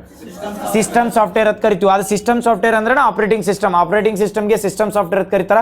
ಅಕಸ್ಮಾತ್ ಇಲ್ಲಿ ಏನು ಇದನ್ನ ಆಪ್ರೇಟಿಂಗ್ ಸಿಸ್ಟಮ್ ಅಂತ ಕೊಟ್ಟರಲ್ಲ, ಆ ಜಾಗದಾಗ ಏನು ಕೊಡ್ಬೋದು ಅಂದ್ರೆ ವಿಂಡೋಸ್ 10 ವಿಂಡೋಸ್ 11 ಅದಲ್ಲ, ಇವು ಸಿಸ್ಟಮ್ ಸಾಫ್ಟ್ವೇರ್ ಅಥವಾ ಅಪ್ಲಿಕೇಶನ್ ಸಾಫ್ಟ್ವೇರ್ ಅಂತ ಕೊಡ್ತಾನೆ. ಏನಂತ ಕರಿತೀರ ಅಂದ್ರೆ ಇದಕ್ಕೆ ಗೊತ್ತಾಗತ್ತವಲ್ಲ. System software, application software difference ಏನಂದ್ರೆ, ಯಾವ್ದಾರ ಅಪ್ಲಿಕೇಶನ್ ಹೊಸದಾಗಿ ತಂದು ಇನ್ಸ್ಟಾಲ್ ಮಾಡಿದ್ವಿ ಅವು ಏನಂದ್ರೆ ಅಪ್ಲಿಕೇಶನ್ಗಳು. ಎಲ್ಲ ಕಂಪ್ಯೂಟರ್ ಡೆಸ್ಕ್ಟಾಪ್ ಮೇಲೆ ಬರುವ ಎಲ್ಲ ಅಪ್ಲಿಕೇಶನ್. ನುಡಿ ಅನ್ನೋದು ಅಪ್ಲಿಕೇಶನ್ ಸಾಫ್ಟ್ವೇರ್. ಅದೇನಂದ್ರೆ ಅದನ್ನ ಅಪ್ಲಿಕೇಶನ್ ಯೂಸ್ ಮಾಡಿ ಅದನ್ನ ಯೂಸ್ ಮಾಡ್ಕೋತೀವಿ ಒಟ್ಟ. ಬಟ್ ಆಪ್ರೇಟಿಂಗ್ ಸಿಸ್ಟಮ್ ಅನ್ನೋದು ಏನಿರ್ತಲ್ಲ, ಪೂರ್ತಿ ಕಂಪ್ಯೂಟರ್ ರನ್ ಆಗ್ಬೇಕಾದ್ರೆ ಕಂಪಲ್ಸರಿ ಆಪ್ರೇಟಿಂಗ್ ಸಿಸ್ಟಮ್ ಇನ್ಸ್ಟಾಲ್ ಮಾಡಬೇಕು. ಅದಕ್ಕೆ ಆಪ್ರೇಟಿಂಗ್ ಸಿಸ್ಟಮ್ ಅಂತ ಕರಿತೀವಿ. ಆಪ್ರೇಟಿಂಗ್ ತಗ ಕೂಡ ಈ ಕಡೆ ವಿಂಡೋಸ್ ಅದು ಇರ್ತಲ್ಲ, ಅದಕ್ಕೆ ವಿಂಡೋಸ್ ಆಪ್ರೇಟಿಂಗ್ ಸಿಸ್ಟಮ್ ಅಂತ ಕರಿತಿರ್ತಾರೆ. ನೆಕ್ಸ್ಟ್ ಕೇಳೋಣ, ಆಂಟಿ ವೈರಸ್ ಅನ್ನೋದ ಏನಂತ ಕೇಳೋಣ. ಆಂಟಿ ವೈರಸ್ ಒಂದು ಯುಟಿಲಿಟಿ ಸಾಫ್ಟ್ವೇರ್ ಅಥವಾ ಫರ್ಮ್ವೇರ್? ಇನ್ನೊಮ್ಮೆ ಕನ್ಫ್ಯೂಸ್ ಆಗಬೇಡ್ರಿ. ಆಂಟಿ ವೈರಸ್ ಅನ್ನೋದ ಯುಟಿಲಿಟಿ ಸಾಫ್ಟ್ವೇರ್ ಅಥವಾ ಫರ್ಮ್ವೇರ್? ಹೇಳಿ ಇನ್ನೊಮ್ಮೆ ಕೇಳತ್ತ. ಆಂಟಿ ವೈರಸ್ ಅನ್ನೋದು ಯುಟಿಲಿಟಿ ಸಾಫ್ಟ್ವೇರ್ ಅಥವಾ ಫರ್ಮ್ವೇರ್? ನಾ ಏನು ಹೇಳಿ ಅಂದ್ರೆ ಒಂದೇದು ಡಿಫ್ರೆನ್ಸ್ ಹೇಳಲ್ಲ. ಅಪ್ಲಿಕೇಶನ್ ಸಾಫ್ಟ್ವೇರ್ ಅಂದ್ರೆ ಈಗ ನುಡಿ ಐತಲ್ಲ, ನುಡಿ ಇದ್ದಿದ್ದನ್ನ ಎದಕ್ಕೆ ಯೂಸ್ ಮಾಡ್ಬೋದು ಅಂದ್ರೆ ಟೈಪ್ ಮಾಡಕ್ಕೆ ಯೂಸ್ ಮಾಡ್ಬೋದು. ಅದನ್ನು ಫೋಟೋ ಎಡಿಟ್ ಮಾಡಕ್ಕೆ ಯೂಸ್ ಮಾಡ್ತೀವಿ, ಒಂದು ಮಾಡೋಕ್ಕಾಗಂಗಿಲ್ಲ. ಯುಟಿಲಿಟಿ ಸಾಫ್ಟ್ವೇರ್ ಅಂದ್ರೆ ಅದನ್ನು ನಾವು ಕಂಪ್ಯೂಟರ್ ತೆಗೆದುಕೊಳ್ಳಿ ಎಲ್ಲದಕ್ಕೂ ಯುಟಿಲೈಸ್ ಆಗಿರ್ಬೇಕು, ಅಂಥವ್ಗೆ ಯುಟಿಲಿಟಿ ಸಾಫ್ಟ್ವೇರ್ ಅಂತ ಕರೀತಾರೆ. ಯುಟಿಲಿಟಿ ಸಾಫ್ಟ್ವೇರ್ಗೆ ಎಕ್ಸಾಂಪಲ್ ಯಾವುದಂದ್ರೆ ಆಂಟಿ ವೈರಸ್. ಯಾಕೆ ಆಂಟಿ ವೈರಸ್ ಅಂತ ಹೇಳ್ತೀನಿ. ಆಂಟಿ ವೈರಸ್ ಅನ್ನೋದು ಯಾವ್ದಾರ ಒಂದು ಅಪ್ಲಿಕೇಶನ್ ಡಿಟೆಕ್ಟ್ ಮಾಡ್ತಿರ್ತದೆ, ಎಲ್ಲ ಅಪ್ಲಿಕೇಶನ್ ಸಿಸ್ಟಮ್ಗಳನ್ನ ಡಿಟೆಕ್ಟ್ ಮಾಡ್ತಿರ್ತದೆ, ಎಲ್ಲ ಮಾಡ್ತಿರ್ತದೆ. ಯುಟಿಲಿಟಿ ಅಂದ್ರೆ ಪೂರ್ತಿ ಕಂಪ್ಯೂಟರ್ನ ಯುಟಿಲೈಸ್ ಮಾಡ್ತಿರ್ತದೆ ಅದಕ್ಕೆ ಯುಟಿಲಿಟಿ ಸಾಫ್ಟ್ವೇರ್ ಅಂತ ಕರೀತಾರೆ. ಅದು ಯಾವ್ದಂದ್ರೆ ಆಂಟಿವೈರಸ್. ಫರ್ಮ್ವೇರ್ ಅಂತ ಬರ್ತೈತಿ, BIOS ಅಂತ ಬರ್ತದೆ, ಅದಕ್ಕೆ ಅಂದ್ರೆ ಬೇಸಿಕ್ ಇನ್ಪುಟ್ ಔಟ್ಪುಟ್ ಸಿಸ್ಟಮ್ ಅಂತ ಕರೀತಾರಲ್ಲ. ಎಸ್, ಅದು ಹಾರ್ಡ್ವೇರ್ ಸಾಫ್ಟ್ವೇರ್ ಬರ್ತಾನೆ ಅದ್ರಾಗ. BIOS ಅಂತ ಬರ್ತೈತಿ, basic input and output system ಅಂತ ಏನೋ ಕರೀತಾರಲ್ಲ, ಅದಕ್ಕೆ ಏನಂತ ಕರೀತಾರ, ಫರ್ಮ್ವೇರ್ ಅಂತ ಕರೀತಾರೆ. ಈ ಫರ್ಮ್ವೇರ್ ಏನು ಮಾಡ್ತಿರ್ತಾವ ಗೊತ್ತಾ, ನಮ್ಮ ಕಂಪ್ಯೂಟರ್ ಸ್ಟಾರ್ಟ್ ಆಗಬೇಕು ಬ್ಯಾಡ ಅನ್ನೋದು ಹೇಳೋದು ಯಾವ್ದಂದ್ರೆ ಫರ್ಮ್ವೇರ್. ಬಟ್ ಆಪರೇಟಿಂಗ್ ಸಿಸ್ಟಮ್ ಅಂದ್ರೆ ಕಂಪ್ಯೂಟರ್ ರನ್ ಆಗ್ಬೇಕಾರೆ ಅಥವಾ ಏನಾರ ಕೇಳ್ತಿರ್ತಿಲ್ಲ ಅದನ್ನ ಆಪರೇಟ್ ಮಾಡಕ್ ಅಂತ. ಅಪ್ಲಿಕೇಶನ್ ಸಾಫ್ಟ್ವೇರ್ ಅಂದ್ರೆ ಬರೀ ಯಾವ್ದಾರ ಫೋಟೋ ಎಡಿಟ್ ಮಾಡ್ಕಾರ ಕ್ಯಾನ್ವಾಕ ಹೋಗ್ಬೇಕು, ಹೌದಲ್ಲ. ಕ್ಯಾನ್ವಾ ಬಿಟ್ಟು ಎಲ್ಲರಾಗ ಇದನ್ನ ಬೇರೆ ಯಾವ್ದಾರ ಆ್ಯಪ್ ತೆಗೆದು ಫೋಟೋ ಎಡಿಟ್ ಮಾಡಂದ್ರೆ ಮಾಡಂಗಿಲ್ಲ. ಸೇಮ್ ಯುಟಿಲಿಟಿ ಸಾಫ್ಟ್ವೇರ್ ಅಂದ್ರೆ ಯಾವ್ದಾರ ಆಂಟಿವೈರಸ್ ಪೂರ್ತಿ ಎಲ್ಲರ ಈಗ VPN ಅಂತ ಕೇಳ್ತಾನೆ, ನಾಳೆ ಇಲ್ಲಿ ಆಂಟಿವೈರಸ್ ಕೇಳೇನಲ್ಲ, ನಾಳೆ ಏನು ಕೇಳ್ಬೋದ್ರೆ VPN ಅಂತ ಕೇಳ್ಬೋದು. VPN ಡೈರೆಕ್ಟ್ ಎಲ್ಲರ ಯುಟಿಲಿಟಿ ಅಂತ ಕೊಟ್ಟಿದ್ರೆ ಯುಟಿಲಿಟಿ ಹಾಕಿ ಬರ್ರಿ. ಯಾಕಂದ್ರೆ VPN ಎದಕ್ಕೆ ಯೂಸ್ ಮಾಡ್ತೀರಿ, ಈಗ ನಮ್ಮಲ್ಲಿ ಟೆಲಿಗ್ರಾಮ್ ಓಪನ್ ಆಗಲಿಲ್ಲ ಅಥವಾ ಯೂಸ್ ಮಾಡಲಿಲ್ಲ ಅಂದ್ರೆ VPN ಯೂಸ್ ಮಾಡತ್ತಾರಲ್ಲ, ಆ VPN ಏನು ಮಾಡ್ತಿರ್ತಾರ, ಪೂರ್ತಿ ಯಾವ್ದಾರ ಆ್ಯಪ್ ಅಥವಾ ಮೊಬೈಲ್ಗೆ ಏನಾರ ಡೈರೆಕ್ಟ್ ಡಾಟಾ ಬರ್ತಿರ್ತಲ್ಲ ಅವನ್ನೆಲ್ಲ ಪ್ರೊಟೆಕ್ಟ್ ಮಾಡ್ತಿರ್ತದೆ. ಪೂರ್ತಿ ಸಿಸ್ಟಮ್ ಅಥವಾ ಮೊಬೈಲ್ಗೆ ಯೂಸ್ ಮಾಡ್ತಿದ್ರೆ ಅವು ಏನಂದ್ರೆ ಯುಟಿಲಿಟಿ ಸಾಫ್ಟ್ವೇರ್ಗಳು ಅಂತ. ಪೂರ್ತಿ ಮೊಬೈಲ್ ರನ್ ಆಗ್ಬೇಕಾರೆ ಅಥವಾ ಯಾವ್ದಾರ ಅಪ್ಲಿಕೇಶನ್ ರನ್ ಆಗ್ಬೇಕಾರೆ ಆಪರೇಟಿಂಗ್ ಸಿಸ್ಟಮ್ಗಳು. ಬರೀ ಒಂದು ಅಪ್ಲಿಕೇಶನ್ ಓಪನ್ ಆಗ್ಬೇಕಾರೆ ಅಪ್ಲಿಕೇಶನ್ ಸಿಸ್ಟಮ್ ಅಥವಾ ಅಪ್ಲಿಕೇಶನ್ ಅಂತ ಬಂದ್ರೆ ಅಪ್ಲಿಕೇಶನ್ ಸಾಫ್ಟ್ವೇರ್ ಅಂತ ನೆನಪಿಟ್ಕೊಡು. ಅದ್ರ ಮೇಲೆ ಕ್ವಶನ್ ಕೇಳಿದ್ದು ಡೈರೆಕ್ಟ್. ಹಾಂ, ಇದನ್ನ ಕ್ವಶನ್ ಕೇಳ ನೋಡ್ರಿ, ಇದ್ರ ಮೇಲೆ ಹೇಳ್ರಿ. ರೀಸೆಂಟಾಗಿ ಇದು ಕ್ವಶನ್ ಕೇಳ ಡೈರೆಕ್ಟ್ ಏನು ಕ್ವಶನ್ ಕೇಳ ಗೊತ್ತಾ, ಕ್ವಶನ್ ಓದ್ತು ನೋಡಿ. ಮೊದಲ ಪ್ರಜಾಪ್ರತಿನಿಧಿ ಕಾಯ್ದೆ ಅಂತ ಬರ್ತೈತಿಲ್ಲ, ರೀಪ್ರೆಸೆಂಟೇಷನ್ ಆಫ್ ಪೀಪಲ್ ಆ್ಯಕ್ಟ್ ಅಂತ ಬರ್ತೈತಿ. ಯಾವಾಗ 1950 ಹೌದಾ, ನಮ್ಮ 1950 ಎರಡು ಬರ್ತಾವೆ. ಪ್ರಜಾಪ್ರತಿನಿಧಿ ಕಾಯ್ದೆ 51 ಬರ್ತೈತಿ, 51 ಬರ್ತೈತಿ, ಎರಡು ಬರ್ತಾವೆ. ಕರೆಕ್ಟ್, 50 51 ಎರಡು ಬರ್ತಾವ. ಪ್ರಜಾಪ್ರತಿನಿಧಿ ಕಾಯ್ದೆ 50ರದ ಡೈರೆಕ್ಟ್ ಕ್ವಶನ್ ಕೇಳೋಣ. 51 52 ಎದಕ್ಕೆ ಬರ್ತಾವ ಹೇಳ್ತಾನೆ. ರಿಪ್ರೆಸೆಂಟೇಷನ್ ಆಫ್ ಪೀಪಲ್ ಆ್ಯಕ್ಟ್ ಅಥವಾ ಪ್ರಜಾಪ್ರತಿನಿಧಿ ಕಾಯ್ದೆ ಅಂತ ಬರ್ತದೆ. ಈ ಪ್ರಜಾಪ್ರತಿನಿಧಿ ಅಂದಾಗ ನಮ್ಮಲ್ಲಿ ಏನೈತೆ ಅಂದ್ರೆ ಸಿಂಗಲ್ ಸಿಟಿಸನ್ಶಿಪ್ ಐತೆ, ದ್ವಿಪೌರತ್ವ ಐತೆ. ಸಿಂಗಲ್ ಸಿಟಿ ಅಥವಾ ಏಕ ಪೌರತ್ವ ಐತೈತಲ್ಲ. ಇವ್ರ ಕ್ವಶನ್ ಏನು ಕೇಳಂಗೆ ಗೊತ್ತಾನೆ, ಪ್ರಜಾಪ್ರತಿನಿಧಿ ಕಾಯ್ದೆ 1950 ಸೆಕ್ಷನ್ 20 ಅನ್ವಯ ಸಾಮಾನ್ಯವಾಗಿ ನೆಲೆಸಿರುವ ನಿವಾಸಿಗಳು ಯಾರು ಅಂತ ಕೇಳ. ಈ ಸಾಮಾನ್ಯ ಅಥವಾ ರೆಸಿಡೆನ್ಷಿಯಲ್ ಅಥವಾ ಏನಂತ ಕರೀತಾರ ಅಂದ್ರೆ ಅವ್ರಿಗೆ ಆರ್ಡಿನರಿ ರೆಸಿಡೆಂಟ್ ಆಫ್ ಇಂಡಿಯಾ ಅಂತ ಯಾರಿಗೆ ಕರೀತಾನ ಅಂತ ಕೇಳ. ಕ್ವಶನ್ ಪೂರ್ತಿ ಒಂದು ಕ್ವಶನ್ ಓದ್ಬಿಡ್ತಾನೆ, ಆಮೇಲೆ ಎಕ್ಸ್ಪ್ಲೇನ್ ಮಾಡ್ತೀನಿ. ಓಕೆ, ಒಂದೇದು ಆರ್ಡಿನರಿ ಅಥವಾ ಏನಂತ ಕೇಳಿದ್ರೆ ಸಾಮಾನ್ಯವಾಗಿ ನೆಲೆಸಿರುವ ನಿವಾಸಿಗಳು ಯಾರು ಅಂತ ಕೇಳ. ಕೆಳಗಿನವ್ರು ಒಂದೇದು ಏನು ಕೇಳ್ತ ನೋಡಿ, ಒಕ್ಕೂಟದ ಸಶಸ್ತ್ರ ಪಡೆಗಳ ಸದಸ್ಯರು ಸಾಮಾನ್ಯ ನೆಲೆಸಿದ ಏನಂದ್ರೆ ನಾಗರಿಕರು ಅಂತ ಕರೀತಾರ ಅಂತ ಕೇಳ. ಅದು ಎಕ್ಸ್ಪ್ಲೇನ್ ಮಾಡ್ತೀನಿ. ಆಮೇಲೆ ಭಾರತದ ಪಾಸ್ಪೋರ್ಟ್ ಹೊಂದಿರುವ ಯಾವುದೇ ವ್ಯಕ್ತಿ ಸಾಮಾನ್ಯ ನಾಗರಿಕ ಆಗಿರ್ತಾನ ಅಂತ ಕೇಳ. ಎರಡನೇದು. ಮೂರನೇದು ಏನು ಕೇಳ, ಭಾರತದ ಹೊರಗೆ ಭಾರತ ಸರ್ಕಾರದ ಉದ್ಯೋಗಿಯಾಗಿರುವ ವ್ಯಕ್ತಿ ಅಂತ ಕೇಳ. ನಮ್ಮ ಯಾವ್ದಾದ್ರು ಮೂರನೇ ಆಪ್ಷನ್. ನಾಲ್ಕನೇದು ಏನು ಕೇಳ ಗೊತ್ತಾ, ಸೇನಾ ಕಾಯ್ದೆ 1950 ವಿಧಿಗಳ ಅನ್ವಯವಾಗುವ ಪಡೆಯಲ್ಲಿ ಸದಸ್ಯರಾಗಿರುವ ವ್ಯಕ್ತಿ ಅಂತ ಕೇಳ. ನಾಲ್ಕನೇದು ಏನು ಆಪ್ಷನ್ ಕೊಟ್ಟ, ಒಂದು ಕ್ಯಾಲೆಂಡರ್ ವರ್ಷದಲ್ಲಿ 180 ದಿನಗಳ ಕಾಲ ದಿನಗಳಿಗಿಂತ ಹೆಚ್ಚು ಕಾಲ ಭಾರತದಲ್ಲಿ ವಾಸಿಸುತ್ತಿರುವ ವ್ಯಕ್ತಿ ಅಂತ ಕೇಳ. ಇದನ್ನ ಕನ್ಫ್ಯೂಸ್ ಯಾಕೆ ಪೂರ್ತಿ ಎಕ್ಸ್ಪ್ಲೇನ್ ಮಾಡ್ತಾ ಅವಾಗ ನೀವು ಆನ್ಸರ್ ಕೊಡಕ್ರಿ. ಹೆಂಗಂದ್ರೆ ಒಂದೇದು ನೋಡ್ರಿ, ಪ್ರಜಾಪ್ರತಿನಿಧಿ ಕಾಯ್ದೆ ಅಂತ ಹೇಳಿ, ಇನ್ನೊಂದು ಪೌರತ್ವ ಕಾಯ್ದೆ ಅಂತ ಬರ್ತದೆ. ಪೌರತ್ವ ಕಾಯ್ದೆ ಯಾವ ಇಯರ್ದಾಗ ಬಂದಿರ್ತೈತಿ, 1955 ಬರ್ತೈತಿ. ಪೌರತ್ವ ಕಾಯ್ದೆ ಪ್ರಕಾರ ಸಿಟಿಸನ್ ಅಂತ ಬರ್ತೇಳಿ. ಇನ್ ಕೇಸ್ ಈಗ ಎಲ್ಲಂದ್ರೆ ಪ್ರಜಾಪ್ರತಿನಿಧಿ ಕಾಯ್ದೆ ಪ್ರಕಾರ ಕೇಳೋಣ, ಪೌರತ್ವ ತಿದ್ದುಪಡಿ ಅಥವಾ ಪೌರತ್ವ ಕಾಯ್ದೆ ಪ್ರಕಾರ ಭಾರತದ ಸಿವಿಲಿಯನ್ ಅಥವಾ ಯಾರ ಬಂದ್ರತೇಳಿ ಅವಾಗ ಏನಂದ್ರೆ ಭಾರತದ ಏನಂದ್ರೆ ನಮ್ಮಲ್ಲಿ ಪಾಸ್ಪೋರ್ಟ್ ಹೊಂದಿದ್ದತೇಳಿ ಅವ ಭಾರತದ ನಾಗರಿಕನ ಆಗಿರ್ತಾನೆ. ಇದು ಯಾವ್ದಂದ್ರೆ ಪೌರತ್ವ ಕಾಯ್ದೆ. ಪೌರತ್ವ ಕಾಯ್ದೆಗೆ ಮತ್ತೆ ಇಲ್ಲಿ ಸಾಮಾನ್ಯ ನಿವಾಸಿಗಳಿಗೆ ಡಿಫ್ರೆನ್ಸ್ ಏನಂತ ಹೇಳ್ತಾನೆ. ಇದು ಪ್ರಜಾಪ್ರತಿನಿಧಿ ಕಾಯ್ದೆ ಅಂತ ಎದಕ್ಕೆ ಯೂಸ್ ಮಾಡ್ಕೊಂಡ್ರೆ ಅಂದ್ರೆ ಇದ್ರೊಳಗೆ ನಿವಾಸಿಗಳನ್ನ ಡಿವೈಡ್ ಯಾಕೆ ಮಾಡ್ರಂದ್ರೆ ಪೌರತ್ವ ಕಾಯ್ದೆ ಒಳಗೆ ಭಾರತದ ನಾಗರಿಕರ ಬರ್ತೀವಿ. ಕರೆಕ್ಟಾ, ಭಾರತದ ನಾಗರಿಕರಂದ್ರೆ ಭಾರತದಾದ್ಯಂತ ಎಲ್ಲ ಎಲ್ಲೆಲ್ಲಿ ಇರ್ತಾರಲ್ಲ ಅವ್ರಿಗೆಲ್ಲ ಒಂದು ಸಿಟಿಸನ್ಶಿಪ್ ಕೊಡ್ತೀವಿ ಅಥವಾ ನಾಗರಿಕತೆ ಕೊಡ್ತೀವಿ. ಬಟ್ ಪ್ರಜಾಪ್ರತಿನಿಧಿ ಕಾಯ್ದೆ ಒಳಗೆ ಸಾಮಾನ್ಯ ನಿವಾಸಿಗಳ ಯಾರಿಗೆ ಕರಿತಿರ್ತಾರಂದ್ರೆ ಪ್ರಜಾಪ್ರತಿನಿಧಿ ಕಾಯ್ದೆ 1950 ಬಂದಿರ್ತದ. ಅದು ಏನು ಮಾಡ್ತಿರ್ತದೆ ಅಂದ್ರೆ ಒಂದು ಮತಕ್ಷೇತ್ರ ಅಂತ ಇರ್ತೈತಲ್ರಿ, ಆ ಮತಕ್ಷೇತ್ರದಾಗ ಇರೋರಿಗೆ ಸಾಮಾನ್ಯ ನಿವಾಸಿಗಳತ್ ಕರೀತಾರೆ. ಈ ಸಾಮಾನ್ಯ ನಿವಾಸಿಗಳತ್ ಈ ಕಾಯ್ದೆ ಯಾಕೆ ಎಲಿಮಿನೇಟ್ ಮಾಡ್ತೈತೆ ಅಂದ್ರೆ 1950 ಕಾಯ್ದೆ ಪ್ರಕಾರ ಎದಕ್ಕೆ ಅವ್ರು ಸಾಮಾನ್ಯ ನಿವಾಸಿಗಳತ್ತ ಡಿವೈಡ್ ಮಾಡ್ಯಾರ ಅಥವಾ ಡೈರೆಕ್ಟ್ ಭಾರತದ ಪೌರತ್ವನ ತಗೋಬೋದಿತ್ತಲ್ಲ, ಅವ್ರು ಯಾಕೆ ಡಿವೈಡ್ ಮಾಡ್ತಾರಂದ್ರೆ ನಿನ್ನ ಮತಕ್ಷೇತ್ರ ಇರ್ತೈತೆ ಅಂತ ತಿಳ್ಕೊ. ನೀ ಬೇರೆ ಸ್ಟೇಟ್ನಾಗ ಇರ್ತಿ ಅಥವಾ ಬೇರೆ ರಾಜ್ಯದಾಗ ಇರ್ತಿ, ಎಲ್ಲೋ ಇರ್ತಿ, ಎಲ್ಲಿದೋ ಅಣ್ಣತಿಂದ ಇಲ್ಲಿ ಬಂದು ಓಟ್ ಹಾಕು ನಿನಗೆ ಪವರ್ ಕೊಟ್ರೆ ನೀ ಸಾಮಾನ್ಯ ನಿವಾಸಿ ಆದ್ರೆ ಅದೇನಾಕೈತೆ ಅಂದ್ರೆ ಇಲ್ಲಿಗಲ್ ಆಕೈತೆ ಅಥವಾ ಏನಂದ್ರೆ ಅದ್ ನೀವು ಫೇವರ್ ಮಾಡ್ದಂಗೆ ಆಕೈತೆ ಅಥವಾ ರೊಕ್ಕ ಕೊಟ್ಟು ತೊಗೊಂಡ್ ಬಂದಂಗೆ ಆಕೈತಲ್ಲ.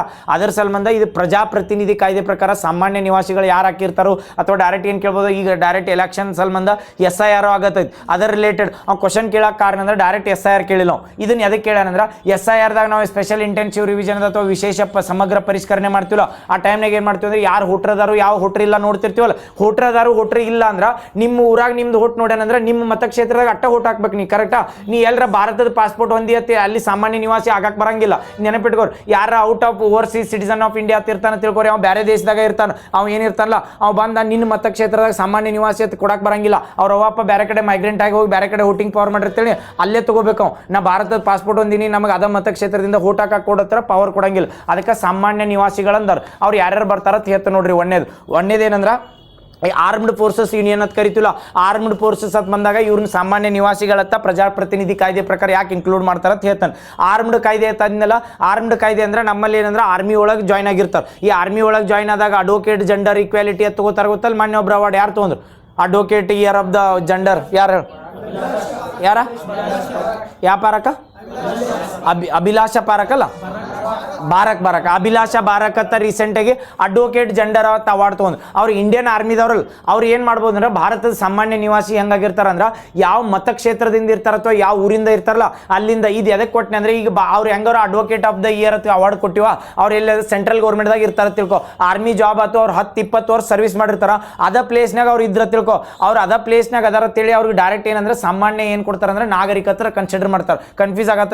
ಇನ್ನೊಮ್ಮೆ ಹೇಳ್ತಾನೆ ನೋಡ್ರಿ, ಅವ್ ಬಂದ್ ಎಲ್ರನ್ನ ಆರ್ಮಿದಿಂದ ಅದಾರ ಎಲ್ಲೋ ಹೋಗಿ ಸಾಮಾನ್ಯ ನಾಗರಿಕರಾಗಿ ಅಥವಾ ಆರ್ಮಿಕರಾದ ಏನ್ ಮಾಡ್ತಾರ ಅಂದ್ರೆ ಒಂದು ಊರಾಗ ಎಲ್ಲರ ವಾಸಿಸ್ತಾರ ತಿಳ್ಕೊರಿ, ಅವ್ರು ಅಲ್ಲೇ ಪರ್ಮನೆಂಟ್ ಉಳಿದ್ರ ತಿಳಿ ಅವ್ರಿಗೆ ಆ ಮತಕ್ಷೇತ್ರದಾಗ ಸಾಮಾನ್ಯ ನಾಗರಿಕರ ಕನ್ಸಿಡರ್ ಮಾಡಿ ವೋಟಿಂಗ್ ಪವರ್ ಕೊಡ್ತಾರೆ. ಬಟ್ ನಾವು ಹೋಗಿ ಆ ಮತಕ್ಷೇತ್ರದಾಗ ನಿಂತು ನಾವು ಒಂದು 10 ವರ್ಷ ಇರ್ತಂದ್ರೆ ನಾವು ಕೊಡಂಗಿಲ್ಲ, ನಾವು ಅಪ್ಲೈ ಮಾಡಿ ತಗೋಬೇಕು. ಇದು ಎದಕ್ಕೆ ಹೇಳತ್ನಲ್ಲ, 1950 ಪ್ರಜಾಪ್ರತಿನಿಧಿ ಕಾಯ್ದೆ ಪ್ರಕಾರ ಆರ್ಮಿ ಪರ್ಸನಲ್ ಎಲ್ಲೇ ಇರ್ಲವ್ ಅವ್ ಬೇರೆ ಕಂಟ್ರಿ ಒಳಗಿದ್ದ ಬಂದು ಇಲ್ಲಿ ಇಂಡಿಯಾದಾಗ ಯಾವುದೋ ಸ್ಟೇಟ್ ಲೈಕ್ ಆತತ್ತೇಳಿ ಆ ಸ್ಟೇಟ್ದಾಗ ಹೋಗಿ ಅಲ್ಲಿ ವಾಸ ಮಾಡಕತ್ತೇಳಿ ಅವ್ರಿಗೆ ಅಲ್ಲಿದ ವಾಸಿದ್ದ ಅಥವಾ ಸಾಮಾನ್ಯ ನಾಗರಿಕರ ತಿಳಿದ ಆ ಮತಕ್ಷೇತ್ರದಿಂದ ವೋಟಿಂಗ್ ಪವರ್ ಕೊಡ್ತಾರೆ. ಇದು ಒಂದೇದಾತು ಗೊತ್ತಾತಲ್ಲ. ಆರ್ಮ್ಡ್ ಫೋರ್ಸಸ್ದವ್ರಿಗೆ ಎಲ್ಲಿ ಅಂದ್ರೆ ಸಾಮಾನ್ಯ ನಾಗರಿಕರ ಕನ್ಸಿಡರ್ ಮಾಡ್ತಾರೆ. ಎರಡನೇ ಆಪ್ಷನ್ ಕೊಟ್ಟಾರೆ ಏನಂದ್ರೆ ಭಾರತದ ಪಾಸ್ಪೋರ್ಟ್ ಹೊಂದಿರೋ ವ್ಯಕ್ತಿ ಅಂತ ಹೇಳಿ. ಅದಕ್ಕೆ ನಮ್ದು ಎಕ್ಸಾಂಪಲ್ ಕೊಟ್ಟೆ, ನಾವು ಯಾರ ಭಾರತ ಪಾಸ್ಪೋರ್ಟ್ ಹೊಂದಿರ್ತೀವಿ ತಿಳ್ಕೊರಿ, ಭಾರತದ ಇಂಡಿಯನ್ ಸಿಟಿಸನ್ ಅದೀವಿ ನಾವು. ಈಗ ಹೋಗಿ ಅರುಣಾಚಲ್ ಪ್ರದೇಶದಾಗ 30 ವರ್ಷ ಅದೀವಿ ಅಂತೇಳಿ ನಮಗೆ ಅಲ್ಲಿ ನಾವು ಅಪ್ಲೈ ಮಾಡಲ್ದ ನಮ್ಮ ಸಾಮಾನ್ಯ ನಾಗರಿಕರ ಅಲ್ಲ, ನೆನಪಿಟ್ಕೋರಿ. ನಾವು ಅಲ್ಲಿದ್ದ ಸಾಮಾನ್ಯ ನಾಗರಿಕರಾಗಂಗಿಲ್ಲ. ನಮಗೆ ಯಾವಾಗ ಇಂಡಿಯನ್ ಸಿಟಿಸನ್ದಾಗ ಕೇಳಿದ್ರು ನಾವು ಸಾಮಾನ್ಯ ನಾಗರಿಕರು ಎಲ್ಲಿದಂದ್ರೆ ನಾವು ಕರ್ನಾಟಕದವರು ಇರ್ತೀವಿ. ಅರುಣಾಚಲ್ ಪ್ರದೇಶದಾಗ ಹೋದ್ರೆ ಅರುಣಾಚಲ್ ಪ್ರದೇಶದ ಸಾಮಾನ್ಯ ನಾಗರಿಕರು ಅನ್ನಂಗಿಲ್ಲ. ಬಟ್ ಆರ್ಮಿದವ್ರು ಎಲ್ಲರ ಅಕಸ್ಮಾತ್ ನಾವು ಕರ್ನಾಟಕ ಒರಿಜಿನ್ ಇದ್ರು ಅರುಣಾಚಲ್ ಪ್ರದೇಶದಾಗ ಹೋಗಿದತ್ತೇಳಿ ಅರುಣಾಚಲ್ ಪ್ರದೇಶ ಸಾಮಾನ್ಯ ನಾಗರಿಕರ ಅಂತ ಕನ್ಸಿಡರ್ ಮಾಡ್ತಾರೆ. ಇದು ಎದ್ರ ಸಲ್ಮಂದ್ ಇರ್ತೈತೆ ಅಂದ್ರೆ ಯಾವ್ದ್ರ ಸಲ್ಮಂದ್ ಇವ್ರು ಆರ್ಮಿದವ್ರು ಕೊಟ್ಟರೆ ಇವ್ರಿಗೆ ಕೊಟ್ಟಿಲ್ಲ ತಿಳ್ಕೊರಿ. ಪ್ರಜಾಪ್ರತಿನಿಧಿ ಕಾಯ್ದೆ ಅಂಡರ ಇವ್ರು ಯಾಕೆ ಕೊಡ್ತಾರೆ ಅಂದ್ರೆ ಆರ್ಮಿದವ್ರ ನಾ ಹೇಳಿ ಆರ್ಮಿ ಅಂದ್ರೆ ಬೇರೆ ಕಂಟ್ರಿ ಜೋಡ ಹೈಯೆಸ್ಟ್ ಕಾನ್ಫ್ಲಿಕ್ಟ್ನಾಗ ಇರ್ತಿ ಹೌದಾ. ಈಗ ಬೇರೆ ಕಂಟ್ರಿದ ಅಥವಾ ವಾರ್ ಟೈಮ್ನಾಗ ಏನೋ ಮಾಡಿ ಬಂದಿರ್ತಿ ತಿಳ್ಕೊ.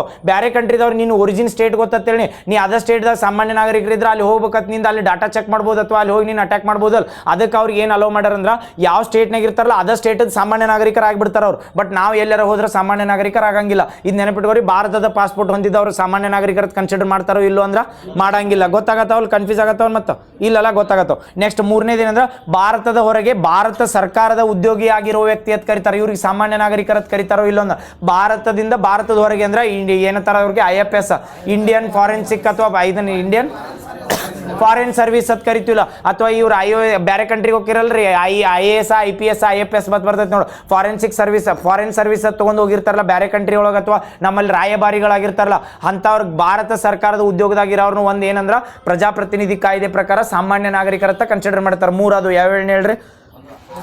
ಒಂದು ಆರ್ಮ್ಡ್ ಫೋರ್ಸಸ್ಗೆ ಅಲವ್ ಇರ್ತದೆ. ಅಲವ್ ಇದ್ದಿದ್ದು ನೆನಪಿಟ್ಕೊರಿ, ಉಳ್ಕಿದ್ದು ಆಟೋಮೆಟಿಕ್ ಎಲಿಮಿನೇಟ್ ಮಾಡಿ. ಎರಡನೇದು ಯಾರು ಅಲವ್ ಹಾಕಾರ ಅಂದ್ರೆ ಭಾರತದ ಉದ್ಯೋಗಿ ಭಾರತದ ಹೊರಗಿರ್ಬೇಕು. ಭಾರತ ಸರ್ಕಾರದಿಂದ ನೇಮಕ ಅದಾವ, ಭಾರತದ ಹೊರಗೆ ಯಾರ ಇದ್ರವ್ ನಾ ಹೇಳಿ ಇದೇ ಏನಂದ್ರೆ ಆರ್ಮ್ಡ್ ಫೋರ್ಸಸ್ ಅಂದಾಗ ಅಡ್ವೊಕೇಟ್ ಯಾರಂದ್ರೆ ಅವ್ರು ಅಭಿಲಾಷ್ ಬಾರಕಾತ್ ಬಂದ್ರಲ್ಲ ಅವ್ರು ಬಂದು. ಅಕಸ್ಮಾತ್ ಈಗ ಯಾರಾದ್ರೂ ಒಬ್ಬ ಅಮೆರಿಕಾದಾಗ ಅಥವಾ ನಮ್ಮ ರಾಯಭಾರಿ ಇರ್ತಾನೆ ಅವ್ ಸಾಮಾನ್ಯ ನಾಗರಿಕ ಕನ್ಸಿಡರ್ ಮಾಡ್ತೀವಿ, ಆರ್ಮ್ಡ್ ಫೋರ್ಸಸ್ದಾವ ಇರಲ್ಲ. ಬಟ್ ಅವನು ಏನಂದ್ರೆ ಸಾಮಾನ್ಯ ನಾಗರಿಕ ಅಕ್ಕನ್. ನೆಕ್ಸ್ಟ್ ಮೂರನೇದು ಏನು ಕೊಟ್ಟರೆ ಗೊತ್ತಾನ, ಸೇನಾ ಕಾಯ್ದೆ 1950 ವಿಧಿಗಳ ಅನ್ವಯವಾಗೋ ಪಡೆಯಲ್ಲಿ ಸದಸ್ಯರಾಗಿರುವ ವ್ಯಕ್ತಿ ಅಂತ ಕೇಳ. ಇದು ಸೇನಾ ಪಡೆದೆ ಅಂದ್ರೆ 1950 ಕಾಯ್ದೆ ಪ್ರಕಾರ ಸೇನಾ ಪಡೆ ಒಳಗೆ ಯಾರಿಗೆ ಕೊಡಬೇಕು ಯಾರು ಬಿಡಬಾರ್ದು ಅಂತ ಡಿಟೆಕ್ಟ್ ಮಾಡ್ರ. ಅದ್ರ ರಿಲೇಟೆಡ್ ಕೇಳ. ಇದ್ರೊಳಗೆ ನಮಗೆ ಪೂರ್ತಿ 4 ಆಪ್ಷನ್ ಗೊತ್ತಿರಬೇಕತ್ತಲ್ಲ. ಇವು ಎರಡು ಹೇಳಿಲ್ಲ, ಇವು ಎರಡನ್ನು ಅಥವಾ ಎಲಿಮಿನೇಟ್ ಮಾಡಿರತ್ತೇಳಿ ನಾ ಏನು ಹೇಳಿದ್ರೆ ಪಾಸ್ಪೋರ್ಟ್ ಇದ್ದಿದ್ದು ವ್ಯಕ್ತಿಗೆ ಇರಂಗಿಲ್ಲ. ಸಾಮಾನ್ಯವಾಗಿ ಇನ್ನೊಂದು ಏನು ಕ್ವಶನ್ ಡೈರೆಕ್ಟ್ ಕೊಟ್ಟಂಗೆ ಗೊತ್ತಾನ, ಒಂದು ಕ್ಯಾಲೆಂಡರ್ ವರ್ಷದಲ್ಲಿ 180 ದಿನಗಳಿಗಿಂತ ಹೆಚ್ಚು ಕಾಲ ಭಾರತದಲ್ಲಿ ವಾಸಿಸಿರುವ ವ್ಯಕ್ತಿ. ಇವು ಎರಡು ನಿಮಗೆ ಗೊತ್ತಿದ್ದು ಎಲಿಮಿನೇಟ್ ಮಾಡ್ರೆ ಆಟೋಮೆಟಿಕ್ ಆನ್ಸರ್ ಮಾಡ್ಬೋದು. ಅದ್ರ ಸಲ್ಮಂದ್ ಹೇಳಿ ಇವು ನೆನಪಿಟ್ಕೋರಿ. ನಾರ್ಮಲ್ ಆಗಿ ಪಾಸ್ಪೋರ್ಟ್ ಐತಿ ಅಥವಾ ನಾನು 180 ದಿನ ಅದೀನಿ ಅಥವಾ ನಮ್ಮಲ್ಲಿ ಸಿವಿಲಿಯನ್ ಸಿಟಿಸನ್ಶಿಪ್ ಕೊಡ್ತಾರಲ್ಲ ಹಂಗೆ ನಾ 7 ವರ್ಷ ಅದೀನಿ ನಾ ಸಾಮಾನ್ಯ ನಾಗರಿಕ ಹಾಕೋಣ ಅಥವಾ ಆತ ಬರಂಗಿಲ್ಲ. ಇದು ಯಾವ ಕಾಯ್ದೆ ಪ್ರಕಾರ ಹೇಳಿ? ಇವು ಎರಡಕ್ಕೂ ಕನ್ಫ್ಯೂಸ್ ಆಗಬಾರ್ದ. ಭಾರತ ಪೌರತ್ವ ಕಾಯ್ದೆ ಬೇರೆ, ಪ್ರಜಾಪ್ರತಿನಿಧಿ ಕಾಯ್ದೆ ಬೇರೆ. ಈ ಪೌರತ್ವ ಕಾಯ್ದೆ ಪ್ರಕಾರ ಭಾರತದ ನಿವಾಸಿಗಳ ಕ್ವಶನ್ ಕೇಳಿದ್ರೆ ಇವರ ಬರ್ತಾರೆ. ನೆನಪಿರ್ತೈತಲ್ಲ ಯಾವ್ದು ಪಾಸ್ಪೋರ್ಟ್ ಹೊಂದಿದವ್ರು ಬರ್ತಾರೋ ಇಲ್ಲೋ? ಪಾಸ್ಪೋರ್ಟ್ ಹೊಂದಿದವ್ರು ಇಲ್ಲ. ಭಾರತದ ಸಾಮಾನ್ಯ ನಾಗರಿಕರ ಹಾಕಾರ ಪಾಸ್ಪೋರ್ಟ್ ಹೊಂದಿರ ನೆನಪಿಟ್ಕೋ. ಎಲ್ಲರ ಭಾರತದ ಸಾಮಾನ್ಯ ನಾಗರಿಕರ ಪೌರತ್ವ ಹೊಂದಿದವ್ರ ಅಂತ ಕೇಳಿದ್ರೆ ಅಥವಾ ಪೌರತ್ವ ಕಾಯ್ದೆ ಪ್ರಕಾರ ಕೇಳಿದ್ರೆ ಭಾರತದ ಇದನ್ನ ಏನು ಪಾಸ್ಪೋರ್ಟ್ ಯಾರು ಹೊಂದಿರ್ತಾರಲ್ಲ ಅವ್ರು ಎಲ್ಲ ಬರ್ತಾರೆ.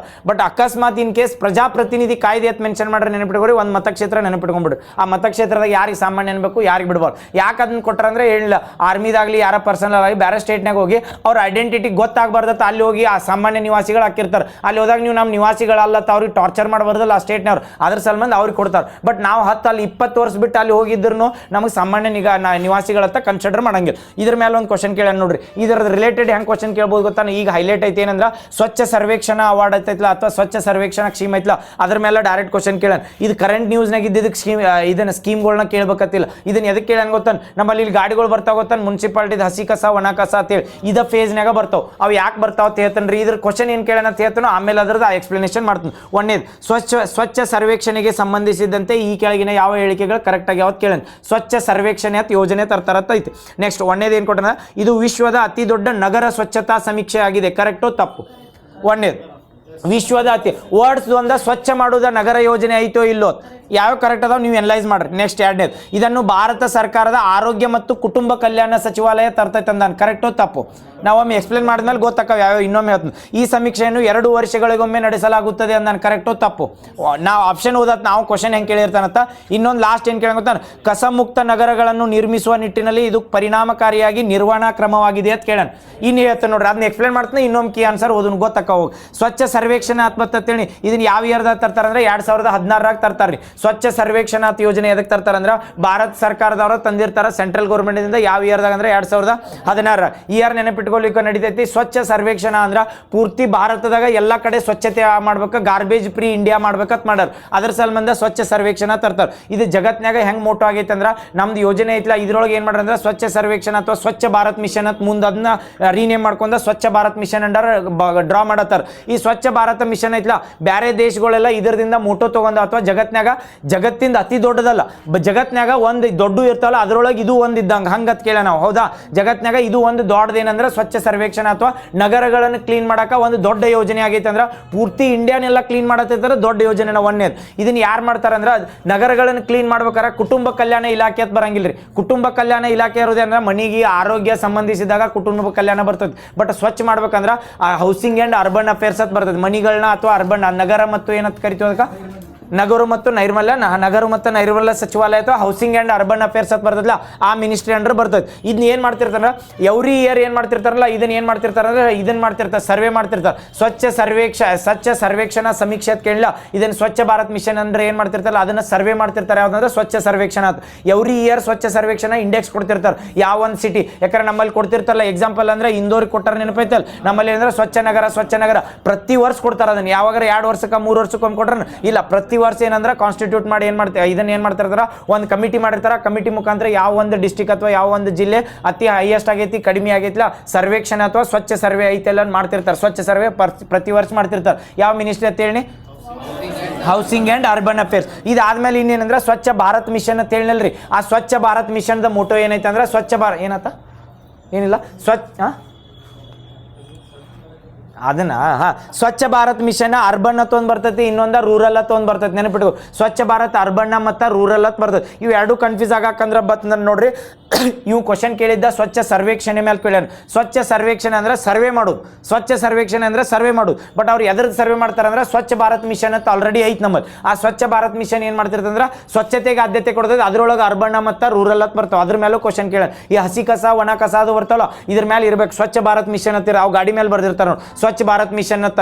ಮಿಷನ್ ಅನ್ನೋದೇನಂದ್ರೆ ಉಪಕ್ರಮ ಅಥವಾ ಯೋಜನೆ ಅಂತ ಕರಿತೀವಲ್ಲ ಅದು ಯಾವ್ದಂದ್ರೆ ಮಿಷನ್. ಬಟ್ ಇದು ಸ್ವಚ್ಛ ಸರ್ವೇಕ್ಷಣೆ ಅನ್ನೋದ ಸರ್ವೆ ಮಾಡೋದು. ನಮ್ಮಲ್ಲಿ ಈಗ ಇಂದೋರ್ ಕೊಡ್ತಾರಲ್ಲ ಸ್ವಚ್ಛ ಸರ್ವೇಕ್ಷಣಾ ಅವಾರ್ಡ್ದಾಗ ಕೊಡ್ತಾರೆ, ಪ್ರತಿ ವರ್ಷ ಮಾಡ್ತಾರೆ. ಯಾವ ಮಿನಿಸ್ಟ್ರಿ ಅಂತ ಹೇಳಿ ministry of housing and urban affairs. ಈ ಯಾವ ಯೋಜನೆ ಮೇಲೆ ಸರ್ವ್ ಮಾಡ್ತಾರೆ ಅಂದ್ರೆ ಸ್ವಚ್ಛ ಭಾರತ್ ಮಿಷನ್ ಅಂಡರ್ ಮಾಡ್ತಾರೆ. ಈ ಸ್ವಚ್ಛ ಭಾರತ್ ಮಿಷನ್ ಅಂಡರ್ 2 ಬರ್ತಾವ ಅಂತ ಹೇಳಿ, ಒಂದು ರೂರಲ್ ಲೆವೆಲ್ ಬರ್ತೈತಿ, ಒಂದು ಅರ್ಬನ್ ಲೆವೆಲ್ ಬರ್ತದೆ. ಇವು ಎರಡು ತರದ್ದು ಡಿಫ್ರೆನ್ಸ್ ಏನಂದ್ರೆ ಅರ್ಬನ್ ಲೆವೆಲ್ಗೆ ರೂರಲ್ ಲೆವೆಲ್ಗೆ ಯಾವ ಸಚಿವಾಲಯಗಳ ಕಾರ್ಯ ಮಾಡ್ತಾವ ಅಂತ ಕೇಳೋಣ. ಅರ್ಬನ್ಗೆ ಯಾರು ಮಾಡಿ ಕ್ವಶನ್ ಕೇಳೋಣ ಅದನ್ನ. ನಗರದೊಳಗೆ ಸ್ವಚ್ಛ ಭಾರತ್ ಮಿಷನ್ ಯಾರು ಇಂಪ್ಲಿಮೆಂಟ್ ಮಾಡ್ತಾರೆ ನಗರ ಒಳಗೆ ಅಂದಾಗ ಯಾರು ಹೇಳ್ರಿ. ನಗರ ಒಳಗೆ ಬಂದಾಗ ಹೌಸಿಂಗ್ ಅಂಡ್ ಅರ್ಬನ್ ಅಫೇರ್ಸ್ ಅಂತ ಬರ್ತದೆ, ಅವರ ಮೇಂಟೈನ್ ಮಾಡ್ತಿರ್ತಾರೆ. ನಗರಕ್ಕೆ ಬಂದ್ರೆ housing and urban affairs ದವರು Swachh Bharat ಮಾಡ್ತಿರ್ತಾರೆ. ಅದ್ರೊಳಗೂ ಫೇಸ್ ವೈಸ್ ಮಾಡ್ಯಾರ್ರಿ. ಅದನ್ನ ಹೆಂಗೆ ನೆನಪಿಟ್ಕೋಬೇಕಂದ್ರೆ ರೀಸೆಂಟ್ ಆಗಿ ಮಾಡ್ಯಾರಲ್ಲ 2ನೇ ಪೇಜ್ನ ಅವಧಿ 2026 ತನ ಐತದ. ಅದ್ರೊಳಗೆ ಏನು ಮಾಡತ್ತಾರ ಅಂದ್ರೆ ಇಲ್ಲಿ ನಮ್ಮಲ್ಲಿ ಸೆಗ್ಮೆಂಟ್ ಮಾಡತ್ತಾರ ಗೊತ್ತಾನ, ಹಸಿ ಕಸ ಬೇರೆ ಒಣ ಕಸ ಬೇರೆ ಅಂತೇಳಿ. ಇದೇನಂದ್ರೆ ನಗರ ಸ್ವಚ್ಛ ಭಾರತ್ ಮಿಷನ್ ಐತ್ಲ ಅದರ under ministry of housing and urban affairs ದವ್ರು ಏನು ಮಾಡತ್ತಾರ ಅಂದ್ರೆ ಗಾರ್ಬೇಜ್ ಫ್ರೀ ಮಾಡಬೇಕು ಅಥವಾ ಕಸಗಳನ್ನ ಎಲ್ಲಿ ಬೇಕಾದ ಚೆಲ್ಲಬಾರ್ದು ಅಂತ ಹೇಳಿ ಮಾಡಿದ್ದು. ರೂರಲ್ ಒಳಗೆ ಬಂದ್ರೆ ಯಾರಂದ್ರೆ ಮಿನಿಸ್ಟ್ರಿ ಆಫ್ ಜಲ್ ಶಕ್ತಿದವ್ರು ಬರ್ತಾರೆ. ಇವು ಎರಡು ಮಿನಿಸ್ಟ್ರಿಗಳು ಕನ್ಫ್ಯೂಸ್ ಆಗಿರ್ತಾವೆ. ಅದಕ್ಕೆ ಹೇಳಿ ಮಿನಿಸ್ಟ್ರಿ ಆಫ್ ಜಲ್ ಶಕ್ತಿದವ್ರು ಎಲ್ಲಿ ಅಂದ್ರೆ ರೂರಲ್ ಒಳಗೆ. ಇದು ಇದು ಡೈರೆಕ್ಟ್ ಏನು ಕೇಳ್ಬೋದು, ODF ಮತ್ತು ODF ಪ್ಲಸ್ ಅಂತ ಬಂದಾಗ ಗೊತ್ತೈತಲ್ಲ, ಬಯಲು ಶೌಚ ಮುಕ್ತ ಮತ್ತು ಬಯಲು ಶೌಚ ಮುಕ್ತ ಪ್ಲಸ್ ಅಂತ ಕರಿತಾರಲ್ಲ. ಇವು ಆಗಿದ್ದು 2 ಉಪಕ್ರಮ ಯಾವ ಮಿಷನ್ ಅಂಡರ್ ಅಂದ್ರೆ ಸ್ವಚ್ಛ ಭಾರತ್ ಮಿಷನ್ ಅಂಡರ್. ಯಾಕಂದ್ರೆ ಎಲ್ಲ ಮನೆಗಳಿಗೆ ಟಾಯ್ಲೆಟ್ ರೂಮ್ ಕಟ್ಬೇಕಂತ 12 ಸಾವಿರ ಎಷ್ಟೋ 12 ಸಾವಿರದ ಕೊಟ್ಟರೆ ನೋಡ್ರಿ. ಆಟ ರೊಕ್ಕ ಕೊಡತ್ತಿದ್ರಲ್ಲ, ಇದು mission ಯಾವ್ದಂದ್ರೆ Swachh Bharat mission. Swachh Bharat mission rural ಬಂದ್ರೆ ಯಾವ ಮಿನಿಸ್ಟ್ರಿ? ಜಲಶಕ್ತಿ ಮಿನಿಸ್ಟ್ರಿ. ಅರ್ಬನ್ ಬಂದ್ರ ಹೌಸಿಂಗ್ ಆ್ಯಂಡ್ ಅರ್ಬನ್ ಅಫೇರ್ಸ್. ಅದರ ರಿಲೇಟೆಡ್ ಡೈರೆಕ್ಟ್ ಈ ಕ್ವಶನ್ ಹೇಳ್ರಿ ನೋಡು. ಸ್ವಚ್ಛ ಸರ್ವೇಕ್ಷಣೆ ಗೊತ್ತಾತಲ್ಲ, ಮಿಷನ್ ಯಾವ್ದಂದ್ರೆ ಸ್ವಚ್ಛ ಭಾರತ್ ಮಿಷನ್. ಅದು 2014 ಬಂದೈತಿ. ಅದರದ್ದು ವರದಿ ಕೊಡಕ್ಕೆ ಸ್ವಚ್ಛ ಸರ್ವೇಕ್ಷಣೆ ಯಾವಾಗ ತರ್ತಾರೆ ಅಂದ್ರೆ 2016 ಸ್ವಚ್ಛ ಸರ್ವೇಕ್ಷಣೆ ಮಾಡೋದು, ಸರ್ವೆ ಮಾಡ್ಬೇಕು. ಇದನ್ನು ಸ್ವಚ್ಛ ಸರ್ವೇಕ್ಷಣದಾಗ ಈಗ ಆನ್ಸರ್ ಮಾಡ್ಕೋತವ್ರಿ. ಇದು ವಿಶ್ವದ ಅತಿ ದೊಡ್ಡ ನಗರ ಸ್ವಚ್ಛತಾ ಸಮೀಕ್ಷೆಯಾಗಿದೆ. ಕರೆಕ್ಟು ತಪ್ಪು? ಸಮೀಕ್ಷೆ ಆಗೈತೆ ಅಲ್ಲ, ಇದನ್ನ ಸಮೀಕ್ಷೆ ಮಾಡ್ತೈತಿ. ಕರೆಕ್ಟಾ? ಒಂದನೇದು. ಎರಡನೇದು ಹೆಂಗೆ, ಇದನ್ನು ಭಾರತ ಸರ್ಕಾರದ ಆರೋಗ್ಯ ಮತ್ತು ಕುಟುಂಬ ಕಲ್ಯಾಣ ಸಚಿವಾಲಯ ನಡೆಸ್ತೈತಿ. ಯಾವ್ದು ನಡೆಸ್ತೈತಿ? Housing and urban affairs. ಇದು ಈ ಸಮೀಕ್ಷೆಯನ್ನು 2 ವರ್ಷಗಳಿಗೊಮ್ಮೆ ನಡೆಸಲಾಗುತ್ತದೆ. ತಪ್ಪು? ಕರೆಕ್ಟ್? ತಪ್ಪು. ಯಾಕಂದ್ರೆ 1 ವರ್ಷಕ್ಕೊಮ್ಮೆ ನಡೆಸಬೇಕಾದ್ರೆ ಇಂದೋರ್ ನೋಡಿ ಹೈಯೆಸ್ಟ್ ಸ್ವಚ್ಛ ಸರ್ವೇಕ್ಷಣೆ ಅವಾರ್ಡ್ದಾಗ ಅವಾರ್ಡ್ ತೊಂದಿದ್ದು. ನೆಕ್ಸ್ಟ್, ಕಸಮುಕ್ತ ನಗರಗಳನ್ನು ನಿರ್ಮಿಸುವ ನಿಟ್ಟಿನಲ್ಲಿ ಇದು ಪರಿಣಾಮಕಾರಿಯಾಗಿ ಕಾರ್ಯನಿರ್ವಹಿಸುತ್ತದೆ. ಕಸ ಮುಕ್ತ ಮಾಡ್ಬೇಕಂತ ಮಾಡ್ರಲ್ಲ, ಅದಕ್ಕೆ ಹೇಳಿ ಒಣ ಕಸ ಹಸಿ ಕಸ ಅವು ಗಾಡಿ ನೋಡ್ರಿ ನೆನಪು ಅದ್ರ ಮೇಲೆ ಬರ್ದಿರ್ತಾರೆ ಸ್ವಚ್ಛ ಭಾರತ್ ಮಿಷನ್ ಅಂತೇಳಿ. ನೆಕ್ಸ್ಟ್ ಸಾಕನ ಹೇಳೋಣ ಏನಟ? ನೆಕ್ಸ್ಟ್ ಇದನ್ನು ಕೇಳ ಡೈರೆಕ್ಟ್ ಕ್ವಶನ್ ಎದ್ರ ಮೇಲೆ ಕೇಳ ನೋಡ. ನಮ್ಮಲ್ಲಿ ಎಲ್ಲ ಏನು ಮಾಡಿವಿ ಅಂದ್ರೆ, ನಮ್ಮಲ್ಲಿ MG ನರೇಗಾ ಆತಿತ್ತಲ್ಲ, MG ನರೇಗಾ ಆಯಿತು. ನರೇಗಾ ಇದ್ದಿದ್ದು MG ನರೇಗಾ ಮಾಡ್ರ. ಈಗ MG ನರೇಗಾ ಇದ್ದಿದ್ದು ಏನತ್ರ ಏನೇ ಮಾಡ್ಯಾರ? VBG ರಾಮ್ಜಿ ಅಂತ ಮಾಡ್ಯಾರ. VBG ರಾಮ್ಜಿ ಒಳಗೆ ಎಷ್ಟು ದಿನ ಇದನ್ನು ಕೊಟ್ಟಾರ್ರಿ ಟೈಮ್? 125 ದಿನ. ಇದರದ್ದು ಅವೇರ್ನೆಸ್ ಎಲ್ಲ ಐತಿ VB ರಾಮ್ಜಿದ್. ಅವ್ನು ಕ್ವಶನ್ ಹೆಂಗೆ ಕೇಳ ನೋಡ್ರಿ, ನೀವು ಅನಲೈಸ್ ಮಾಡ್ಕೊರಿ. ನಾವು ಓದಿದ್ದ ಮತ್ತು ಅದ್ರೊಳಗೆ ಅಪ್ಲೈ ಮಾಡ್ಬೇಕಾರೆ ಕ್ವಶನ್ ಹೆಂಗೆ ಕೇಳ್ತಾರ ಅಂತ ಹೇಳತ್ನ. ಗ್ರೂಪ್ ಬಿ ಐತಿ, ಬಟ್ 1 ಲೈನರ್ ಕ್ವಶನ್ ನಾಳೆ ಡೈರೆಕ್ಟ್ PC ಒಳಗೆ ಹೋಗಿಬೋದು. ಅದ್ರ ಸಲ್ಮಂದ್ ಹೇಳತ್ನ. VB ರಾಮ್ಜಿದ್ ಫುಲ್ ಫಾರ್ಮ್ ಹೇಳ್ರಿ ಮೊದಲು. Viksit Bharat guarantee for Rozgar and Ajeevika mission ಅಂತ ಕರೀತಾರೆ. ಲಾಸ್ಟ್ ಇಲ್ಲ, ಮೊದಲ ಬರ್ತದೆ. ಇನ್ನೊಮ್ಮೆ VBG ಗ್ರಾಮೀಣ. ಅದು ಗ್ಯಾರಂಟಿ ಅಲ್ಲ, ಅದು ಗ್ರಾಮೀಣ. ಏನತ್ತ ಗ್ಯಾರಂಟಿ ಲಾಸ್ಟ್ ಇಲ್ಲ, ಆ್ಯಕ್ಟ್ ಅಂಡರ್ ಗ್ರಾಮೀಣ ಅದು ಲಾಸ್ಟ್. VBG ರಾಮ್ಜಿ ಐತಲ್ಲ ಹೇಳ್ತ ನೋಡಿ. VBG ರಾಮ್ಜಿ ಅಂತ ಕೊಟ್ರ. VB ಅಂದ್ರೆ ವಿಕಸಿತ ಭಾರತ್, VB ಅಂದ್ರೆ ವಿಕಸಿತ ಭಾರತ್, G ಅಂದ್ರೆ ಗ್ಯಾರಂಟಿಡ್, R ರೋಜ್ಗಾರ್ ಅಂತ ಕೊಟ್ರಲ್ಲ, R ಅಂದ್ರೆ ರೋಜ್ಗಾರ್ ಆ್ಯಂಡ್ ಆಜೀವಿಕಾ ಮಿಷನ್ ಅಂತ ಕೇಳ್ತಾರ. ಲಾಸ್ಟ್ G ಏನು ಬರ್ತೈತಿಲ್ಲ ಅದಕ್ಕೆ ಏನಂತಾರ? ಗ್ರಾಮೀಣ ಅಂತ ಕನ್ಸಿಡರ್ ಮಾಡ್ತಾರೆ. ಯಾವ ಇಯರ್ದಾಗ ಆ್ಯಕ್ಟ್ ಆಗ್ತಿದ? 25, 26, 27. ಈಗ ಹೇಳಿ. ಇದೆ 1 ಲೈನರ್ ಕ್ವಶನ್ PC ಒಳಗೆ ಡೈರೆಕ್ಟ್ ಹಾಕಿರ್ತಾನೆ. VB ರಾಮ್ಜಿ ಯೋಜನೆ ಕಾಯ್ದೆ ಅಥವಾ VB ರಾಮ್ಜಿ ಕಾಯ್ದೆ ಬರ್ತದಲ್ಲ 2024 ಬತ್ತು, 25 ಬತ್ತು, 26 ಬತ್ತು. ಯಾವ್ದು? 26 ಅಲ್ಲ, ಅದು ತಪ್ಪಾಕೈತೆ. ಡೈರೆಕ್ಟ್ 25 ಕಾಯ್ದೆ ಬಂದಿದ್ದು 25 ಇಂಪ್ಲಿಮೆಂಟ್ ಮಾಡೋದು 26. ಇದು ಕನ್ಫ್ಯೂಸ್ ಆಕಾವತ್ತು ಹೇಳಿ. ಅದ್ರ ಸಲ್ಬಂದ 25 ಕಾಯ್ದೆ ಬರ್ತದೆ. ಇವು ಯಾಕೆ ಹೇಳತ್ನಲ್ಲ, ಬಿಡ್ರಿ ಬಿಡು. ಇವು ಯಾಕೆ ಹೇಳತ್ನಂದ್ರೆ, ಇವು ಹೇಳಿನಲ್ಲಿ ಮಣ್ಣು ಕಾನೂನುಗಳು ಚೇಂಜ್ ಆಗ್ಯಾವ ಅಂತೇಳಿ. ನೀವು ಯಾವ್ದಾರ 26 ರೀಸೆಂಟ್ ಆಗ್ಯಾವ 26 ಅಂದ್ರೆ ಅವ್ನು ಹೇಳಿಕೆ ಟೈಪ್ನಾಗ ಕೇಳಾಗತ್ವ. ಡೈರೆಕ್ಟ್ 1 ಲೈನರ್ PC ಕ್ವಶನ್ ಹಾಕಿರು ಹಿಂಗೆ ಹಾಕಿರ್ತಾನೆ. ಇದು VB ರಾಮ್ಜಿ ಕಾಯ್ದೆ ಐತಲ್ಲ ಯಾವ ಇಯರ್ದಾಗ ಬಂದೈತೆ ಅಂತ ಕೊಟ್ಟಿರ್ತಾನೆ. 1ನೇ ಆಪ್ಷನ್ 26 ಕೊಟ್ಟಿರ್ತಾನೆ, 2ನೇದು 25, 24, 23 ಕೊಡ್ತಾನೆ. 25 ಬರ್ತೈತಿ. ಬಟ್ ನ್ಯೂಸ್ ಈಗ ಆಗಿದ್ದೆ ಅದಕ್ಕಂದ್ರೆ 25 ಕಾಯ್ದೆ ಪಾಸ್ ಮಾಡ್ಯಾರ, ಬಟ್ 26 ಇಂಪ್ಲಿಮೆಂಟ್ ಮಾಡ್ಕೊರಿ ಅನ್ನತ್ತಾರ. ಕರೆಕ್ಟ್. ಅದನ್ನ ಹೇಳ್ತೀನಿ ತಡಿ, ಕ್ವಶನ್ ಮುಗಿಸಿಲಿನ ಹೇಳ್ತೀನಿ. ಅದನ್ನ ಹೇಳ್ತೀನಿ. VB ರಾಮ್ಜಿ ಅಂತ ಬತ್ತಲ್ರಿ, ಇದನ್ನು ಡೈರೆಕ್ಟ್ ಏನು ಕೇಳ್ಬೋದು? ರೋಜ್ಗಾರ್ ಬಿ ಇಲ್ಲ. ಇನ್ನೊಂದು ಬಿಡು. ಜಲ್ ಜೀವನ್ ಮಿಷನ್ದಾಗ ಇದೇನಂದ್ರೆ ಮನೆ ಮನೆಗೆ ಗಂಗೆ ಅಂತ ಹೇಳಿದ್ವು. ಜನ್ ಸಾಕ್ಷರ ಅಂದ್ರೆ ಯಾವ ಯೋಜನೆ ರೀ? ಜನ್ ಸಾಕ್ಷರ ಯೋಜನೆ ಯಾವ್ದ? ಉಲ್ಲಾಸ್ ಯೋಜನೆ. ಈಗ ಏನು ಕೇಳ್ಬೋದು? ರೋಜ್ಗಾರ್ ಬಿ ಸಮ್ಮಾನ್ ಬಿ ಅನ್ನೋ ಹೆಸರಲ್ಲಿ ಯಾವ ಕಾಯ್ದೆನ ಜಾರಿಗೆ ತಂದಾರ ಅಂತ ಕೇಳ್ಬೋದು. ರೋಜ್ಗಾರ್ ಬಿ ಸಮ್ಮಾನ್ ಬಿ ಅಂತ ಇದರಲ್ಲೇ ಯಾವ ಕಾಯ್ದೆನ ಜಾರಿಗೆ ತಂದಾರ ಹೇಳ್ರಿ. ಇದ ಹೇಳತ್ನ. ಅದ್ರ ಸಲುವಾಗಿ ರೋಜ್ಗಾರ್ ಬಿ ಸಮ್ಮಾನ್ ಬಿ ಅಂತ ಎದಕ್ಕೆ ಮಾಡ್ರಂದ್ರೆ, ನರೇಂದ್ರ ಮೋದಿ ಮೊದಲು ಏನಿತ್ತಂದ್ರೆ ಇದ MG ನರೇಗಾ ಆಯ್ತು, Mahatma Gandhi national rural employment programme ಅಂತ ಕರಿತಿದ್ರಲ್ಲ. ಗ್ರಾಮೀಣ ಏನಂತಾರ ಏನಂತಾರ ಅದಕ್ಕೆ? ಮಹಾತ್ಮ ಗಾಂಧಿ ರಾಷ್ಟ್ರೀಯ ಗ್ರಾಮೀಣ ಉದ್ಯೋಗ ಖಾತ್ರಿ ಯೋಜನೆ ಅಂತ ಕರಿತಾರಲ್ಲ. ಇವ್ರು ಅದನ್ನ ಏನು ಮಾಡ್ರಂದ್ರೆ, ಅವಾಗ ಉದ್ಯೋಗಗಳಂತರೂ ಕೊಡ್ತಿದ್ದೆ. ಕರೆಕ್ಟಾ? ಅವಾಗ ಏನಿತ್ತಂದ್ರೆ ಉದ್ಯೋಗ ಅಂತೂ ಫಿಕ್ಸ್ ಇತ್ತ, ಬಟ್ ಅವಾಗ ಸಮ್ಮಾನ್ ಇದ್ದಿದ್ದಿಲ್ಲ. ಅವ್ರು ರೀನೇಮ್ ಮಾಡ್ಕೊಂಡಾರ. ಅದನ್ನ ಟ್ಯಾಗ್ಲೈನ್ ಕೊಟ್ಟಾರ. ಅವ್ರು ಏನಂದ್ರೆ ಅವಾಗ ಬರೀ ಉದ್ಯೋಗ ಕೊಡ್ತಿದ್ರೆ, ನಮ್ದು ಏನಂದ್ರೆ ರೋಜ್ಗಾರ್ ಬಿ ಸಮ್ಮಾನ್ ಬಿ ಅಂತ ಹೆಸರು ಕೊಟ್ಟಾರ. ರೋಜ್ಗಾರ್ ಬಿ ಸಮ್ಮಾನ್ ಬಿ ಅಂದ್ರೆ ನಿಮಗೆ ಕೆಲಸನೂ ಕೊಡ್ತೀವಿ, ಅದ್ರಂಗೆ ಏನಂದ್ರೆ ನಾವು ನಿಮ್ಗೆ ರೆಸ್ಪೆಕ್ಟ್ ಕೊಡ್ತೀವಿ ಅಥವಾ ಡಿಗ್ನಿಟಿನೂ ಮೇಂಟೈನ್ ಮಾಡಿಸ್ತೀವಿ ಅಂದಾಗ. ಅದಕ್ಕೆ ರೋಜ್ಗಾರ್ ಬಿ ಸಮ್ಮಾನ್ ಬಿ ಅಂದಾಗ ನಾಳೆ ಎಲ್ಲರ ತಳಗ ಇದು ಆ ಕಾಯ್ದೆ ಹಾಕಿಲ್ಲ ಹಾಕಲ್ದ ಬಂದಿರಿ. ಮತ್ತು ರೋಜ್ಗಾರ್ ಬಿ ಸಮ್ಮಾನ್ ಬಿ ಅಂತ ಬಂದ್ರು ಯಾವ್ದಂದ್ರೆ ವಿ ಬಿ ರಾಮ್ಜಿ. ಈಗ ಅದ್ರ ಮೇಲೆ ಕ್ವಶನ್ ಕೇಳಿದ್ದೆ ಹೇಳ್ತೀನಿ. ವಿ ಬಿ ರಾಮ್ಜಿದ್ ಗೊತ್ತಾಗೈತೆ, ಮೇಲಿಂದ ಪೂರ್ತಿ ಇನ್ನೂ ಹೇಳಿಲ್ಲ, ಅದನ್ನ ಎಕ್ಸ್ಪ್ಲೇನ್ ಮಾಡಿ. ಕ್ವಶನ್ ಹೇಳ್ತೀನಿ, ಆಮೇಲೆ ಎಕ್ಸ್ಪ್ಲೇನ್ ಮಾಡ್ತೀನಿ, ಗೊತ್ತಾಗತ್ತೆ ನಿಮ್ಗೆ. ಗೊತ್ತೈತೆ ಆಲ್ರೆಡಿ ನಿಮ್ಗೆ. ಪ್ರತಿ ಗ್ರಾಮೀಣ ಕುಟುಂಬಕ್ಕೆ 125 ದಿನಗಳ ಕೂಲಿ ಕೆಲಸವನ್ನು ಖಾತ್ರಿಪಡಿಸುವುದು. ಕರೆಕ್ಟೋ ತಪ್ಪು? ಕರೆಕ್ಟಾ? 125 days. Okay, very good. Next, ಪ್ರಮುಖ ವಲಯಗಳಾದ ಕೊಟ್ಟಾನ ಜಲ ಸುಸ್ಥಿರತೆ, ಗ್ರಾಮೀಣ ಮೂಲ ಸೌಕರ್ಯ, ಜೀವನೋಪಾಯ ಕಾರ್ಯಚಟುವಟಿಕೆಗಳು ಮತ್ತು ಹವಾಮಾನ ಸುಧಾರಣೆಗಳಿಗೆ ಪ್ರಾಧಾನ್ಯತೆ ನೀಡುತ್ತೈತೆ ಅಂದ. ಕರೆಕ್ಟೋ ತಪ್ಪು? ಇದನ್ನ ಡಿಸ್ಕಷನ್ ಮಾಡಾಗ ಮಾಡಿದ್ವಿ. 4 ಕೋರ್ ಥೀಮ್ಸ್ ಅಂತ ಹೇಳಿದ್ವಿ. 4 ಕೋರ್ ಥೀಮ್ ಇಲ್ಲೇ ಕೊಟ್ಟಾನ. ಓಕೆ, ಇದು ಯಾವ್ದಂದ್ರೆ ವಿ ಬಿ ರಾಮ್ಜಿದಳು. ನೆಕ್ಸ್ಟ್ ಇನ್ನೊಂದು ಏನು ಕೊಟ್ಟ? ಬೇಡಿಕೆ ಆಧಾರಿತ ಧನ ಸಹಾಯ ಅಂತ ಕೊಟ್ಟಾನ. ಕರೆಕ್ಟೋ ತಪ್ಪು? ತಪ್ಪು. ಏನ್ ಮಾಡತ್ತಾನಂದ್ರ ಎದ್ರ ಮೇಲೆ? ಬೇಡಿಕೆ ಆಧಾರಿತನ ಅಥವಾ ಪೂರೈಕೆ ಆಧಾರಿತ? ಪೂರೈಕೆ ಆಧಾರಿತ. ಇದು ಬೇಡಿಕೆ ಆಧಾರಿತ ಅಂದ್ರ ಯಾವ್ದು ಕೆಲಸಕ್ಕೆ ಡಿಮ್ಯಾಂಡ್ ಇರ್ತೈತಿಲ್ಲ, ಬೇಡಿಕೆ ಆಧಾರಿತ. ಇದೇನಂದ್ರೆ ಬೇಡಿಕೆ ಆಧಾರಿತ ಧನ ಸಹಾಯ ಅಂದ್ರ ನಿಂಗೆ ಯಾವ್ದಾರ ಕೆಲಸಕ್ಕೆ ರೊಕ್ಕ ಬೇಕಾಗೈತೆ ತಿಳ್ಕೊ, ಆ ಕೆಲಸ ಮಾಡಕ್ ಅಟ್ಟ ರೊಕ್ಕ ಕೊಡ್ದಿತ್ತಂತೀನಿ. ಅದು ಏನಕ್ಕಂದ್ರೆ ಆ ಗ್ರಾಮೀಣ ಪಂಚಾಯತಿದಾಗ ಯಾರು ಹೈ ಚೇರ್ಮನ್ಗಳು ಇರ್ತಾರಲ್ಲ, ಅವ್ರಿಗೆ ಯಾವ ಕೆಲಸ ಬೇಕಲ್ಲ ಅದ ಬೇಡಿಕೆ ಐತೆ ಅಂತ ಹೇಳಿ ಅದನ್ನ ಮಾಡಿಸ್ಬೋದು ಅವ್ರು. ಈಗ ಬ್ಯಾಸ್ಗಿ ಒಳಗ ಗಿಡಗಳಿಗೆ ನೀರು ಹಾಕೋದಿರ್ತೈತೆ ತಿಳ್ಕೊ, ಅವ್ನು ಬ್ಯಾಸ್ಗಿ ಒಳಗೆ ಗಿಡಗಳು ನೀರು ಹಾಕೋದ್ ಬಿಟ್ಟು ಏನ್ ಮಾಡಿಸ್ತಾನಂದ್ರ ಬ್ಯಾಸ್ಗಿ ಟೈಮ್ನಾಗ ನೀರು ಹಾಳು ಮಾಡೋದು ಎಂತಾದ್ರ ಯೋಜನೆ ಹೇಳ್ಬಿಟ್ಟಂತೇಳಿ ಅದಕ್ಕೆ ಮಾಡ್ಬೋದು. ಅದಕ್ಕೆ ಬೇಡಿಕೆ ಆಧಾರಿತ ಅನ್ನಂಗಿಲ್ಲ, ನಾವು ಅದನ್ನ ಬೇಡಿಕೆ ತೋರಿಸ್ಬೋದು. ಅದಕ್ಕೆ ಇವ್ರು ರೀನೇಮ್ ಮಾಡಿದಾಗ ಏನ್ ಮಾಡ್ತಾರೆ? ಬೇಡಿಕೆ ಆಧಾರಿತ ಮಾಡಂಗಿಲ್ಲ, ಪೂರೈಕೆ ಆಧಾರಿತ. ನಮಗೆ ಏನ್ ನೀಡ್ ಐತಿಲ್ಲ ಅದ್ರ ಮೇಲೆ ಇನ್ವೆಸ್ಟ್ಮೆಂಟ್ ಮಾಡ್ಬೇಕಂದಿದ್ದ ಯಾವ್ದಂದ್ರೆ ವಿ ಬಿ ರಾಮ್ಜಿದ್ ಉದ್ದೇಶ ಐತಿ. ನೆಕ್ಸ್ಟ್ 4ನೇದು ಹೇಳಿಕೆ ಏನ್ ಕೊಟ್ಟ ಗೊತ್ತಾನ? ಹೆಚ್ಚಿನ ರಾಜ್ಯಗಳಲ್ಲಿ ಕೂಲಿ ವೆಚ್ಚದ ಹಂಚಿಕೆಯು ಕೇಂದ್ರ ಮತ್ತು ರಾಜ್ಯಗಳ ನಡುವೆ 60-40% ಐತೆ. ನಾನು ಕರೆಕ್ಟೋ ತಪ್ಪು? ಇದ್ರ ಮೇಲೆ ಈ ಕ್ವಶನ್ ಕೇಳಿದ್ದು ಇಷ್ಟ. ನಾಳೆ ಏನೇನು ಕೇಳ್ಬೋದು ಗೊತ್ತಾ? ನಾವು ಕೇಳ್ಬೋದು. ಈಗ ಹೇಳ್ರಿ, ಯಾವ್ದಾರ ಯೂನಿಯನ್ ಟೆರಿಟರಿ ಇರ್ತೈತಿಲ್ಲ, ಆ ಯೂನಿಯನ್ ಟೆರಿಟರಿ ಒಳಗೆ ವಿಧಾನಸಭೆ ಇಲ್ಲ ಅಥವಾ ಲೆಜಿಸ್ಲೇಷನ್ ಇಲ್ಲ ತಿಳ್ಕೊರಿ. ಅಂತ ವಿಧಾನಸಭೆ ಒಳಗೆ ಅಂತ ಕೇಂದ್ರಾಡಳಿತ ಪ್ರದೇಶದಾಗ ಎಷ್ಟು % ರೇಷಿಯೋ ಇರ್ತದೆ? 100%. ಕರೆಕ್ಟಾ? 100% ಇರ್ತದೆ. ವಿತ್ ಲೆಜಿಸ್ಲೇಷನ್ ಮತ್ತು ಕ್ಯಾಪಿಟಲ್ ರೀಸನ್ಗಳು ಇರ್ತಾವ, ಅಥವಾ ನಾರ್ತ್ ಈಸ್ಟರ್ನ್ ಅಥವಾ ಈಶಾನ್ಯ ರಾಜ್ಯಗಳು ಇರ್ತಾವಲ್ಲ, ಅಲ್ಲಿ ಎಷ್ಟು ಇರ್ತೈತಿ? 90-10. ಇದು ನೆನಪಿಟ್ಕೋರಿ. ಇನ್ನೊಂದು ಏನು ಕೇಳ್ಬೋದು ಗೊತ್ತಾ? ರೋಜ್ಗಾರ್. ಇದು ವಿ ಬಿ ರಾಮ್ಜಿ ನೆನಪಿಟ್ಕೊಂಡ್ರೆ ಇದನ್ನ ಬಿಟ್ಟು ಏನು ಕೇಳ್ತಾನಲ್ಲ ಅವೆಲ್ಲ ತಪ್ಪದ ಅಂದಾಗ. ಅದ್ರ ಸಲ್ಬಂದ್ ಹೇಳತ್ತಾನ. ಎಷ್ಟು ದಿನ ಇದ್ರೊಳಗೆ ಕೆಲಸನ ಪಾಸ್ ಮಾಡ್ಯಾರ ಕೇಳ್ರ? 60 ದಿನ. ನಾಳೆ ಎಲ್ಲರ ಇನ್ ಕೇಸ್ ಕೇಳಿದತ್ತೇಳಿ ಇದ್ರೊಳಗೆ ಡೈರೆಕ್ಟ್ ಹೇಳಿಕೆ ಹಾಕ್ಬೋದು. ಇದ್ರೊಳಗೆ ಏನು ಕೊಟ್ಟಿದ್ದಂದ್ರೆ ಪ್ರತಿ ಗ್ರಾಮೀಣ ಕುಟುಂಬಕ್ಕೆ 125 ದಿನಗಳ ಕೂಲಿ ಕೆಲಸವನ್ನು ಖಾತ್ರಿಪಡಿಸುತ್ತದೆ ಅಂತ ಕೊಟ್ಟಲ್ಲ. ಇದನ್ನ ನಾಳೆ ಉಲ್ಟಾ ಮಾಡಿ ಏನ್ ಮಾಡ್ತಾನ? ಪ್ರತಿ ಗ್ರಾಮೀಣ ಕುಟುಂಬದ ಪ್ರತಿಯೊಬ್ಬ ವ್ಯಕ್ತಿಗೆ 125 ಅಂತ ಕೊಡ್ಬೋದು. ಕರೆಕ್ಟೋ ತಪ್ಪು? ತಪ್ಪಾಕತ್. ಪ್ರತಿಯೊಬ್ಬ ವ್ಯಕ್ತಿಗಲ್ಲ, ಪ್ರತಿ ಕುಟುಂಬಕ್ಕೆ, ಒಂದು ಕುಟುಂಬದಿಂದ ಒಬ್ಬ ವ್ಯಕ್ತಿ. ನಾಳೆ ಇನ್ನೂ ಏನು ಕೇಳ್ಬೋದು ಗೊತ್ತಾ? ಕೇಳಿದಾಗ 18 ಏಜ್ ಇರಲಾರ್ದವ್ರಿಗೆ ಅಥವಾ ಎಲ್ಲಾರ್ಗಿ ಕೊಡ್ಬೋದು, ಅಥವಾ 18 ಏಜ್ ಇದ್ದವ್ರಿಗೆ ಅಷ್ಟ ಅಂದ್ರೆ 18 ಅಬೋ ಇರ್ಬೇಕು. ಅದನ್ನ ನೆನಪಿಟ್ಕೊಂಡ್ರೆ ಉಳ್ಕಿದ್ದು ಎಲಿಮಿನೇಟ್ ಮಾಡ್ಬಿಡ್ರಿ. ಇದ್ರ ಹೇಳ್ರಿ. ನಾರ್ತ್ ಈಸ್ಟರ್ನ್ದಾಗ ಎಷ್ಟು ಅಂದ್ರೆ ರೇಷೋ? 90-10. ಆಮೇಲೆ ಪೂರ್ತಿ ಎಲ್ಲ ರಾಜ್ಯಗಳದಾಗ ಬಂದಾಗ 60-40. ಆಮೇಲೆ ಬರೀ ಅಂದ್ರೆ ಯೂನಿಯನ್ ಟೆರಿಟರಿಗಳ ಕೇಂದ್ರಾಡಳಿತ ಪ್ರದೇಶದಾಗ ಲೆಜಿಸ್ಲೇಷನ್ ಇರ್ಲಿಕ್ಕೆ ಯಾವ್ದಂದ್ರೆ 100%. ಇನ್ ಕೇಸ್ ಇಲ್ಲಿ ನಾವು ಹೇಳಿದ್ದು ಇಷ್ಟ, ಬಟ್ ಅವ್ನು ಕ್ವಶನ್ ಕೇಳಾಗ ಏನು ಕೇಳಿರ್ತಾನೆ ಗೊತ್ತಾನ? ಈ ಕೆಳಗಿನ ಯಾವ ರಾಜ್ಯದಲ್ಲಿ ಇದನ್ನೇನಂದ್ರೆ 100% ಸೆಂಟ್ರಲ್ ಗೌರ್ಮೆಂಟ್ ಇನ್ವೆಸ್ಟ್ಮೆಂಟ್ ಮಾಡ್ತೈತೆ, ಅಥವಾ ಯಾವ ಕೇಂದ್ರಾಡಳಿತ ಪ್ರದೇಶದಾಗ 100% ವಿ ಬಿ ರಾಮ್ಜಿ ಅಂಡರ್ ಮಾಡ್ತೈತೆ ಅಂತ ಕೇಳ್ತಾನೆ. ಆಪ್ಷನ್ ಕೊಡ್ತಾನೆ. 100% ವಿ ಬಿ ರಾಮ್ಜಿ ಅಂಡರ್ ಈ ಕೆಳಗಿನ ಯಾವ ಕೇಂದ್ರಾಡಳಿತ ಆಪ್ಷನ್ ಕೊಡ್ತೀನಿ. ಇನ್ನೊಂದು ಕ್ವಶನ್ ಗೊತ್ತಾತಲ್ಲ, ಈ ಕೆಳಗಿನ ಯಾವ ಕೇಂದ್ರಾಡಳಿತ ಪ್ರದೇಶದಲ್ಲಿ 100% central government V B Ramji under ರೊಕ್ಕ ಕೊಡ್ತೈತಿ ಅಂತ ಕೇಳಿರ್ತಾನೆ. 1ನೇ ಆಪ್ಷನ್ ದಿಲ್ಲಿ, 2ನೇದ ಪಾಂಡಿಚೇರಿ, ಆಮೇಲೆ 3ನೇದ ಜಮ್ಮು ಕಾಶ್ಮೀರ್, 4ನೇದ ದಿಯು ದಮನ್. ಯಾವ್ದ್ರ? ದಿಮು ದಮನ್. ಯಾಕಂದ್ರೆ ಇವು 3 ಲೆಜಿಸ್ಲೇಷನ್ ಹೊಂದ್ಯಾವಲ್ಲ, ಲೆಜಿಸ್ಲೇಚರ್ ಹೊಂದಿದ್ದು ಬಿಟ್ಟು ಏನ್ ಮಾಡ್ತಾರೆ ಅಂದ್ರೆ ಯಾಕಂದ್ರೆ ಇವು ಕೇಂದ್ರಾಡಳಿತ ಪ್ರದೇಶಗಳು. ಬಟ್ ಕ್ವಶನ್ ಕನ್ಫ್ಯೂಸ್ ಮಾಡಕ ಕೇಂದ್ರಾಡಳಿತ ಪ್ರದೇಶದಾಗ ಕನ್ಫ್ಯೂಸ್ ಮಾಡಿರ್ತಾನೆ, ಆ ಕೇಂದ್ರಾಡಳಿತ ಪ್ರದೇಶದಾಗ ಬರಂಗಿಲ್ಲ. ಅದನ್ನ ಬಿಟ್ಟು ಎಲ್ಲ ಕೇಂದ್ರಾಡಳಿತ ಪ್ರದೇಶದಾಗ ಏನಿರ್ತಾವ ಅಂದ್ರೆ 100% ಮಾಡ್ತಾರೆ. ವಿ ಬಿ ರಾಮ್ಜಿದಾಗ ಅವಧಿ ಕೊಟ್ಟರೆ ಎಷ್ಟು ಗ್ಯಾಪ್ ಕೊಟ್ಟರೆ? 60 ದಿನ. 60 ದಿನದಾಗ 30 ದಿನ ಮೊದಲು ಹಾರ್ವೆಸ್ಟಿಂಗ್ ಮಾಡೋಕ್ಕಿಂತ ಮುಂಚೆ, ಹಾರ್ವೆಸ್ಟ್ ಮಾಡಕ 30 ದಿನ ಏನಂದ್ರೆ ಬಿತ್ತನೆ ಮಾಡೋ ಟೈಮ್ನಾಗ ಕೆಲಸಗಳು ಇರಂಗಿಲ್ಲ. ನಾಳೆ ಎಲ್ಲರ ಇನ್ನು ಹೇಳಿಕೆದಾಗ ಬಿತ್ತನೆ ಅಂದ್ರೆ ಏನು? ಹಾರ್ವೆಸ್ಟ್. ಬಿತ್ತನೆ ಅಂದ್ರೆ ನಾವು ಈ ಕಬ್ಬ ಗಿಬ್ಬ ಹಚ್ತಿರ್ತಿಲ್ಲ, ಇದಕ್ಕೆ ಬಿತ್ತನೆ ಅಂತಾರೆ. ಹಾರ್ವೆಸ್ಟ್ ಮಾಡೋದಂದ್ರೆ ಅದನ್ನ ಕಡಿಯೋದು. ಕಟಾವು ಅಂತ ನೆನಪಿಡು. ಕಟಾವು ಮತ್ತು ಬಿತ್ತನೆ ಟೈಮ್ನಾಗ ಅಂತ ನೆನಪಿಡು. ಕಟಾವು ಮತ್ತು ಬಿತ್ತನೆ ಟೈಮ್ನಾಗ 30 ದಿನ ಗ್ಯಾಪ್ ಆಕೈತೆ. ನಾಳೆ ಇನ್ನೊಂದು ಏನು ಕ್ವಶನ್ ಕೇಳ್ಬೋದು ಅಂತ? 125 ದಿನ.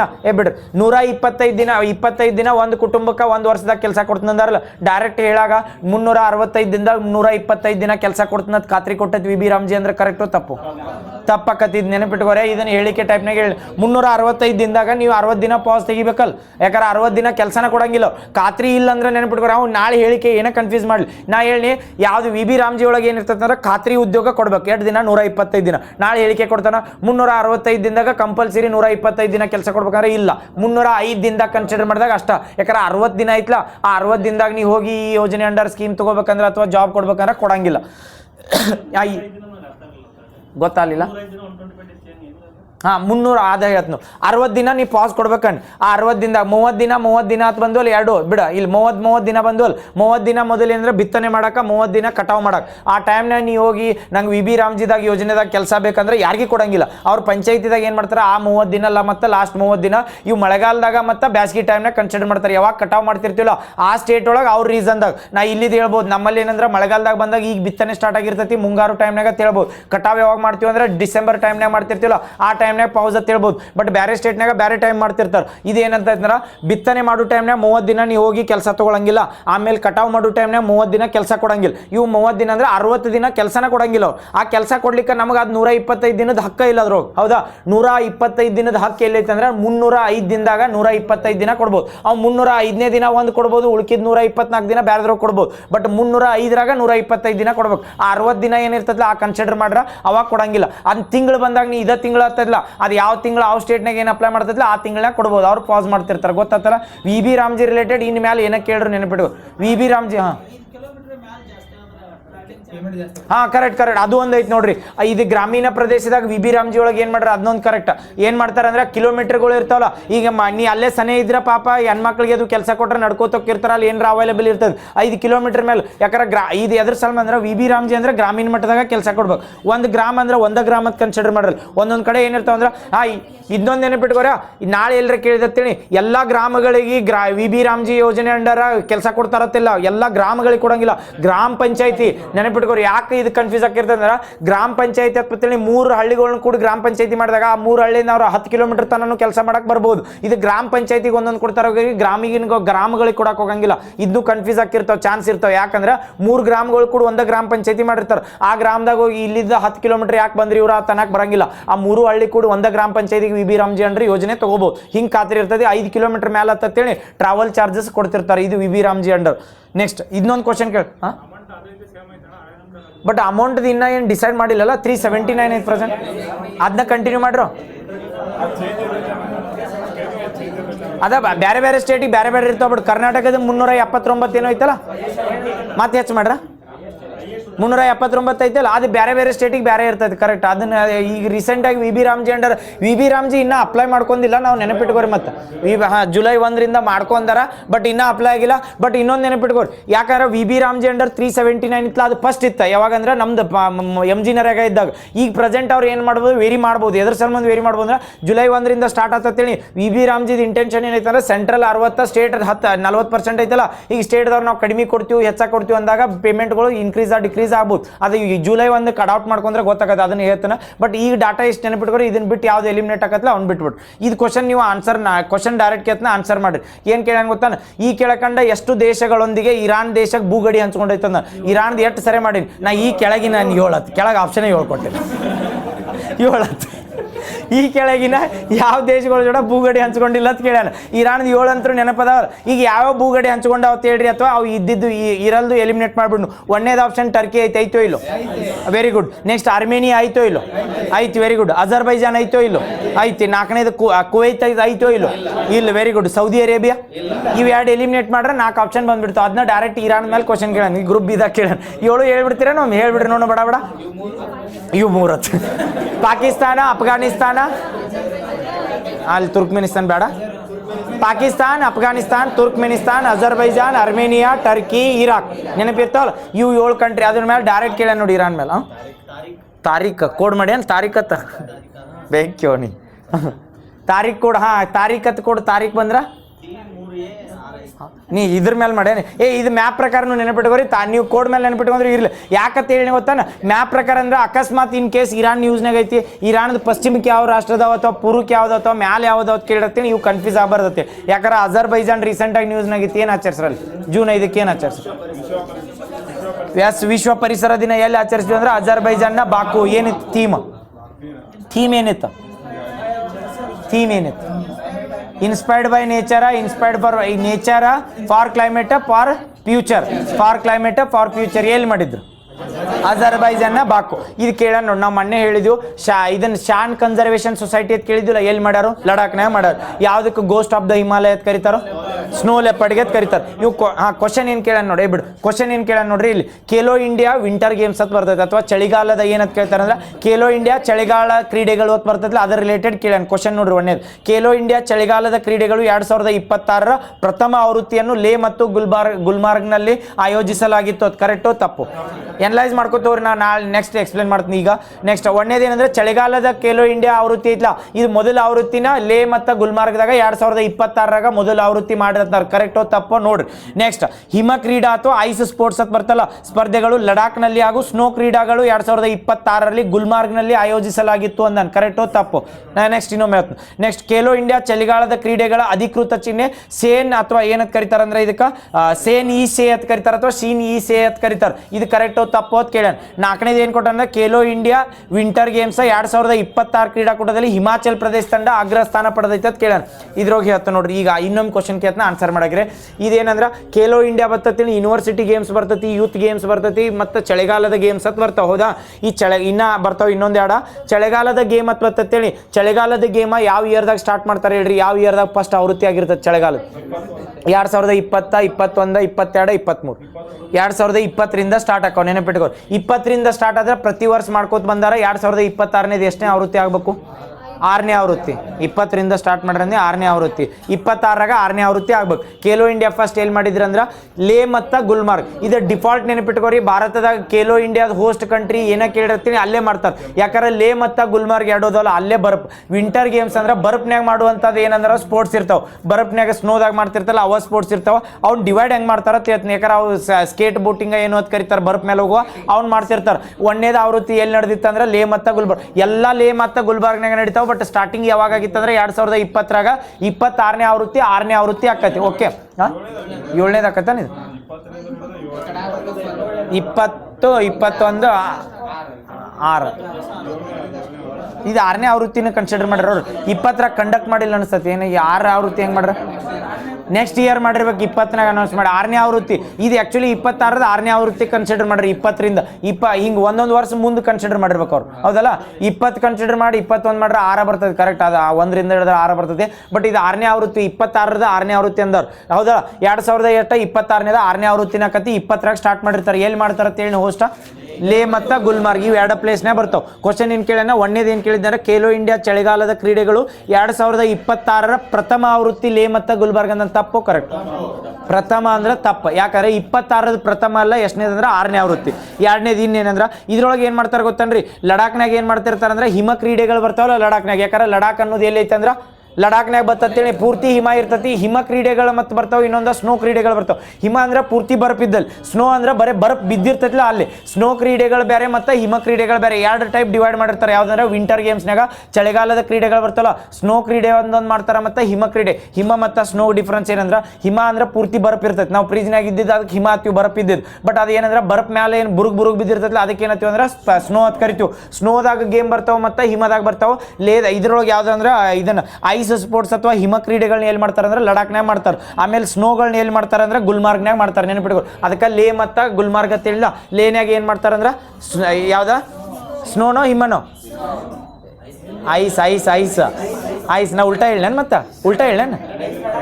ಹಾಂ, ಐಸ್ ಲಡಾಖ್. ಹಂಗಾರೆ ನೆನಪಿಡ್ಕೊ. ಹೆಂಗೆ ನೆನಪಿಡ್ಕೋತೀರಿ ಇಟ್ಕೊ. ಲೇ ಮತ್ತು ಗುಲ್ಬರ್ಗ್ ಎರಡು ಅಂತ ಹೇಳಿಲ್ಲ. ಹೋಸ್ಟ್ ಯಾವಾಗಾದ್ರೂ ಎಲ್ಲ ಚಳಿಗಾಲದ ಕ್ರೀಡೆಗಳು ಖೇಲೋ ಇಂಡಿಯಾದ ಬರ್ತಾವಲ್ಲ, ಲೇ ಮತ್ತು ಗುಲ್ಮಾರ್ಗ್ದಾಗ ಇರ್ತಾವೆ. ಲೇ ಮತ್ತು ಗುಲ್ಮಾರ್ಗ್ ಕಂಪೇರ್ ಮಾಡಿ. ಲೇ ಅಂದ್ರೆ ಲಡಾಖ್ನಾಗ ಬರ್ತೈತೆ. ಲಡಾಖ್ನಾಗ ಬಂದರೆ ಹಿಮ ಇರ್ತೈತಲ್ಲ, ಹಿಮ ಕ್ರೀಡೆಗಳು. ಆಮೇಲೆ ಗುಲ್ಮಾರ್ಗ್ ಬಂದರೆ ಎಲ್ಲಿ ಬರ್ತೈತೆ ಹೇಳ್ರಿ? ಜಮ್ಮು ಕಾಶ್ಮೀರ. ಗುಲ್ಮಾರ್ಗ್ನಾಗ ಏನಿರ್ತದೆ ಅಂದ್ರೆ ಬರ್ಫ್ ಇರ್ತೈತಿ. ಗುಲ್ಮಾರ್ಗ್ನಾಗ ಬರ್ಫ್ ಇರ್ತೈತಿಲ್ಲ, ಬರ್ಫಿನ ಕ್ರೀಡೆಗಳು ಅಥವಾ ಸ್ನೋ ಕ್ರೀಡೆಗಳು ಅಂತ ಕರೀತಾರೆ. ಒಂದೇದಂತೂ ಹೇಳಿಕೆ ತಪ್ಪತ್ತ, ಎರಡನೇದ ಕರೆಕ್ಟ್ ಆತ. ಮೂರನೇದು ಏನು ಬರ್ತದೆ ಗೊತ್ತಾ? ಮೂರನೇದು ಏನು ಕೇಳಂದ್ರೆ ಇದ್ರದ್ದು ಮಾಸ್ಕೆಟ್ ಕೇಳೇನು. ಮಾಸ್ಕೆಟ್ ಏನು ಕೇಳ್ತಾನೆ? ಸೀನ್ ಇ ಸೇ ಅಂತ ಕರಿತಾನೆ. ಸೀನ್ ಈ ಸ್ನೇ ಅಥವಾ ಸೇನ್ ಇ ಸೇ ಅಂತ ಕರೀತಾರೆ. ಈ ಸೇನ್ ಇ ಸೇ ಅಂತ ಯಾಕೆ ಮಾಸ್ಕೆಟ್ ಕೊಡ್ತಾರ ಅಂತ ಹೇಳ್ತೀನಿ ನೋಡ್ರಿ. ಸ್ನೋ ಲೆಪರ್ಡ್ ಅಂತಾರಲ್ಲ, ಅದಕ್ಕೆ ಇನ್ನೊಂದು ಹೆಸರು ಸೇನ್ ಇ ಸೇ ಅಂತ ಕರೀತಾರೆ. ಆ ಸ್ನೋ ಲೆಪರ್ಡ್ ಹೆಸರಲ್ಲೇನೆ ಕೊಟ್ರೆ. ಯಾಕಂದ್ರೆ ಸ್ನೋ ಲೆಪರ್ಡ್ ಅಂದ್ರೆ ಬರ್ಫ್ನಾಗ ಇದನ್ನ ಸ್ನೋ ಮೇಲೆ ಅಥವಾ ಹಿಮ ಮೇಲೆ ಅಡ್ಡಾಡ್ತಿರ್ತಲ್ಲ, ಅದ್ರ ಸಂಬಂಧ ಅದರ ಹೆಸರಲ್ಲೇನೆ ಕೊಟ್ಟಾರ ಸೇನ್ ಇ ಸೇ ಅಂತ. 2026 ಖೇಲೋ ಇಂಡಿಯಾಗ ಆವೃತ್ತಿ ಕೊಟ್ಟಿದ್ರು. ಲಾಸ್ಟ್ನೇದು ಏನು ಕೇಳ್ಯಾನ ಗೊತ್ತಾನ, ಖೇಲೋ ಇಂಡಿಯಾ ಕ್ರೀಡಾಕೂಟದಲ್ಲಿ ಹಿಮಾಚಲ್ ಪ್ರದೇಶ ಅಗ್ರಸ್ಥಾನ ಪಡೆದೈತೆ ಅಂದ್ರೆ ತಪ್ಪು. ಯಾಕಂದ್ರೆ ಮೊದಲು ಪಡೆದಿದ್ದ ಸರ್ವಿಸಸ್, ಎರಡನೇದ ಸರ್ವಿಸಸ್ ಬರ್ತೈತಿ, ಅವ್ರು ಪಡಿತಾರ. ಸೆಕೆಂಡ್ ಬಂದಿದ್ದು ಯಾವ್ದಂದ್ರೆ ಹಿಮಾಚಲ್ ಪ್ರದೇಶ. ಖೇಲೋ ಇಂಡಿಯಾದ ಗೊತ್ತಾತಲ್ಲ, ಯಾವ್ದ್ರದ್ದು ಹೇಳಿ ಖೇಲೋ ಇಂಡಿಯಾ ಇತ್ತೋತನ? ಚಳಿಗಾಲದ ಅಧಿವೇಶನ. ನೆಕ್ಸ್ಟ್ ಅಧಿವೇಶನ, ಚಳಿಗಾಲದ ಕ್ರೀಡೆಗಳು. ಟೈಮ್ ಆಗೈತಲ್ಲ, ಹಳಿಯು ರಿವಿಷನ್ ಮಾಡಿಸ್ಬಿಡ್ಲಿ ಒಮ್ಮೆ. ಇದು ಹಳಿವ ಯತ್ನ. ವಿಕಸಿತ್ ಭಾರತ್ ಹೇಳಿ ನೋಡು, ವಿ ಬಿ ರಾಮ್ಜಿದ್ ಫುಲ್ ಫಾರ್ಮ್ ಏನ? ವಿಕಸಿತ್ ಭಾರತ್ ಗ್ಯಾರಂಟಿಡ್ ರೋಜ್ಗಾರ್ ಫಾರ್ ಗ್ರಾಮೀಣತ್ ಬರ್ತದೆ. ಎಷ್ಟು ದಿನ ಕೊಡ್ತಾರ? ಯಾವುದು? ಇವು 4 ಕೋರ್ ರೀಸನ್ಗಳು ಒಮ್ಮೆ ಹೇಳ್ರಿ. 4 ಯಾವ ಕೋರ್ ರೀಸನ್ ಮೇಲೆ ಫೋಕಸ್ ಮಾಡಿರ್ತೈತಿ? ಒಂದೇದು ವಾಟರ್ ಸ್ಕೇರ್ಸಿಟಿ ಅಥವಾ ನೀರಿನ ಸುರಕ್ಷತೆ, ಒಂದೇದು. ಇವು ನೆನಪಿಟ್ಕೋರಿ. ವಿ ಬಿ ರಾಮ್ಜಿದಾಗ ಏನಂದ್ರೆ 4 ಕಂಪಲ್ಸರಿ ಇರ್ಬೇಕು. ಯಾವ್ಯಾವ ಅಂದ್ರೆ, ಒಂದೇದು ಏನಂದ್ರೆ ವಾಟರ್, ನೀರಿನ ಮೇಲೆ ಆದ್ಯತೆ ಕೊಡ್ಬೇಕು, ಕುಡಿಯಾಕ ನೀರು ಬೇಕನ್ನೋದ ಒಂದೇದು. ಎರಡನೇದು ಯಾವ್ದ? ಲೈವ್ಲಿಹುಡ್, ಗ್ರಾಮೀಣ ಮಟ್ಟದಾಗ ಏನು ಬದುಕ್ತಿರ್ತಾರಲ್ಲ. ಈಗ ನಮ್ಮಲ್ಲಿ APJ ಅಬ್ದುಲ್ ಕಲಾಂ ಇದ್ದಾಗ ಪೂರಾ ಯೋಜನೆ ತರಬೇಕಂದಿದ್ರಲ್ಲ, ಯಾವ್ದಾರ ಅರ್ಬನ್ದಾಗ ಇದ್ದಿದ್ದ ಗ್ರಾಮೀಣ ಮಟ್ಟದಾಗೂ ಸಿಗ್ಬೇಕಂತೇಳಿ. ಹಂಗ ಗ್ರಾಮೀಣ ಮಟ್ಟದಾಗ ಜೀವನೋಪಾಯ ಚಲೋ ಇರ್ಬೇಕಂತ ಯಾವ್ದು ಮಾಡ್ತಾರೆ ಅಂದ್ರೆ ಜೀವನ ಮಟ್ಟ ಅಥವಾ ಜೀವನೋಪಾಯ ಅಂತ ಕರಿತಿರ್ತಾರೆ. ಅದು ಎರಡನೇದು. ಒಂದೇದು ಏನಂದ್ರೆ ನೀರು ಇರ್ಬೇಕು, ಎರಡನೇದು ಅಂದ್ರೆ ಜೀವನ ಚಲೋ ಇರ್ಬೇಕಾ, ಮೂರನೇದು ಯಾವ್ದು ಬರ್ತದೆ ಹೇಳಿ? ಕ್ಲೈಮೇಟ್ ಅಥವಾ ಹವಾಮಾನ ರಿಲೇಟೆಡ್. ಇದು ಕ್ಲೈಮೇಟ್ ಅಥವಾ ಹವಾಮಾನ ಯಾಕಂದ್ರೆ ಹಳ್ಳಿ ಒಳಗೆ ರೈತರು ಹಿಂದುಳಿಯತ್ತಾರಲ್ಲ, ಯಾಕಂದ್ರೆ ಮಳಿ ಯಾವಾಗ ಇರ್ತೈತೆ ಅಂತ ಗೊತ್ತಿರಂಗಿಲ್ಲ, ಬಿತ್ತಾನ್ ಮಾಡಿರ್ತಾರ ತಿಳ್ಕೊರಿ. ಇಂಥದ್ರದ್ದು ಎಫೆಕ್ಟ್ ಆಗಬಾರ್ದು ಅಂತ ಏನು ಮಾಡ್ತಾರೆ ಅಂದ್ರೆ ಮೂರನೇದ ಹವಾಮಾನ ರಿಲೇಟೆಡ್. ನಾಲ್ಕನೇದು ಇನ್ಫ್ರಾಸ್ಟ್ರಕ್ಚರ್, ರೂರಲ್ ಇನ್ಫ್ರಾಸ್ಟ್ರಕ್ಚರ್ ಅಥವಾ ಗ್ರಾಮೀಣ ಮೂಲ ಸೌಕರ್ಯಗಳನ್ನು ಅಭಿವೃದ್ಧಿ ಮಾಡ್ಬೇಕು. 4 ಒಮ್ಮೆ ಹೇಳ್ಬಿಡ್ರಿ ಬಡ. ಒಂದೇದು ಯಾವ್ದ? ವಾಟರ್ ಸ್ಕೇರಿಟಿ, ನೀರು ಏನಂದ್ರೆ ನೀರಿನ ಸುರಕ್ಷತೆ ಕೊಡ್ಬೇಕು. ಎರಡನೇದ ಯಾವ್ದ? ಜೀವನೋಪಾಯ. ಮೂರನೇದ ಕ್ಲೈಮೇಟ್ ಅಥವಾ ಹವಾಮಾನ. ಅವ್ನು ನಾಳೆ ಹಿಂಗೆ ಕೊಡ್ತಾನತ್ತಲ್ಲ, ಅವ್ನು ನಾಳೆ ಏನೇ ಕೊಡ್ಬೋದು. ಕ್ಲೈಮೇಟ್, ಹವಾಮಾನ ಹಿಂಗೆ ಏನೇ ಕೊಟ್ಟರು ನೆನಪಿಟ್ಕೋರಿ. ಇವ 4 ಕೋರ್ ರೀಸನ್ ಅದಾವ. ನೆಕ್ಸ್ಟ್ ಇನ್ನೊಂದು ಯಾವ್ದು ಹೇಳ್ರಿ? ಅದನ್ನ ಹೆಂಗೆ ನೆನಪಿಟ್ಕೋತೀರಿ ನೀವು? ಕೋಡ್ರ ಮಾಡಿ ನೆನಪಿಟ್ಕೋರಿ, ಇಲ್ಲಾರ ಡೈರೆಕ್ಟ್ ಬಿಟ್ಕೋರಿ. ಒಂದೇದು ಏನಂದ್ರೆ ನೀರು ಇರ್ಬೇಕಾ, ಎರಡನೇದು ಏನಂದ್ರೆ ಚಲೋ ಜೀವನವು ಇರ್ಬೇಕಾ. ಅದಾದ್ಮೇಲೆ ನೀರು. ಈಗ ನೋಡ್ರಿ, ಇದ್ರೊಳಗೆ ಕಂಪೇರ್ ಮಾಡಿದಾಗ ಪ್ರಾಕ್ಟಿಕಲ್ ನೋಡ್ರಿ, ನೀರ ಮತ್ತು ಜೀವನೋಪಾಯ ಚಲೋ ಇರ್ಬೇಕಾರೆ ಮೂಲ ಸೌಕರ್ಯ ಇರಲ್ದ ನೀರು ಬರ್ತೈತೆ. ನೀರು ಬರ್ಬೇಕಾದ್ರೆ ಮೂಲ ಸೌಕರ್ಯ ಅಂದ್ರೆ ನೀರು ಬೇಕು. ಆ ಮೂಲ ಸೌಕರ್ಯ ಡೆವಲಪ್ ಮಾಡೋದಂದ್ರೆ ಓನ್ಲಿ ನೀರು ಡೆವಲಪ್ ಮಾಡೋದತ್ತಲ್ಲ, ನೀರಿಗೆ ಆದ್ಯತೆ ಕೊಟ್ಟಾರ. ಮೂಲ ಸೌಕರ್ಯ ಅಂದಾಗ ರೋಡ್ಗಳನ್ನ ಡೆವಲಪ್ ಮಾಡಬೇಕು, ಲೈಟ್ಗಳನ್ನ ಕೊಡಬೇಕು. ಇದೇನಂದ್ರೆ ಮೂಲ ಸೌಕರ್ಯದಾಗ ಬರ್ತೈತಿ. ಇನ್ನೊಂದು 4ನೇದು ಯಾವ್ದಂದ್ರೆ ಎರಡು ಹೇಳ್ರಿ, ಹವಾಮಾನ, ಇನ್ಫ್ರಾಸ್ಟ್ರಕ್ಚರ್, ಮೂಲ ಸೌಕರ್ಯ. ಮತ್ತೆ ಯಾವ್ದು? ಇನ್ನೊಂದು 4 ಅದು ಅಲ್ಲ, ಕ್ಲೈಮೇಟ್. ಸಾಕಲ್ಲ? ನೆಕ್ಸ್ಟ್ ನಾಳೆ